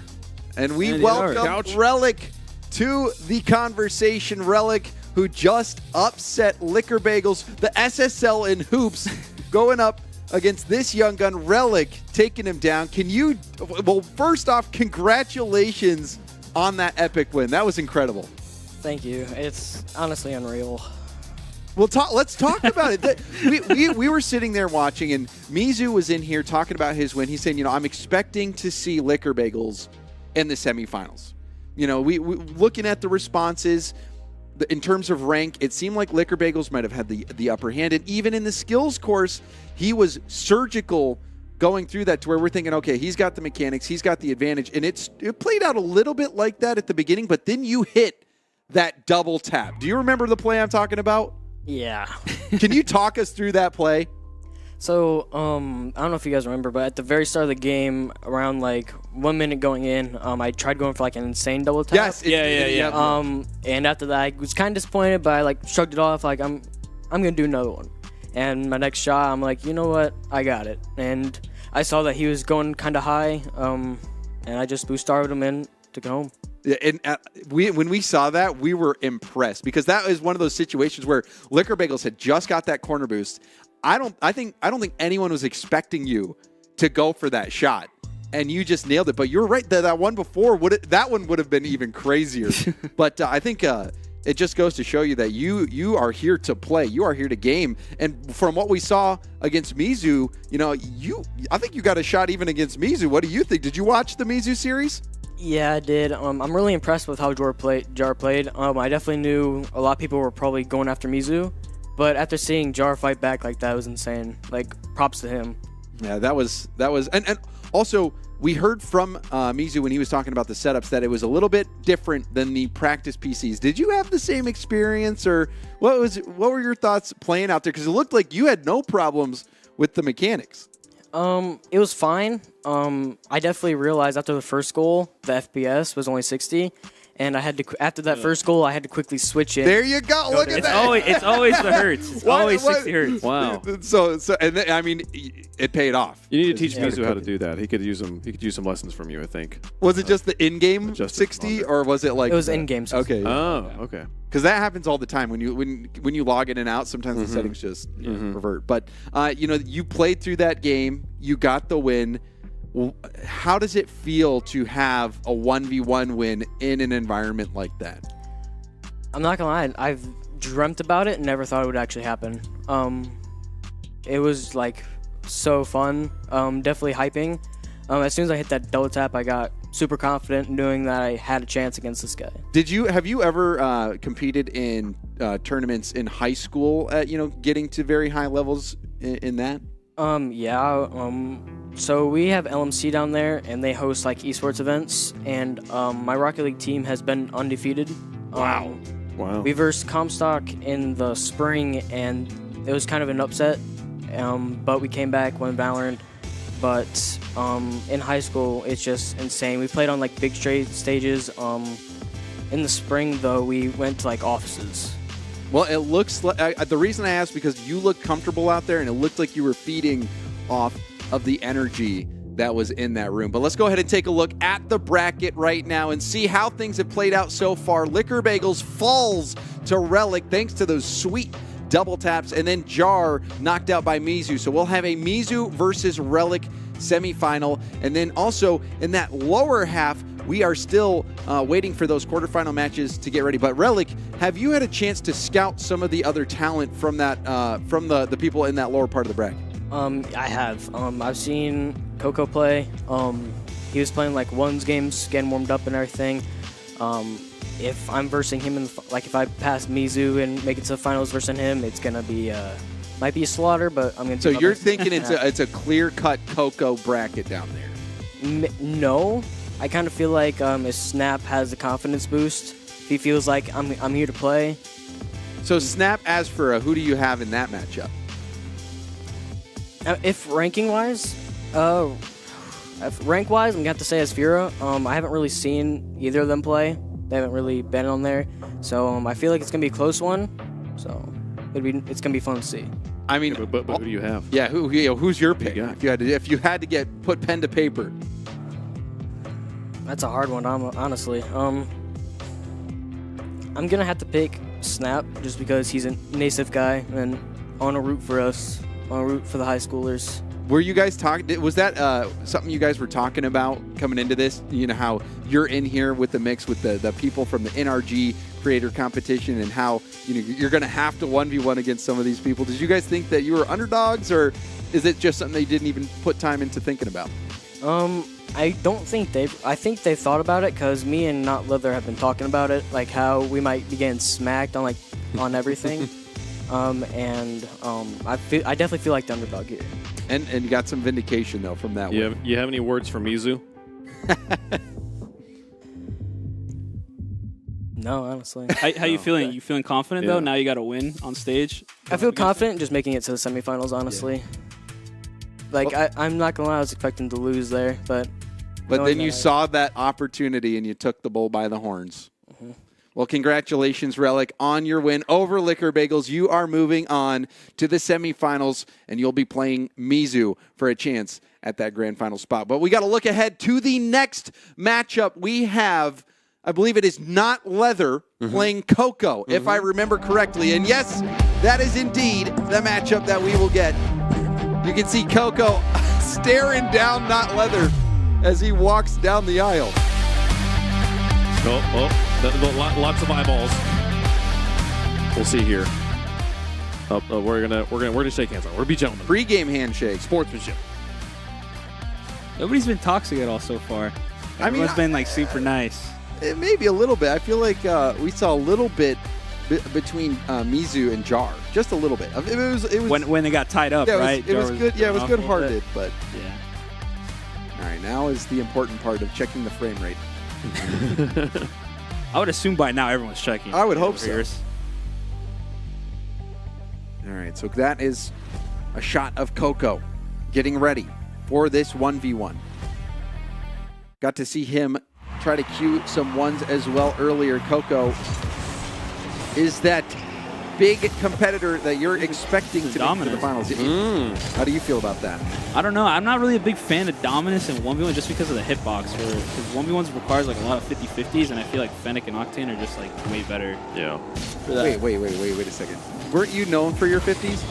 Yeah. What card did you use again? Okay, but that was different. That Why was is like that years different? ago. No, because the Fennec. The Fennec wasn't in meta. Like now the Fennec is just like so broken. But it's an Octane. It's the Octane hitbox. Yeah, I guess.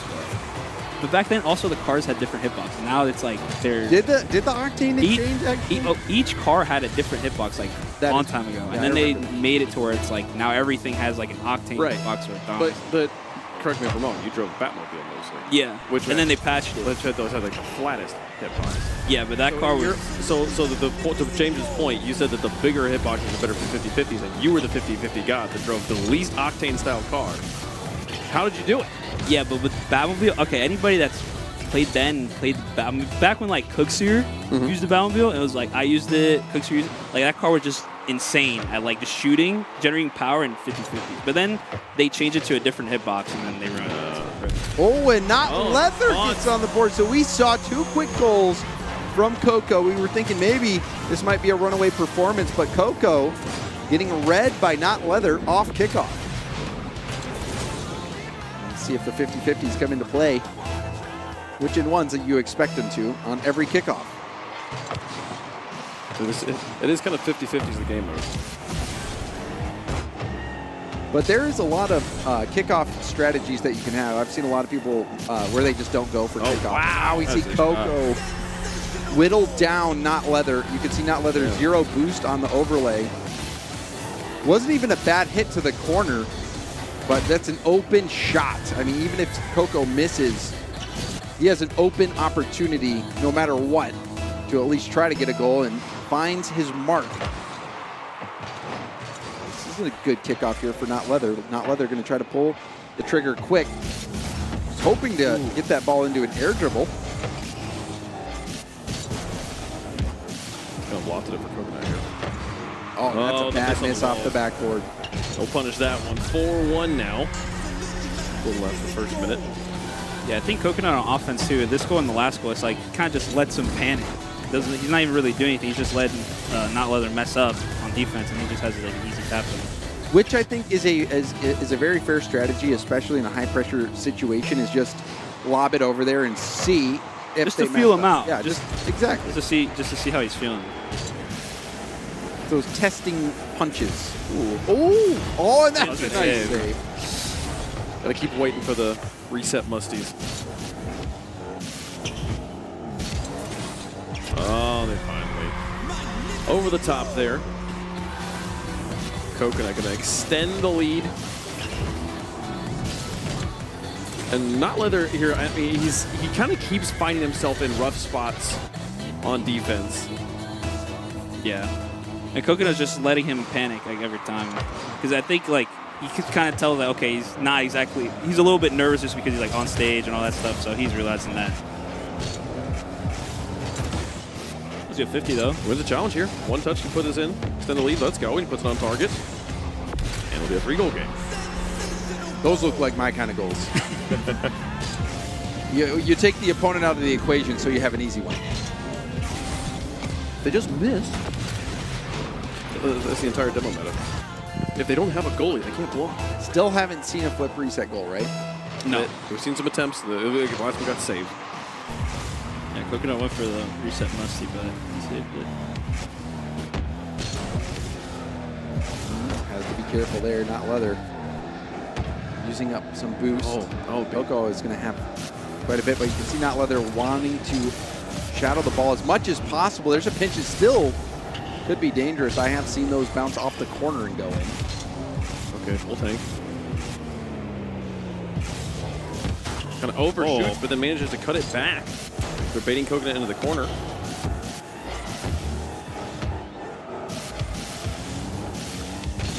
Oh, and there's a flick. It wasn't even the hardest flick, but it was enough to get it by Not Leather. Not Leather, right there, you saw him turn a little bit, get caught in no man's land. It was at the mercy of the Coco flick. Yeah, I think we're kind of seeing what we saw at Relic in the last game, where Not Leather just seems like he doesn't have like a lot of confidence right now in his mechanics. You can tell with his touches, he's giving away the ball as soon as he gets it. Like, he's not very confident. I think he just needs like a good goal just to give him that confidence going forward. Well, we might see one from Coco here. He goes up to the ceiling, will have a jump. That was a great challenge. That was a very good challenge because Coco was ready. Oh, the Musty, that was great. And that is a hard shot, and maybe that will be the spark to the confidence for Not Leather. No, definitely. And Not Leather just went for that. Like, just instantly off the ceiling, he knows, like, I'm just going to insta challenge him. Like, screw it, whatever happens, happens. Just screw it off rip. Wait, he would have saved him. I don't know if you saw it in the top after he scored that. What? He did. I do see it. I see the quick chat. And I like that. The response from Coconut says, okay, Savage. Try to get his head a little bit. Oh, maybe it's working. Oh. Come on, don't. Oh, no. I should get the bad bounce. Yeah. Oh, no. Is that a nice shot? Coco, oh, man, that was a wide open net. Yeah. Unfortunately, it was missable. Good setup here. Doesn't have a lot of boost, though. No boost, though. Does Coconut know it? And that, if this is a good bounce, it's going to be a goal. It's a good bounce, and it's a goal. Yeah. Okay, I thought you almost missed that. Coco not going to make the same mistake. But that bounce was, I don't even know if he even touched it at all. So Coco really running away with this one. A 5-goal lead. Or no, wait, 4 goals. No, Sorry, that was the math. I'm not a caster math. It was 4. I just see the future. Here, he's going to make you right. Reset. Yeah, you were just clarifying. Boom. Oh, no. All right, yeah, no, I'm not. Still no flip reset goal. Oh, going for the delayed Musty. You can see here after it gets the bump. Right here, delaying the input just enough to get that extra little bit.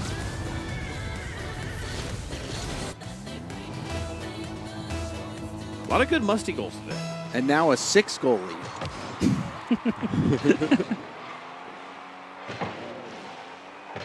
Yeah, let's see.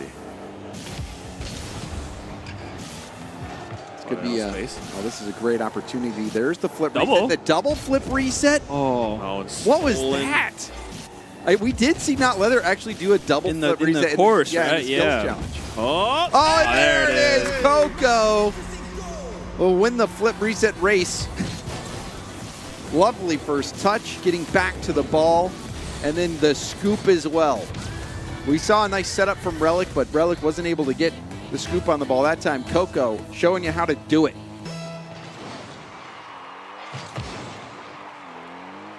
This one's starting to get a little bit out of hand. It is 1v1. I don't.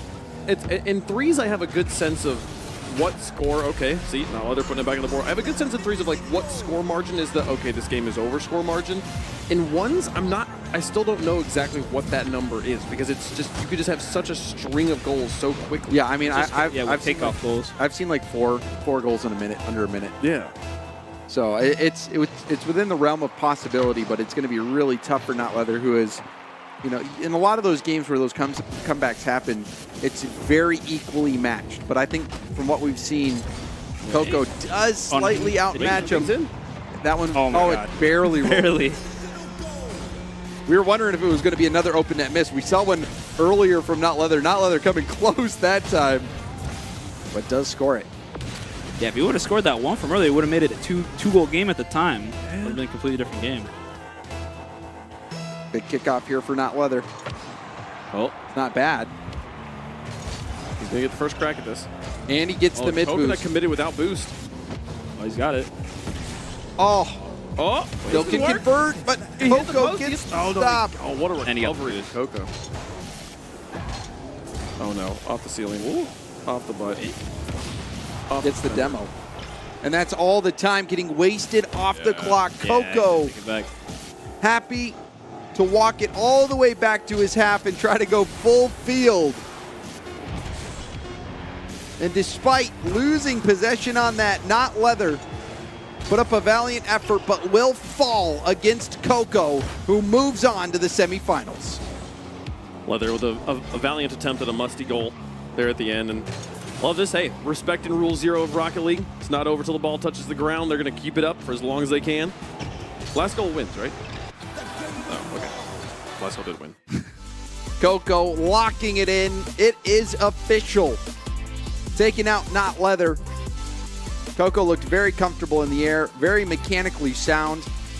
Great flip reset goal from Coco. But Not Leather, Not Leather had some chances. I think really where that game maybe started to not go his way was that missed open net, which in ones it's very easy to do. It's easy to be critical of somebody for missing an open net, but you see it at every level. Yeah, I feel like it's especially at ones. What an open net is a much larger range of shots than it is in something like 3s or 2s, right? So it's like there's so many more very missable open nets where it's like you get one touch right now. If you can nail this, it's guaranteed a goal, but you have to hit is a very specific touch. No, yeah, especially the long range ones and ones that happen all the time that you're just shooting them from like your own box essentially. Those are you can miss those. Which all like the in time. 2s or 3s it wouldn't be an open net. No, exactly, never. But in ones it is, so you got to think about that. The distance adds a difficult factor, and then a lot of times you have to score at a distance also and take the shot right away. So we are going to welcome Coco to the couch. Coco, who hit a nasty flip reset goal. We were waiting for someone to pull off a clean one, and you did it. How did that feel?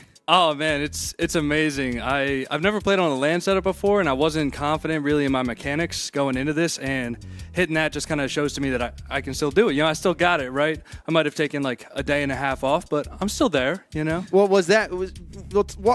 going through that game, I mean, we've seen just the upset previously. I don't know if you saw the upset with Relic taking out Liquor Bagels, but we were expecting Liquor Bagels to make that semifinals.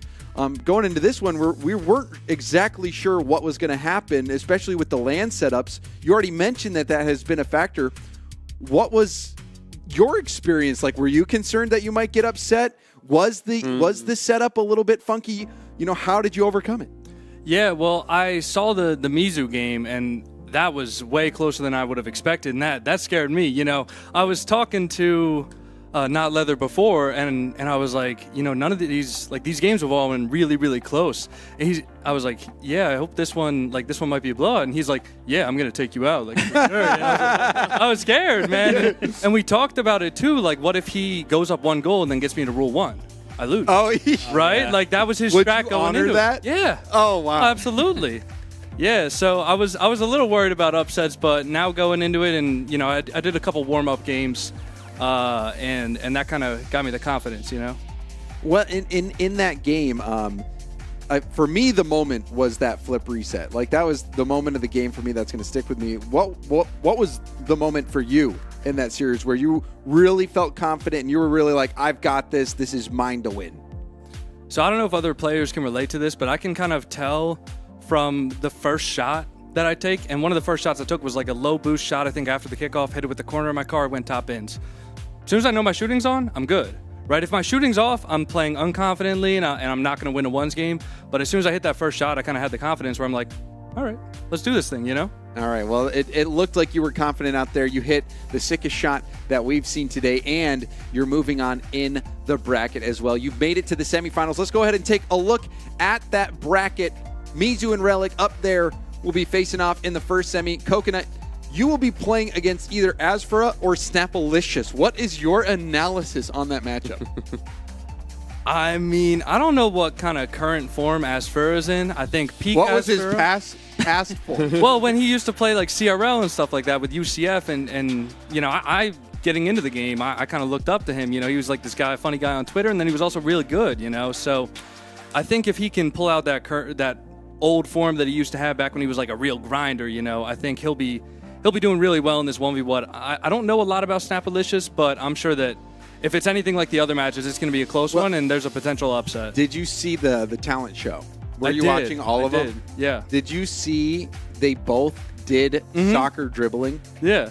I saw they had Asfura trying to do the soccer dribble, and then right after that, they had Snapalicious. They set him up. Dude, it's insane. Like, yeah. Wait, I have to ask you, okay, how long did it take to practice singing and doing a Rubik's Cube at the same time? There's like two separate parts of your brains having to operate at the same time. Yeah, so I've known how to do a Rubik's Cube since about 4th or 5th grade, and basically it's just a bunch of steps, right? And you memorize these kind of algorithms that it's just a sequence of moves to get like certain spots in a different order. Okay. And, once you kind of get them down, it's just muscle memory. So to me now, somebody gives me a Rubik's Cube, I can do it without thinking. And then I did practice, singing and doing it at the same time. And the singing part, I've never sang in front of people. That was the most nerve-wracking thing I've ever done. We were going to ask you about that. You have never sang in front of people. What do you mean? Like you've not even karaoke? No before? Karaoke. So that was your first karaoke song. Yeah, that's the first one I You ever were confident did. enough to do that as your talent? Never, sing I mean, I didn't see any other alternatives, man. I'm a one-trick pony. You guys told me to do another round of the talent show. I'm out. I can't do that. I figured Frank Sinatra's voice, not that I sound like Frank Sinatra, but it kind of it's a similar pitch. Yeah. And so singing along to a lot of his songs is easier for me than maybe some other more mainstream popular songs, I guess. I am still shocked that your first karaoke song was in the talent show. That takes a lot of guts. I'm not yeah, gonna lie. I'm sitting here thinking that you went with that because you do karaoke every Friday and never. You're gonna karaoke back home? I might. The words on the screen before? No, that was the first time I've so seen so on screen? I did. I practiced. I got in a private call with one of my friends, and I practiced and I sang to them. Okay. And that kind of helped me to have the confidence to do it. But no, before that, I never sang in front of people, never sang in front of crowds. I've always, ironically, been somebody who doesn't really like the attention. Wow. Which I know as a content creator is weird to hear, but Hey. I don't really like that in-person kind of attention, you know? Yeah, I get it. But wow, well done. Incredible first performance. Yeah, and congratulations on your win. You're going to be in the semifinal with a chance to make it to the grand finals. Thank you. Well, we are going to focus now on our last quarterfinals match. We have Asfura going up against Snapalicious, the excellent dribbler, versus the one that made us question, is that truly a talent? Snapalicious rightfully holding on to that European football. Oh, hold on. No, is that how the game's going to go? Previews of coming attractions. That was incredible, though. That was great. That was really funny. Snapalicious and Asfura going from dribbling together to now dribbling against one another. And this matchup is pretty interesting. It was the one that I said I might be anticipating the most. Just wait, he's just grabbing everything out of his pockets. Holy moly! How does he fit all that stuff in his pockets? He's got like 30 keys. He's still putting stuff on the desk. Damn. He's gonna bring out a water bottle from his pocket. That'd be put it such on a the funny table. bit. Someone just keeps pulls like a puppy dog. I don't know, binoculars. Well, Wave Fire, we have our last quarterfinal about to kick off. Asfura and Snapalicious, the NRG creator versus the NASEF competitor. And let's get this one underway. Oh, looking for the dish. Blocked. Okay. Burning out a boost. Yeah, that was promised a lot on that one. Now Snapalicious will just lob it towards net and try to force boost out of Asfura. Good boost control. This is a nice clean possession here for Asfura.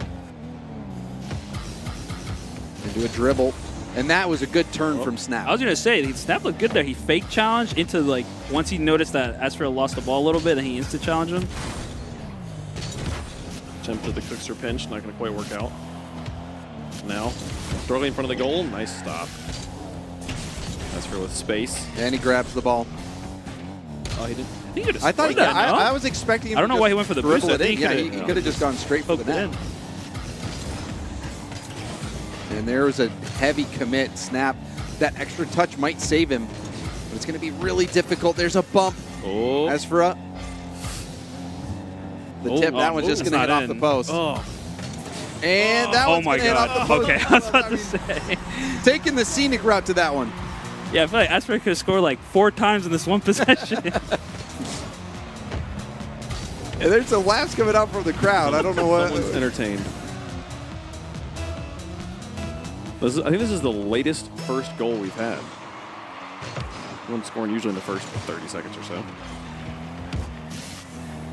Snapalicious with a nice chance there, but Asphera shuts it down. Well-timed challenges, the key in ones. Oh, that's a little bit of an awkward touch. You can see the jump trajectory wasn't correct for Snap, but the shot isn't on target either, and this is going to be a possession here for Snap, but a boost steal from Asphera. He tries to wiggle his way out of a potential bumper demo. Nice, well done. Asphera locking that one in. Really heavy commit by Snap in the corner there, and that was really the mistake right there. Asphera having so much time to get that one in. That's one of those open net shots we're talking about. Yeah, from like a awkward angle a little bit. Only exists in ones, actually super hard shot to hit, but it's there.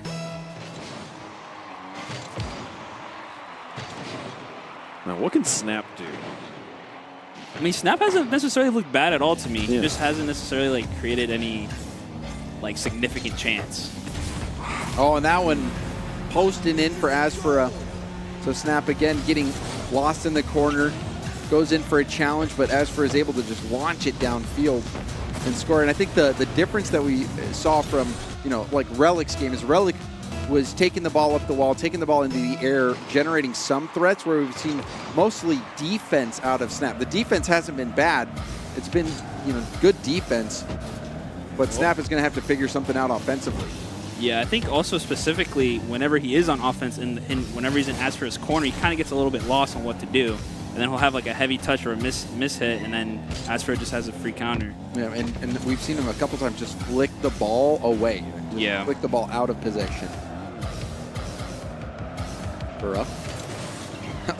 That one, that's just going in? Is it rolling up? Post? It's posted in, so the first goal from Snap is an assist from Asphera. I mean, he'll take it. I mean, he'll take whatever he can get. So it is a game. Asphera was trying to dribble that perhaps out of control of Snap, but ended up dribbling it right to him. Asphera, they try to take this to the wall. Gets the mid boost. Snap has to be very careful, really ambitious. Gets demoed, and that is going to be another goal for Asphera. Oh my God. Gets spawned on the ball. Yeah. Imagine spawning and saving that ball somehow. But Snap has done that a couple times now where he gets too close to the action and is not able to get the boost or secure that hit that will hit the ball to safety. Yeah, whenever Snap loses out on that big boost, it just seems like he doesn't really know what to do. And I think that's whenever he enters that like panic mode. Like, oh no, I don't have boost, I'm just going to get the ball away. He also, I wonder if maybe ones is not the game mode he's most familiar with. You see him like kind of after kickoff, there's always just this moment of hesitation of, what do I do now? Yeah, Do I go for the boost? Do I go for the ball here? I'm not quite sure. Like, he doesn't have that like order of operations in his head. He gets the demo here. He's got Fura pinned, and he's going to get it over his head for a good goal on this one. Now a 2-goal game. And this swing shot was a good choice. You can see where the defender is. Take the shot. It was kind of close to Asphera, but still, that just shows you how good the position was that Snap was able to put himself in on that swing shot. And this is a winnable game, but Snap is going to have to be clean. Oh, that was some great separation for Asphera off the wall. Give himself that shot. Now another 3-goal lead established. And you see there, Snap maybe wanting to bring that ball up in the air, but just gave away possession. That was a clear possession for Snap that got out of hand. Yeah, I think he also didn't really expect Asphera to go there once, because he just assumed maybe Asphera was just going to go back. I think that's what you said, Will. I don't know if he necessarily plays a lot at once, so he saw him going, and then after he's like, oh no, what do I do at that point? Yeah. And you're right, and probably thinking that he was going to have that space to take it back down to the ground. Asphera could seal the deal here. Feels like with another goal, takes an immediate shot, and that shot surprises Snapalicious. Yeah, I think that's kind of been the theme of this game, though, so far. It seems like he's just been, like, kind of caught off guard by a lot of, like, simple stuff that Asfra has been doing. As for being unpredictable. And that is a healthy lead, 4 goals.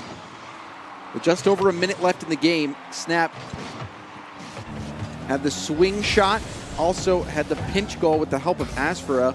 The only 2 goals that we've seen. See if Snap can get something going. There's a big save, but possession still heavily in favor of Asfra. Oh, he got a little bit bumped and still managed to get the save. Some skilled control, and now on the dribble. Trying to make him second guess it, see if he can get last touch out of that interaction, but Asfra will emerge victorious, pushing the ball back into Snap's half. Now Snap with control again towards the goal, and this one going to get through. Asfra just wasn't ready. I think he maybe just kind of fell asleep a little bit, expecting Snap to drop it. Yeah, and this is what was happening to Snap earlier, just getting lulled into sleep, really. Asfra getting too close. Snap recognizing that. It was like the shot that Asfra had where he just blasted it when he realized that the net was open. Snap doing the same exact thing.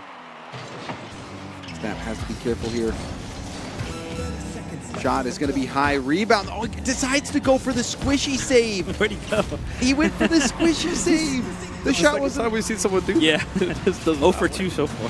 Yeah. He was expecting Asfra to take the shot instead of hitting it over and getting the corner boost. He was 100% expecting the shot, but the problem is that Asfra saw his wraparound attempt from the very beginning and adjusted accordingly. Is that the flashiest type of save?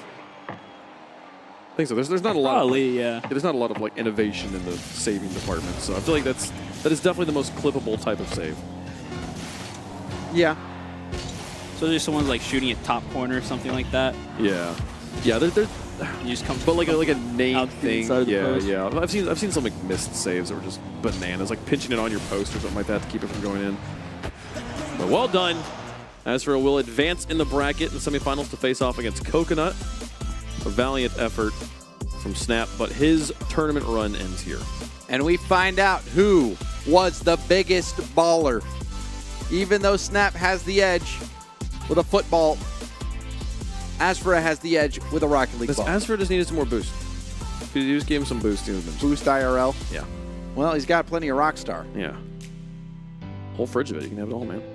All right, and Asfra says, oh, hey, there's a camera. I got to go do an interview. So Asfra having a solid win there. And, I mean, Fire, that was our last quarterfinal. Where would you rank that in terms of the gameplay? You know, it's I feel like going into it, I thought this was going to be the closest one. But I feel like Asfra was in control of the whole game. Like, you could just tell, like, he was just doing whatever he wanted pretty much. So I was a little bit of a surprise. I thought it'd be a little closer. But I would say in general, all the quarterfinals were pretty good. Like, they were entertaining. Yes, sure. they were entertaining. I think this one, like you said, though, was the most convincing. Yeah. Most convincing. Asfra fully in control. One of the goals that Snap scored was because Asfra had dribbled it back and pinched it off his own car all the way to the back of the net. But Asfra fully in control that entire game, winning the semifinals. And we actually have Asfra joining us right now for an interview and entertaining. Yeah, take your time shutting the door. Yeah, it's fine. We're just trying to get to saying more words. I think he's the main character. Yeah. He kind of is the main character. What did you just ask? Your headset. That is the microphone. Yep. Yes. If people at home couldn't tell what he said, This one you don't have to worry about holding up to your head. It's right here. Oh, I can hear myself. Hey, what's up? First off, congratulations on the win. How'd it feel? Feels good. Feels good. Did this feel like appropriate good revenge on Snap after he just I was about to say showed you up in the talent show? Listen, did you see the walkout? Yeah. Little Easter egg for everybody. But listen, real soccer, I try my best. He's got me on that, but when it came to the ball game, ball don't lie, as they say. So let's say it's not dribbling. Let's say it's a free kick. Oh, yo, please. Yo, if I had a talent for free kicking, top right, bar down. Why didn't you do that? I don't know. Could I? You could have done anything. It was your talent show. I was surprised. Next time. By the way, there's a surprise coming. But a surprise now, feel good. Yeah. For James Boss coming soon. For James. I'm excited for that. Yeah. Like here, like today? Yeah, should be here in like a couple seconds. T-minus 2 seconds. Where's it at? Where's Luke? Yo, Luke. All right, well, it's coming soon. Hold on. I can't leave till I do it. Though. I don't think we can go connect with Luke afterwards. But one of the things you had promised me that you were gonna spin the ball on your finger. Is that what he was gonna bring? That was a surprise. Oh man! I didn't want to spoil it. I forgot on stage. I was caught up in the moment, and I was like, ah. Do you want to try with my tablet? Can I? Sure. Oh man, how much? He's gonna break it. How much does it cost? A lot. I don't know. All right, well. It went around one time. I saw it. Oh, okay. That was too expensive. All right, mate, we'll try to get a basketball if we can find one. All right. but we're going to take a look at the bracket and see how things have shook out at this point. We have Mizu versus Relic up there in the first semifinal, and Coco versus Asphora in this other semifinal. So Asphora, how are you?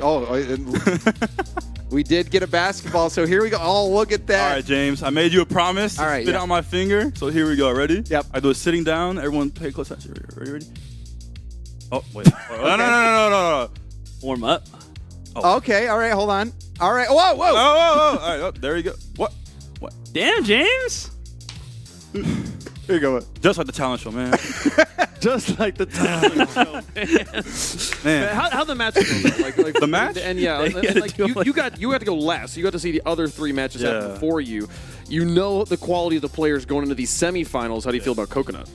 Coconut's a good player. I mean, I'm just gonna be honest. Ones is not my strong suit. I have been playing recently, but I think he has the edge for sure when it comes to 1v1. But as long as I'm confident, anything can happen. It's the best of one. So yeah. I think that's all right. Well, I am getting word that the judges are beginning to deliberate. They're heading towards the boardroom right now to discuss who will be the NRG creator that gets the contract, the Carvana Combine winner. Does this make it more real for you?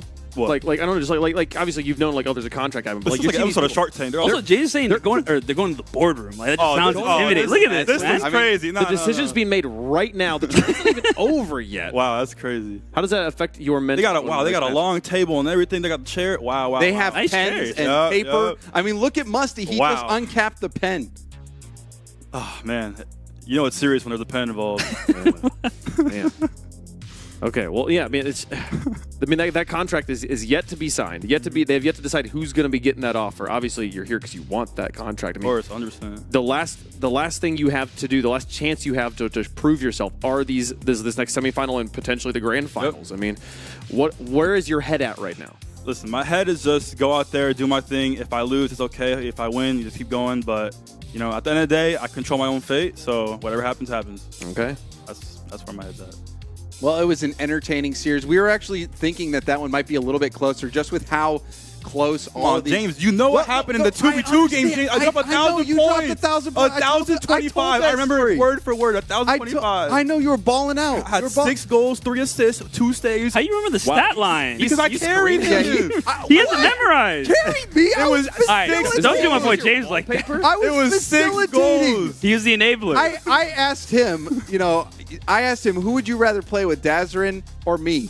And you. Like, there you go. Dad's right now crying. I'm watching this, man.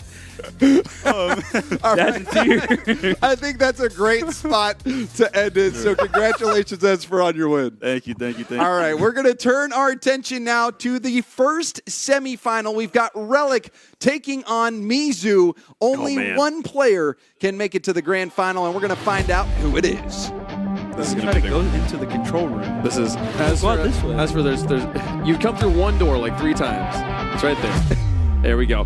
All right, let's talk about the people that are actually about to compete in the matches. Mizu versus the unexpected challenger. No one thought Relic would make it to the spot, and yet here he is.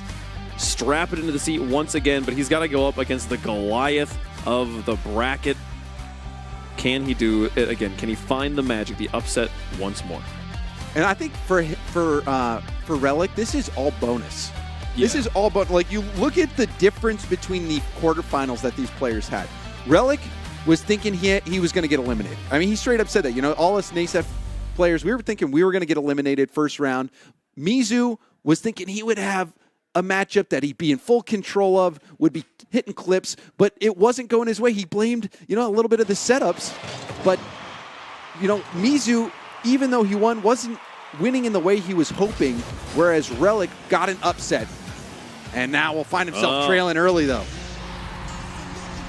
I missed his first goal. I just noticed Azfira walked in with the controller and left with a basketball, but left his controller here. He also tried walking into the control room. He did. The production. I think he genuinely got lost.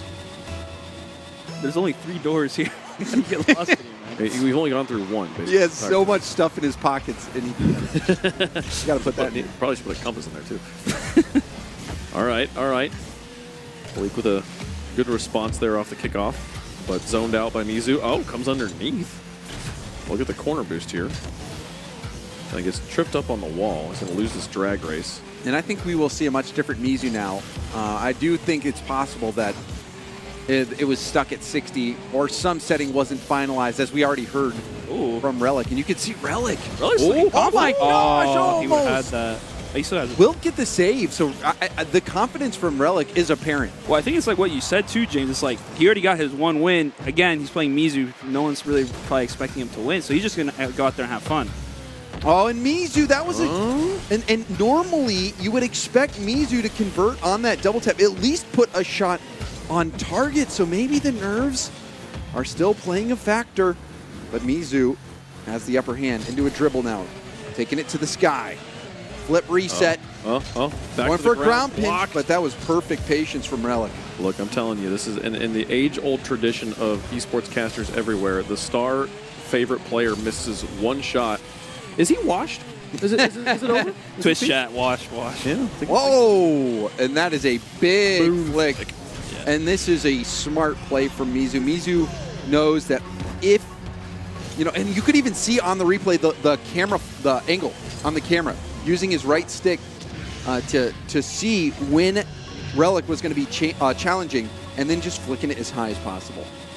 You get it's like being a matador. Send the bull flying. All right, Relic now. Relic here nearly makes it happen. So looking for that first goal. The cut in. I like the idea of trying to pinch it off of Mizu there. Oh, now another opportunity. Open net. Barely. Oh. And Mizu gets in there in time. Relic's not playing like too defensive though. Like he's trying to send it to Mizu as well, like on his half. He's not just sitting back and waiting. He's not trying just to create himself. He's not just, Mizu's going to get this one here. He's not just going for like one opportunity and then like, let's go back. Yeah, he's staying. Boost. He's staying, going for more. But. And I think in this game, we will see Mizu take the approach right away that he did in the latter half of the first game. Just high percentage play every time. High percentage. I think he's going to go high percentage play till he's got a big enough lead. Where he's comfortable. Exactly. And I think that big enough lead might, it would have to be around 5 or 6 goals because we saw him give up that 4-1 lead before. Mm-hmm. Oh, but hold on. Ooh. We're approaching halftime here. Relic's kept it to only a 3-goal deficit. And this could be the first goal to recover here. He does. He puts it in. 2-goal game. Relic making a ball game out. It's coming at the perfect time.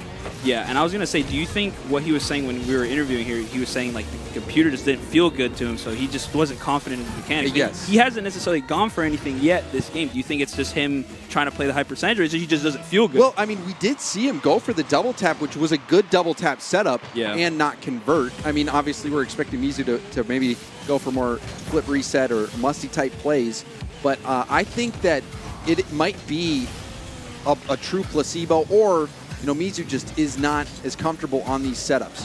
Whereas it's the opposite situation, it feels like, for Relic. But there we see something.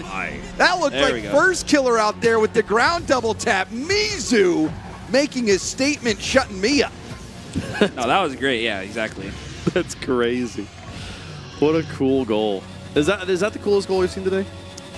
I mean, the ground doubles are pretty sweet. I will say, if you can find the space to do them. I definitely like that better than the flip reset. It's a little bit more satisfying to watch. He went for the double there. Especially because it was, and he doesn't go for the open goal. So I guess he's thinking 3 goals here with 2 minutes left. Like he's just in control of the game. Oh no. He got Relic into the air with that one, too. Starting to get more confident. Yeah. Now you can well, see especially him. after that ceiling double. Yeah, taking all this space, going for an air dribble. Mizu off the back of that flip reset attempt and the ground double. Mizu is getting confident and starting to execute. Relic really got his work cut out for him here. Very limited time left on the clock. He's only managed to find the back of the net one time. Up against the tournament favorites, Mizu went for boost on kickoff, and Relic tried to punish him for it, but now Mizu in control once more. Relic with one touch, and we'll look for the second, but low on boost. Going to struggle to find power here, and Mizu had already fallen back so quickly.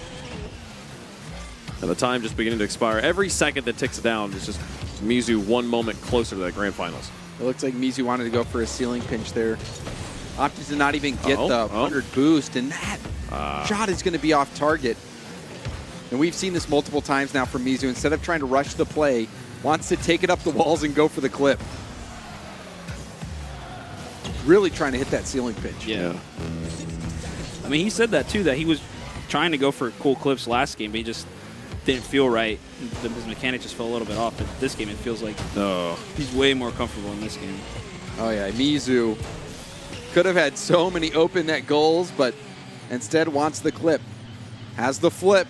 Mizu gets the goal. He got two flips. It looked like Relic had misflipped here, but hopefully we can see this on the Mizu point of view. The close one. Yeah, I think he did get two flips out of that one. So Mizu. Does he Brazil him? I feel like he has to. Yeah, now, you right? have this. Right, come on. Gotta make a statement. Win will have the 100 boost. This is a great setup. 1, 2, 3, Okay. 4. Oh. It just got away. Oh, no. There goes the Brazil. Rip. Almost Well had the done, triple Relic. flip reset, but Relic will score after the overcommit. Sick goal explosion, too. This is the current season pass goal explosion, the black colored variant of it. I don't actually remember what the explosion's name is. I have not memorized the items. I've been using the same item since like 2017. I have standard yellow boost. Chad, he's not lying. They showed us during rehearsal. They showed us an OEM Octane with the stripes on it, and he asked what wheels those were. Oh, look at that! Nice shot. That was a beautiful shot. Taking the drink. Got to stay hydrated. Learned that one from Gregan. Yep. And I think Relic knows that this 1v1 journey is coming to an end. Mizu going for clips, having all the possession. Relic had a phenomenal quarterfinal, taking out Liquor Bagels, but finds his journey end here. Mizu is moving on to the grand finals. Words of competition, words of encouragement from the competitors here. Honestly, if I took 2 goals off of a top 100 ones player, I'd be proud of myself. I mean, normally when I play, because sometimes I'll just play ones for fun against like I played J-Bot back in the day. J-Bot, very good ones player. He could beat me like 10-1. Like he could throw up double digits. So you're right. Relic put up a fight there, but Mizu, he just had him outclassed. You could see that Mizu was so in control, going for the dribbles, taking it up the wall, going for the flip resets, trying to just hit clips.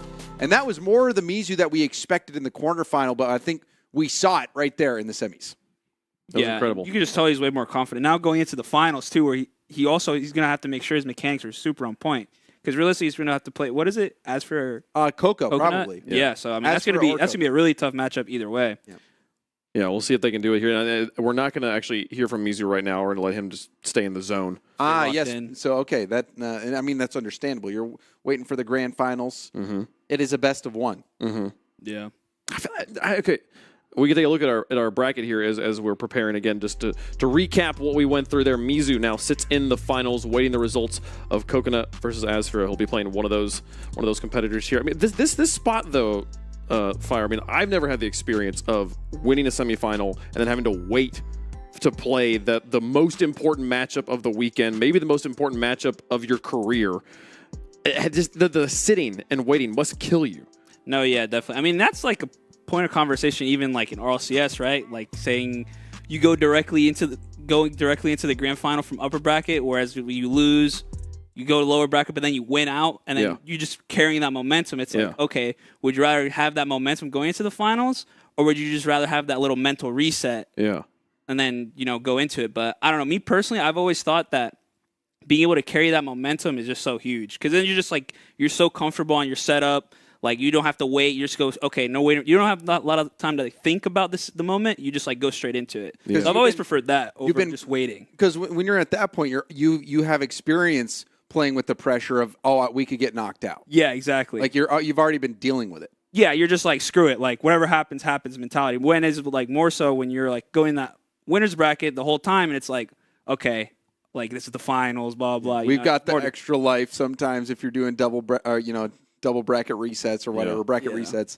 But with this, it's just all best of one, all single elimination. And this next matchup is one that I think could go either way. Coco and Asfura, they're both players who have come from CRL. Coco even mentioned that he looked up. I was surprised to hear that. Yeah, I didn't know that about him. Yeah, that was cool. That was cool to hear. And so now, Coco going from, looking up to Asfura now to becoming a streamer, a creator himself, making it out here, finds himself competing against somebody from CRL that he used to look up to in a situation where they're playing for a pro org contract. Yeah. And not only that, but if they win this best of one tournament, they also get that additional $5,000 bonus. That's huge. Which is, that's more than a lot of tournaments that are like 2v2 and 3. Yeah, definitely. Yeah, I think for winning a regional, it's like $10K each. So it's like you're almost making as much as them. So I mean, no, the prize pool is huge, and I'm excited to see this match. Like, this is going to be the highest quality gameplay I think we've seen the whole bracket is going to be in this next match. And also a reminder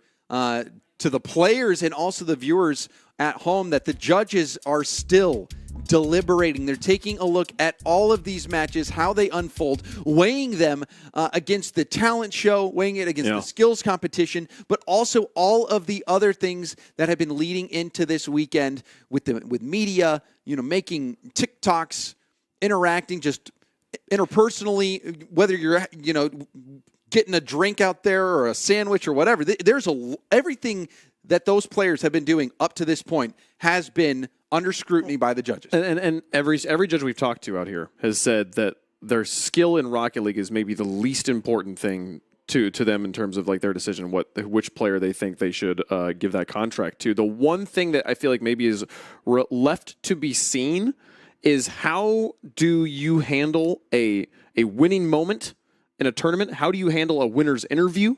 It's kind of the one non-gameplay thing that we haven't seen from them yet. We haven't actually interviewed any player who like won the round 1 or won round 2, right? So I think we'll probably get to hear from whoever wins round 3. That's like the one thing left for them to determine here. So I don't know. There's still a lot riding on that grand finals, even in terms of the contract and that Carvana signing bonus. But you mentioned $10,000 to win a regional. Mizu already won $5,000. He could win another $5,000. He won another $5,000 winner. Yeah, which wouldn't be a bad weekend. But that still doesn't mean that Mizu would get the creative contract, which is the crazy part. Which and it's I think that's almost makes it more stressful or more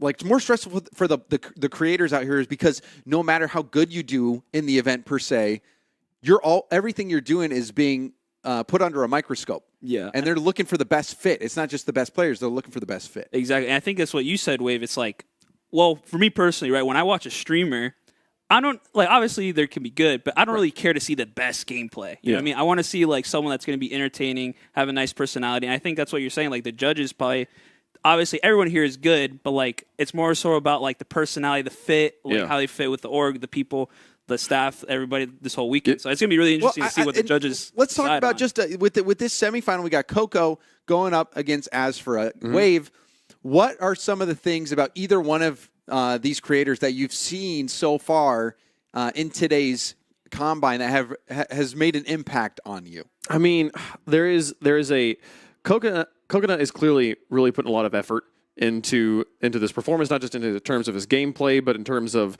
the interviews. There's an alertness and a preparedness of he's whether he's comfortable in the interview chair or not.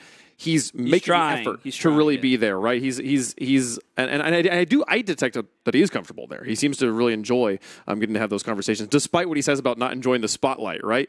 And with putting together the karaoke and the Rubik's Cube, he's been doing a lot of stuff. Where as for he doesn't even have to try, which is It's crazy. just like he's like so naturally the way he is. Yeah. Well, we'll see if he's naturally the better Rocket League player. We have our final semifinal game about to get underway. Coco will be taking on Asfura head-to-head in a best-of-one here at the NRG Carvana Combine. I think that was for you, James. I think it was. I was impressed. It still felt like the moment he started, though.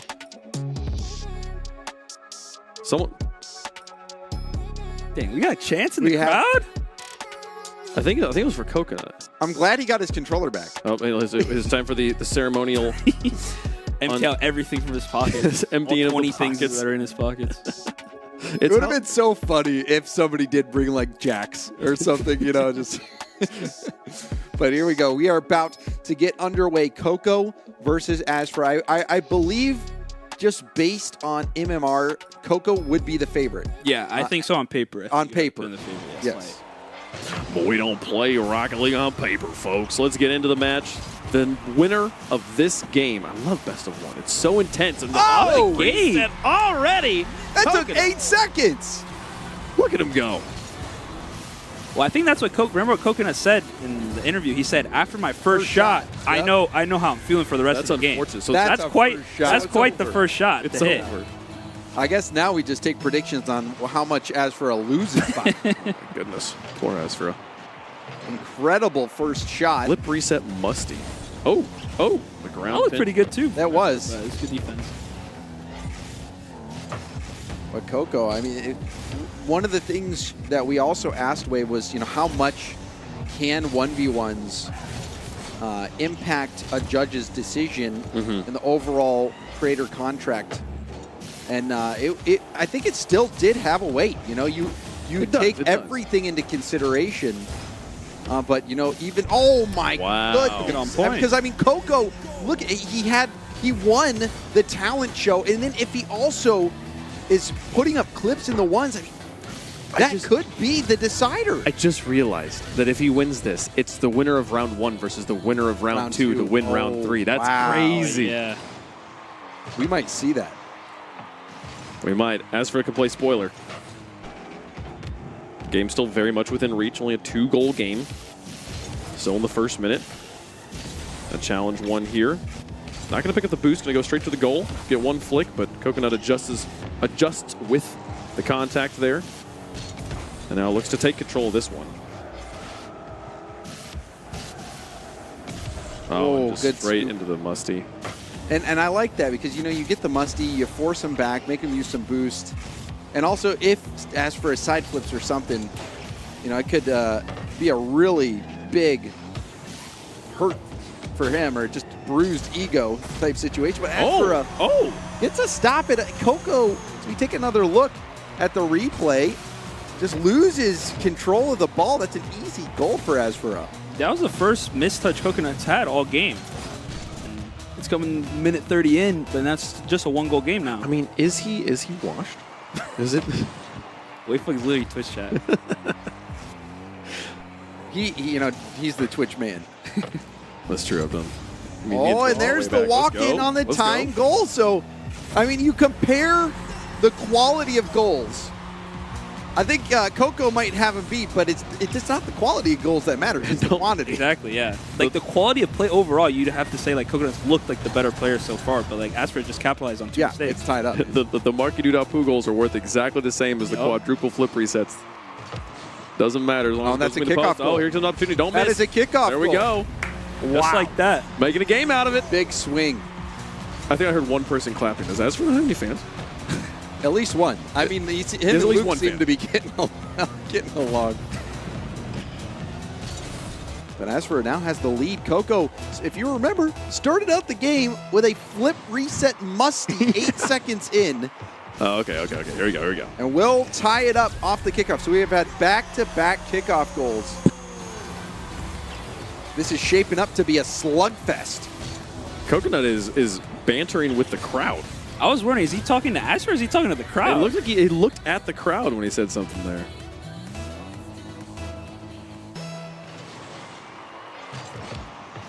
Neutral kickoff. Ooh, and that's a good boost. And that was really smart from Asper, recognizing that he actually could get What there a save. first. Wow. Threatening the flip reset goal. This is going to be a scary chance, and it's going to be a goal. Coco, I mean, this was a play that was playing out on a knife's edge. We were wondering if Asper would be able to get the flip reset goal, but Coco had the defensive play. I do love the knowledge check there from Asper of like, I'm just going to fire it straight middle. Can you block it? And then, you know, concedes a goal, but still lovely ballsy play. Yeah, and that's such a tough position for Coconut to be in defensively. He misses out on the mid boost. He's got to rush for the corner boost. And Asper can literally do anything there. Like, he just fake it, and it'll probably be a goal. Then he saves the flip reset shot. Asper.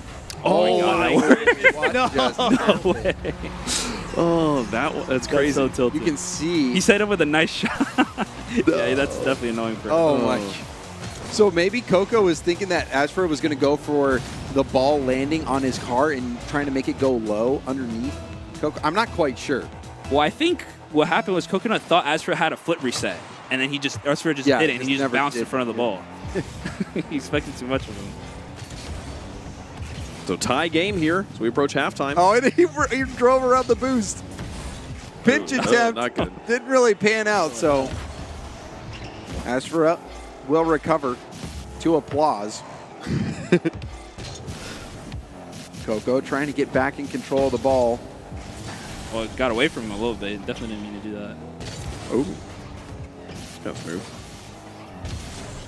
Coco's trying to bring this all the way back to his corner. Asper He does starved him peel out. Yeah, he has no boost, so he has to retreat. Nice Good save. Well done, well done. And he gets the boost.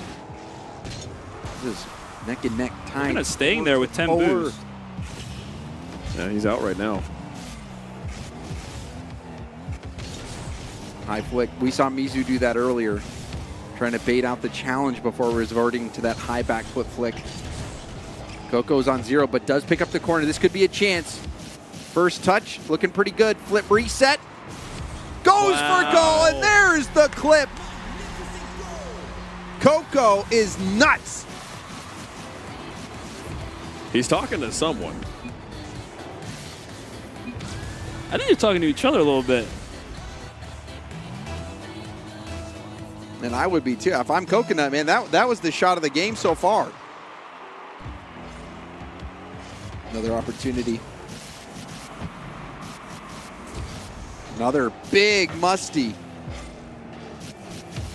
This will be space again for Coconut. Coconut to the ceiling. Pre-jump. Aspera, that was good defense from Aspera. Oh, wait. Aspera was I was just going to start another solo play. Yeah. He just ripped it. He was expecting them to go for a clip, and he's like, no, I want the goal. Yeah, you can see the pre-jump. Yeah. Aspera's thinking, oh, he's going to go take it up the wall. I'm going to jump early to make sure he doesn't get a ceiling play again. Well, because the pre-jump just worked for him like a play or two ago, so he's just thinking, I'm going to do the same thing. Coco getting the 100 boost this time.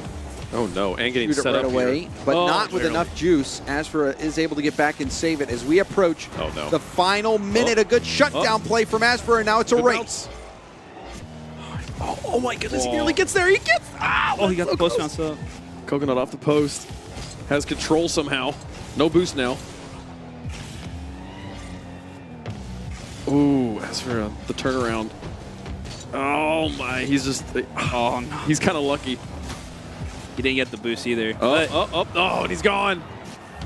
He had like a half a second window to get out of that. I think he just yelled cringe at Coconut. Final 30 seconds. Aspera has got to do it now or never. There's a fake. Coconut doesn't really fall for it. Coconut staying on the ball. Yep, you're right. Fire time wasting away. Oh, and that's that was the game right there. Coconut with a massive save after a desperate lob from Aspera, who had 0 boost. But Coconut saves it and puts one more in for good measure. That save was, if we're boiling down the game to one moment, that save was the play of the game. Yeah. One goal, because it would have been a 1-goal game with like 13 seconds left. Yep. So much time. Yep. Incredible moment. And with 3 seconds left, 3-goal lead, this game is mathematically over here. Coconut going to secure his spot in the finals up against Mizu. Winner of round 1 versus winner of round 2 to win round 3 of the Carvana NRG Combine. This is what everybody paid all the big bucks to be in the building to see. The crowd is going wild. Yeah, I think this is kind of the expected final. If you had to make us guess what the final would be before the bracket started, it'd probably be Coconut versus Mizu. I think, this is definitely a situation where the top seeds made it to the finals. And Coco will be playing Mizu. And I mean, looking at that final, I truly feel like what we saw from Coco was more flashy play, which doesn't always win in ones. You have to have the space to be flashy. So you wonder if Mizu will let Coconut have the space to go for those flip reset plays. But I mean, we saw it 8 seconds in. The flip reset Musty from Coco. Basketball. He's just He tried it. Maybe that was a longer one. He tried it. He tried to get it there. So we will again not be interviewing Coconut here, as you saw, he left his controller on the stage because he's going to sit right back down and play Mizu for all the money. This is a $5,000 single game of 1v1. And $5,000 best of one. Yep. That's crazy. And both players have already won $5,000 in bonus prizes so far today. Yeah. One of them's going to double up. And if they win the whole thing, then you also get the $10,000 $20,000 in the contract.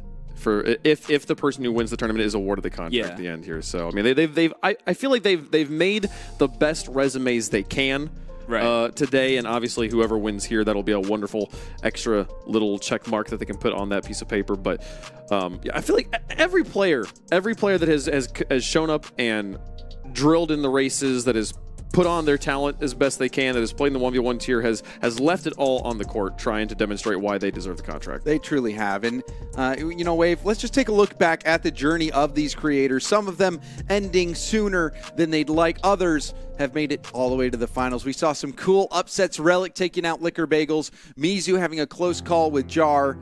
But as for, he has his journey end here against Coconut, who has looked incredible all 1v1 long. All of phase 3, I think Coconut has been the flashiest player, but Mizu is the highest ranked ones player coming into today, but this is just a single game. This one truly can go either way, and this is a winner-take-all situation for the bonus cash. My favorite thing about single elim best of one is whoever wins literally didn't lose. Like, it can be like, they didn't drop a single game the whole tournament. Like, yeah, that's literally the format. Like, it's just who doesn't drop a single game the whole tournament. So who's able to do it here? Both Mizu and Coconut have done it so far. One of their runs ends here.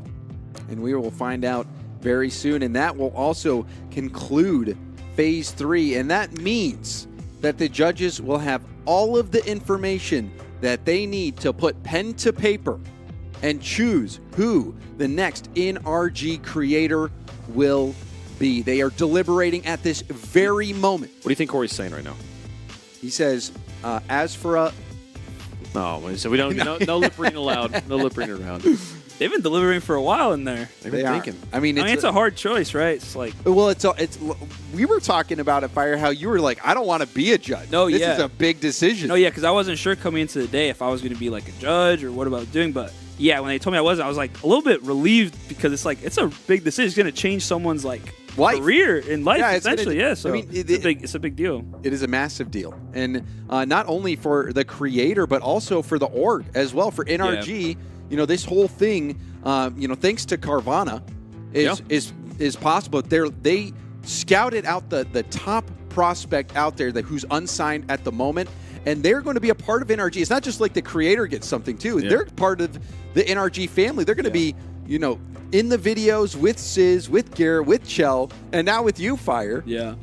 And I was saying, like, this whole thing has been like a really cool event. Like, I haven't really seen anyone else do something like this, where they're like, it's like a real competition. Whoever like wins joins the org for real. So I don't know. I just think it's been a really awesome experience. It's really cool and innovative event. So. Yeah, and to cap things off, we have our final 1v1 match of the day, which will conclude our final phase here at the NRG Carvana Combine. Mizu versus Coconut in a 1v1 best of one for $5,000 of bonus prize. Faded rivals. Many felt this matchup was inevitable even before the day began. Mizu standing a full head taller than Coconut, but it's not going to matter once they get onto the Rocket League pitch.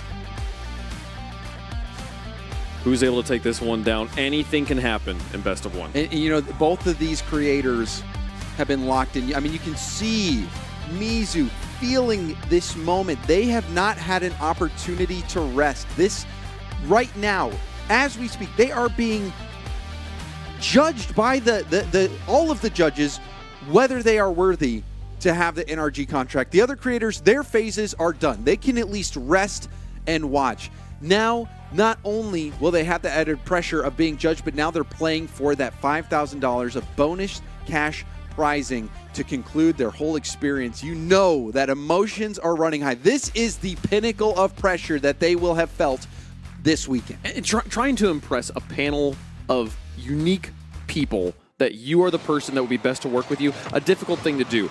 Controlling this game of Rocket League, though, completely within their hands. That this is the one thing that they know they could walk away with is an extra $5,000 here. You know they're going to give it their all. On top of everything else, this is the finals you've all been waiting for.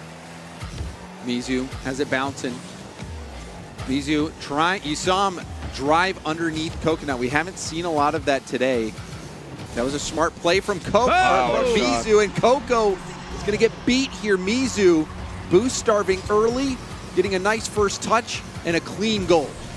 Yeah, you could tell that the break hasn't necessarily affected Mizu because Mizu's had to sit this whole time. He's had to watch that whole match and just think about him playing in the finals, playing for that additional 5K, potentially like winning the whole thing.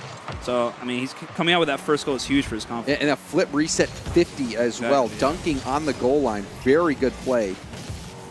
And to be clear, Mizu is in the orange. Coconut is in the blue here.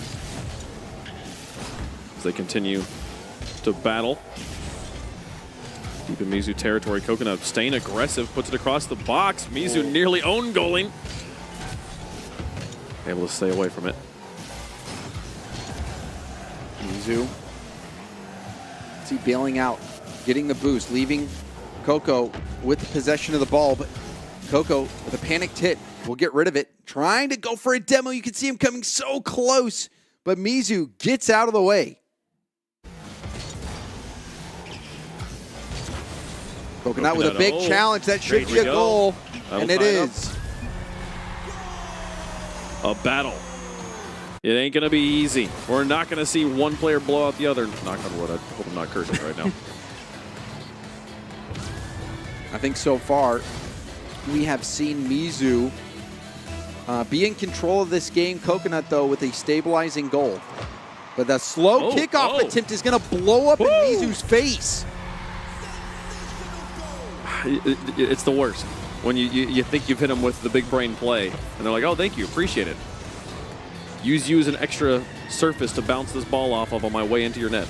And Mizu has done that in earlier games. I wonder if Coconut spotted that. From watching him from earlier, he's like been looking for it just in case. I mean, the scouting would pay dividends in this format. I mean, if you can even just get that one extra goal in a best of one, might make all the difference. Coconut now in the lead despite conceding that first goal to Mizu. Mizu bumping Coco off the ball. It's going to be a long play in the air. Commit a lot of resources, but it's picture perfect from Mizu. Full distance of the field, flip reset. He makes it look so easy. That might be one of the best goals we've seen so far. I think that was. Because going off your back corner like that, you have to be perfect. And if you mess up your flip reset there, it's a guaranteed goal because you're out of boost. And not only did he get the flip reset, he got the extra touch that pushed it over Coconut's head. Because if he doesn't get the extra touch, it's not a goal. He might get countered off that. But that was just a tie. Yeah. This is a great match. So to pull off a goal of that caliber in the grand finals, that does say something. Coconut falling here. Mizu out of boost. And gonna get punished after losing control in the midfield. Coconut back on top. And it's tough to believe, but Coco's in the lead now. Coco, despite getting, I don't want to necessarily say clipped on, but he got clipped on twice. Kind of twice, yeah. But goals that go at the end of the day, right? Doesn't matter how many clips you hit, but like you said, Wei-Feng, 2 goals worth the same as a clip. Exactly the same. So Mizu will have to battle from behind as we approach the halfway point. Another chance for Coco, but that shot couldn't get around. Also, with no boost, we'll have to bail out of the play, giving Mizu some space. Picked up midfield here. Oh, Mizu taking it to the sky, though. We're going to have to read this one well and struggles the fake. Mizu puts it under him to tie it back up.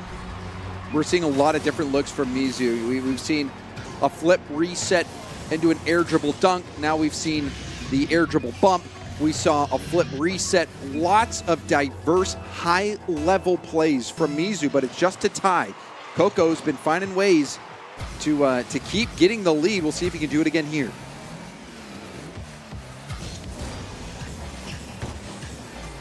Guess that is the one type of goal we haven't seen Mizu score yet in the Grand Finals, would be a flick. Is that the only one? I'm trying to think. Yeah, I mean, we've seen him score fakes, power shots. Back to the sky. Off the ground. And now, okay. Can Coconut go the rest of the distance here? There's no boost. So as he has it up in the sky.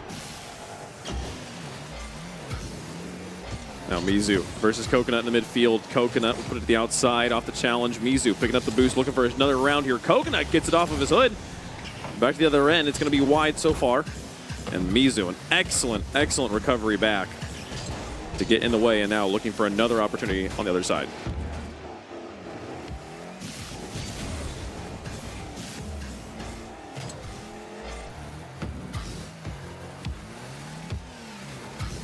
Mizu with another look. Flicks it hard. Coconut can't quite get there, and Mizu takes the lead in the finals.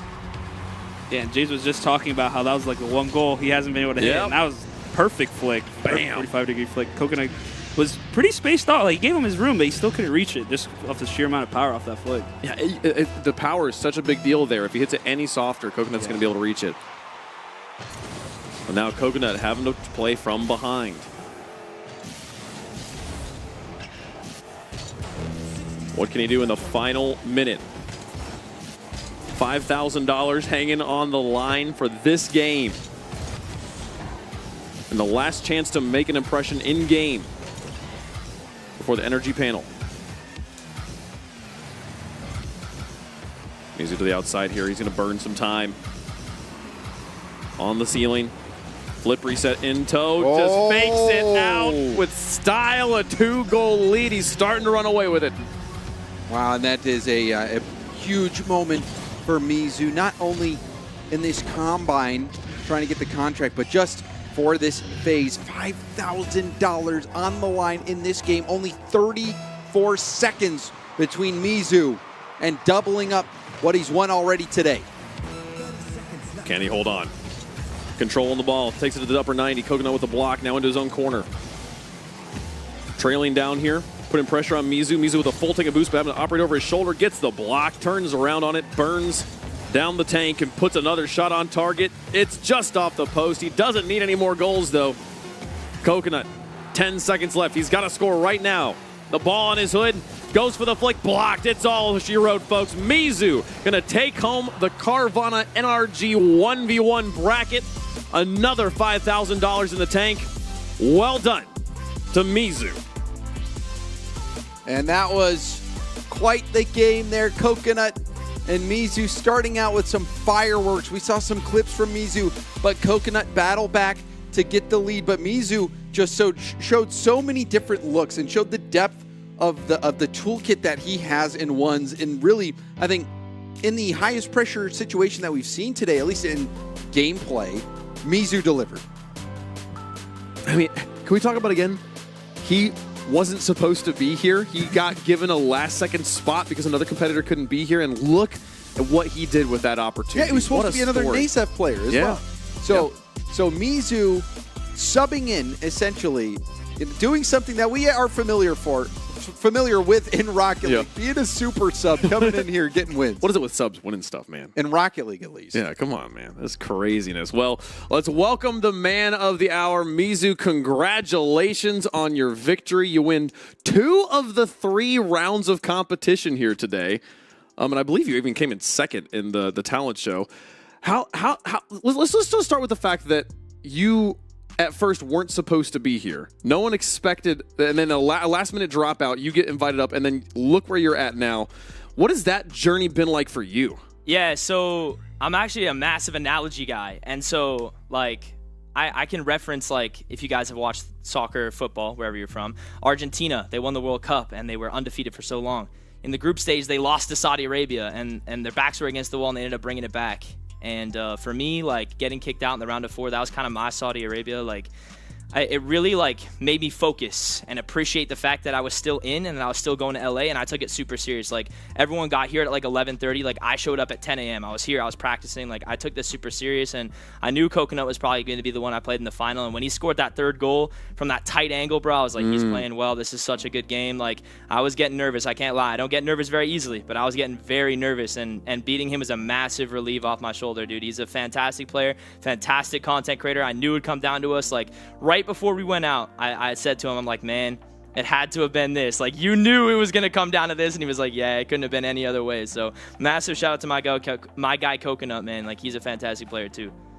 Okay, but let's talk about the goals you scored in that finals, because holy cow, sir. Which one was the most memorable to you? I don't remember any of them, bro. So do you not remember you had cross-map flip reset? Yeah, you had a cross-map flip reset. You had a flip reset into a dunk on the goal line. Yeah, and then the 45-degree flick from midfield.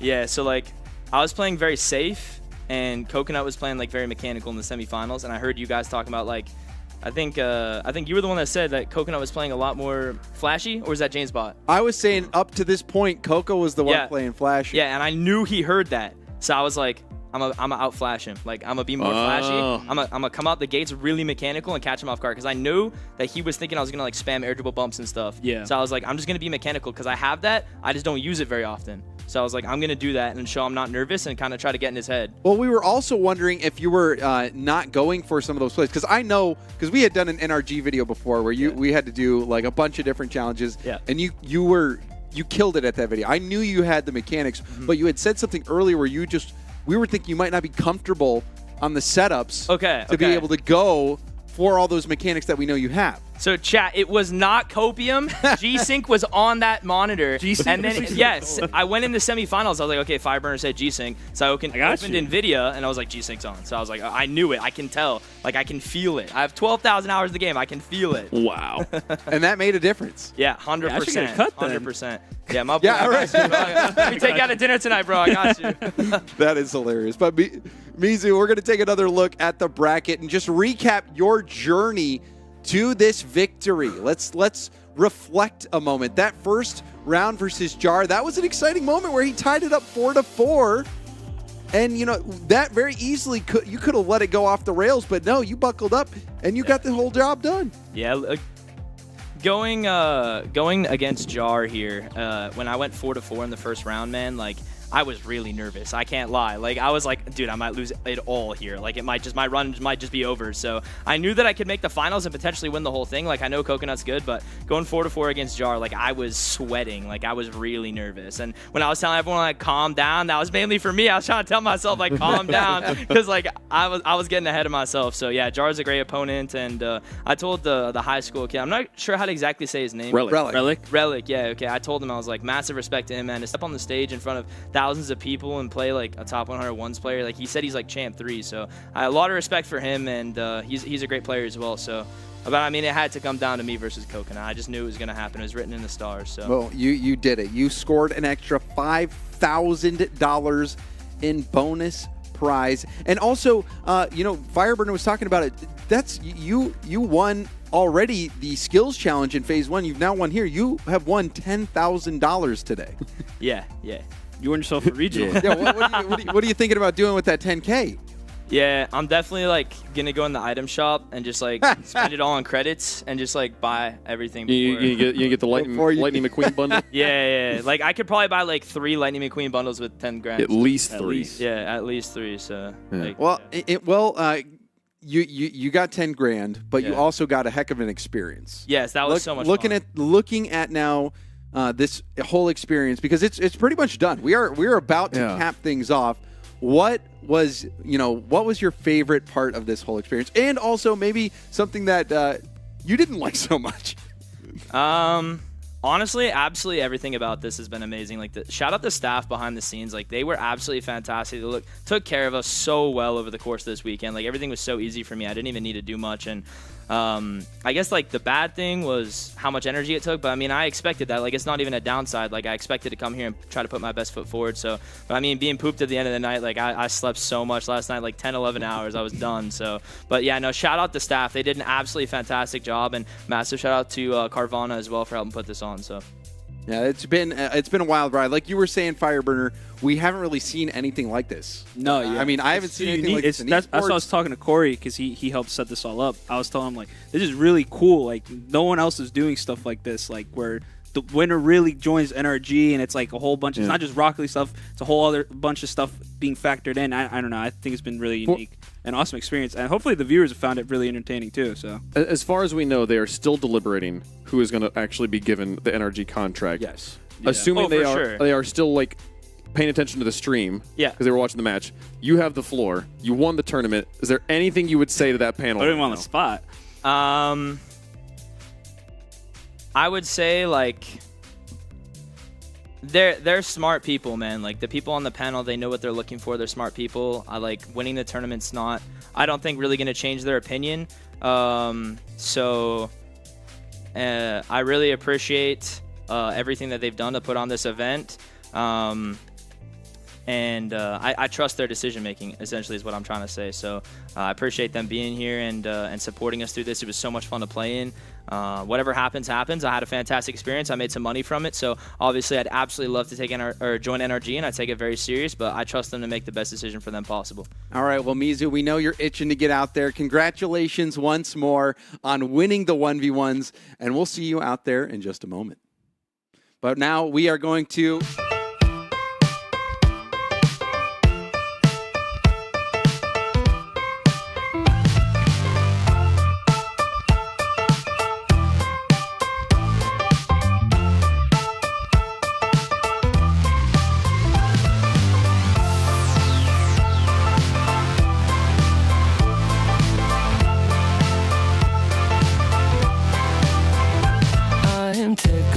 that things aren't going my way, cause that would be boring. Spend my last cent on cheese and champagne. What a wonderful morning. Never mind, she declined to the first date. It was only on my birthday. Never mind all the lines on the highway. Give me time to reflect a bit, cause I'm just having a good day. Having a good day. Having a real good morning. I'm just having a good day. Having a good day. Having a real good morning. Real good morning. Real good morning. I guess that things can only get better from here. But sometimes I wonder, I might have met the love of my life, but I lost a number. Never mind, she declined to the first date. I went to Vegas with a roommate. Never mind all the lines on the highway. I aim to misbehave, cause I'm just having a good day. Having a good day. Having a real good morning. I'm just having a good day. Having a good day. Having a real good morning. I'm just having a good time. Having a bad day, yeah. A real good morning. A real good morning. A real good morning. I'm just having a good day.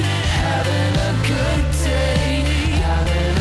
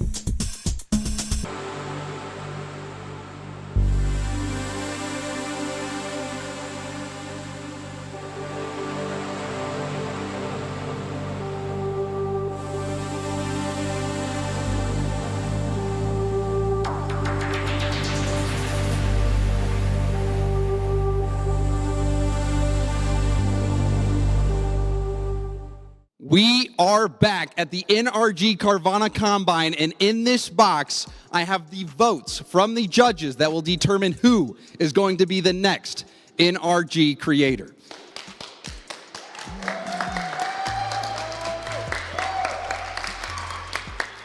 Let's not waste any time.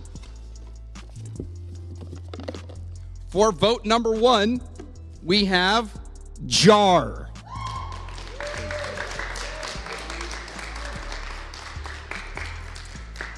Vote number 2, Coconut.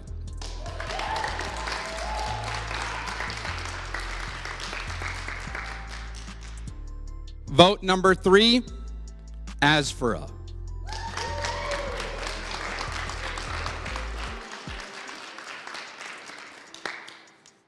Vote number 4, Mizu.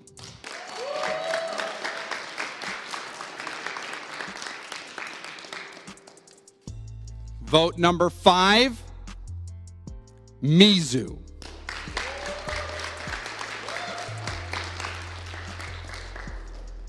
Vote number 6, Asfura.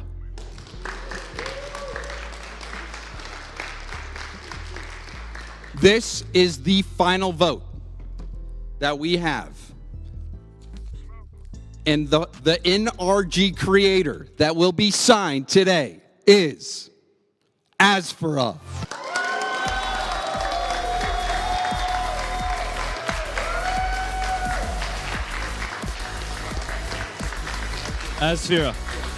Asfura, you've done so much in the Rocket League world.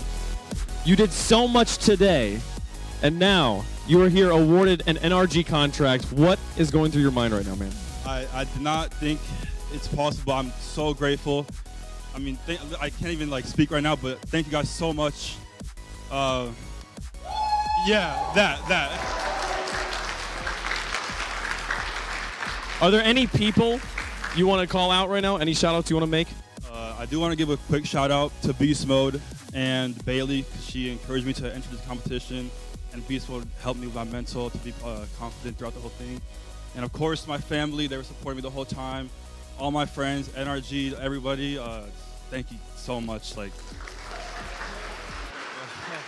Ladies and gentlemen, give it up one more time for your most recent NRG creator, Asfura.